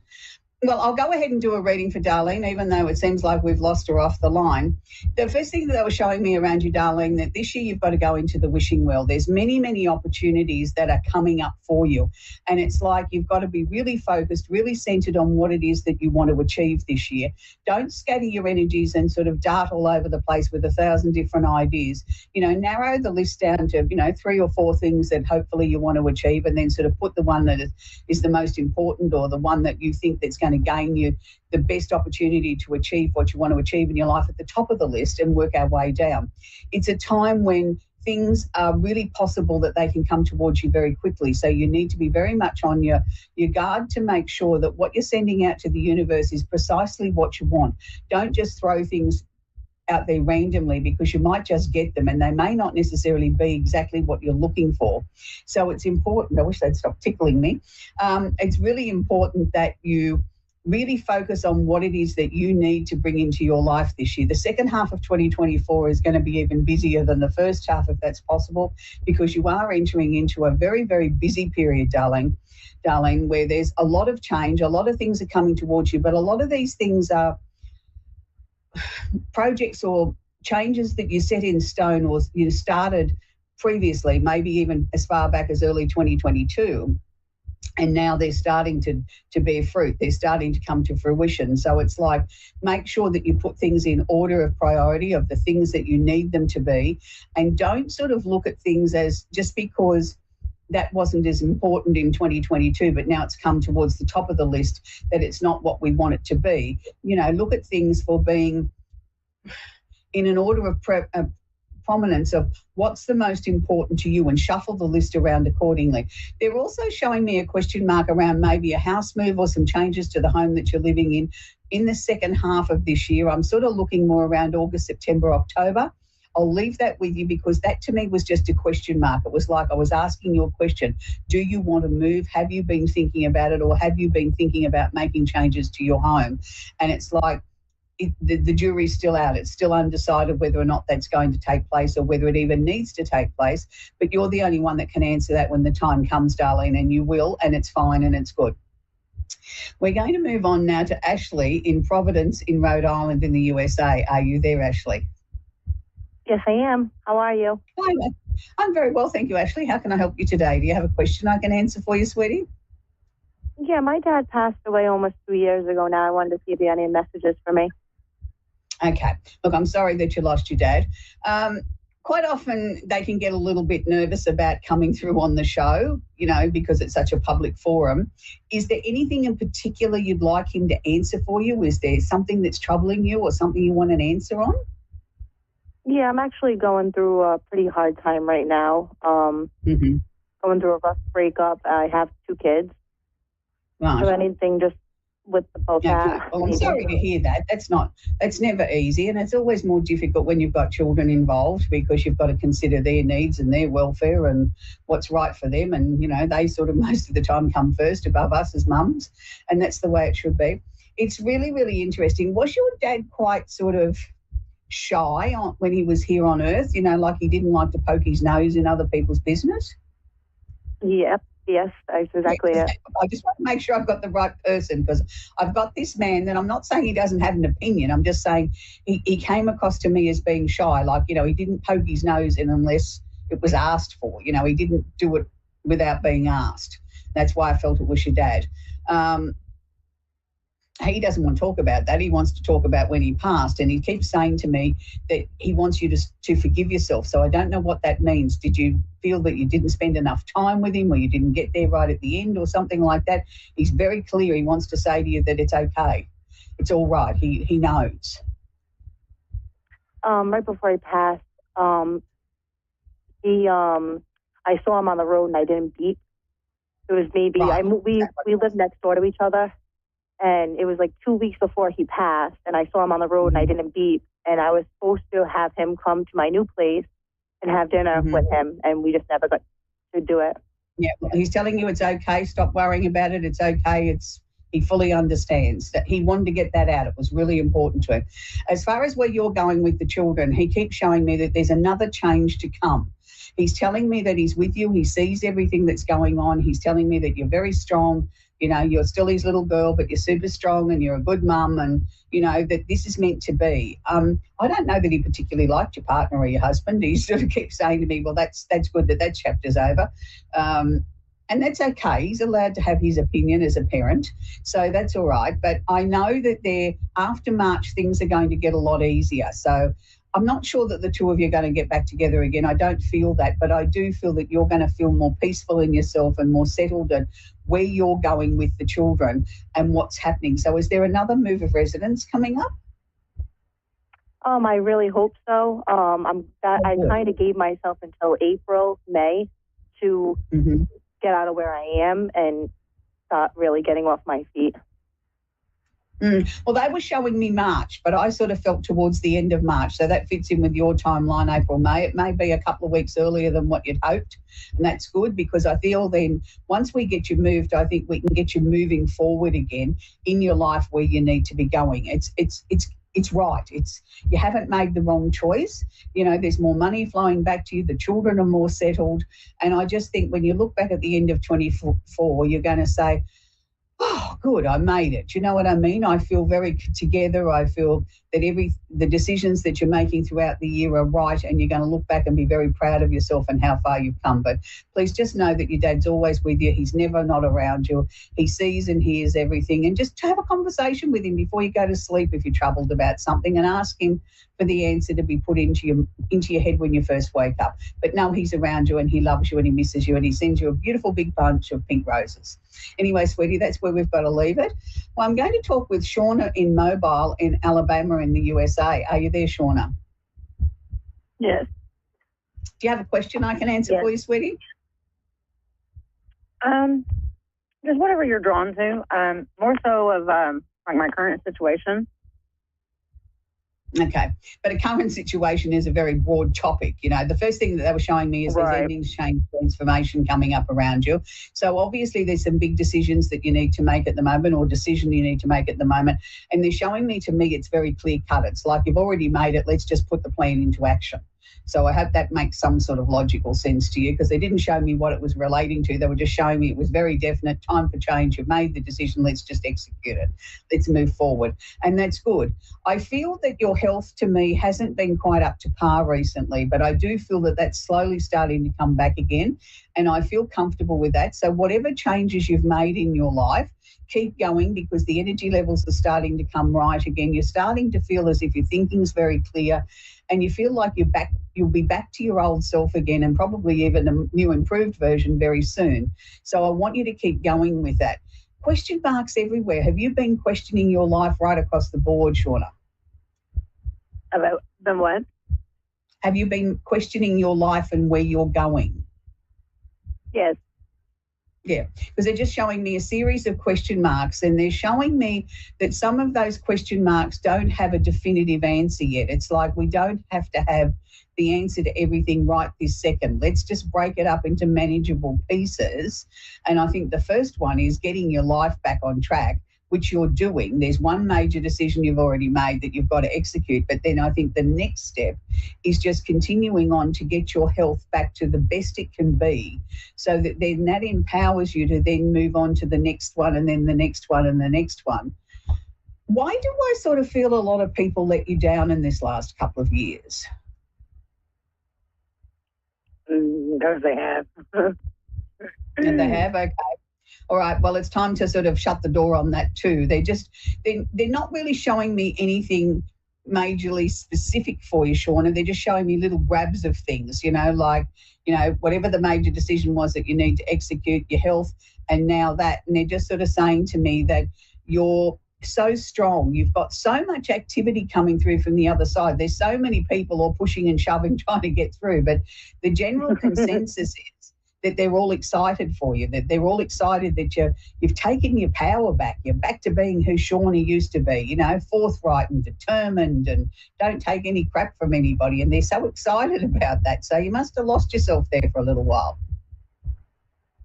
I very much did. Yeah, well, you're back. They're showing me you're back in the saddle. That's good. Yep. What about like my did they say anything about like the relationship that I'm in? Is it going to keep moving forward, or? Yeah, look, I think it's going to keep moving forward, but I think it's always going to be a bit of a tricky one. It's not sort of one of those easy flowing, easy peasy ones. It's always like we're always fighting or struggling to get to the next part in the relationship. But once we've made that ground, it's solid. But it's like we've really got to work to get to that. Look, I don't think he's a bad person or anything like that. I just don't think he knows or understood what love is until he met you. And that's what he's struggling with, is being able to share and express him how he feels, and to do things to let you know that you are so significant and special in his life, and he doesn't want anybody else but you. And you've really sort of, if you can imagine him being a tight rosebud, he hasn't even really started to open up yet. We've got a couple of little petals that have opened, but I want to see it get bigger and, go more into bloom. And that will happen over the next 12 months. I think we're going to see the relationship itself really sort of starting to move forward again in a bigger way, in bigger chunks now, not just little bits. It's going to be in big chunks, but he's a really lovely man. And look, there isn't anything he wouldn't do for you within his capabilities. He truly does love you. And he keeps saying, I just keep seeing, someone keeps chiming in from the other side, and I don't know who it is, but they keep saying to me that you saved this man's life. I did. Your partner. Yeah, that's what they keep saying to me. Don't forget that. He is so grateful for that you saved his life. And he will never, ever, ever forget that. And he feels that he can never repay you for that.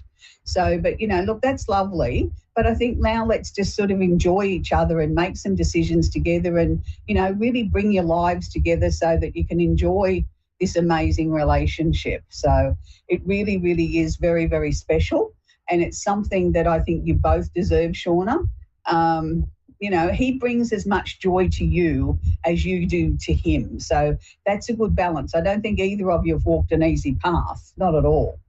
Yeah. You know, it's hard for him to show it because he's scared. Yeah. Because he's been hurt. Yeah, but you know, you've both had a difficult life in different ways. You know what I mean? You can Absolutely. sympathise and empathise with each other without sitting there and having a pity party. I don't mean that. You're both incredibly strong, but I'm just saying I don't think there's many other people on the planet that could have walked in either one of your sets of shoes and survived. So, you know, you really need to acknowledge that and uplift each other. But look, I wish you every happiness. I know that this is going to be a beautiful ongoing relationship, Shauna, and life is going to become even more beautiful as the years go by. Anyway, that's where we're going to leave Shauna now. We're coming close to the end of the show, and this week I want to sort of emphasise the fact that here in Australia on Friday we're celebrating Australia Day, which is a big day for us. It's like your 4th of July overseas, and it's a day where we all become very patriotic and get we call them thongs, which are rubber shoes that you have that are like a jandal or a summer sandal, but we call them thongs here in Australia, that everybody has, you know, thong throwing competitions. They put some sausages on the barbecue or some chops or some meat of some kind, all those sort of things. It's a day that we get out and we celebrate being Australian. And because we are becoming more multicultural, we have many, many different activities now that come into being Australian. But I want to leave you with a song this week for those that are regular viewers of my show. You'll know each week I leave you with a song that has some sort of significance or some special importance. And this week I want to leave you with one of Australia's biggest exports and one of my favourite singers. And this man really sort of sold Australia to the world, and he did the song many, many times here in Australia, but it was written about his grandfather and his father and his time growing up as a little boy, and when he went on to travel the world and really had no place he called home, but he still called Australia home, and he married a woman with an interesting face. I'm talking about the one and only Peter Allen. And I want to leave you with a song that he wrote about his family and his life called Tenterfield Saddler. And I've seen him sing this live, and I've also seen him sing it many, many times with Olivia Newton-John. But my ultimate favourite is Peter Allen just sitting at the piano, belting out this song, just being him, and just really seeing the emotion in his face of this very, very beautiful song, and it's called Tenterfield Saddler. So to all the Aussie expats that are overseas and going to be a little bit homesick on January 26th, we'll still love you and we'll still celebrate with you and we'll hold you in our hearts. So until next week, happy Australia Day to everyone. Bye for now.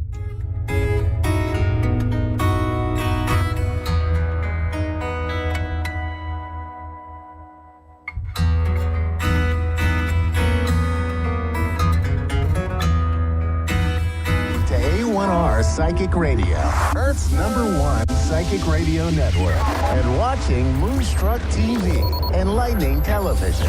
Welcome. Time for Psychic Paths with Suzanne Marie.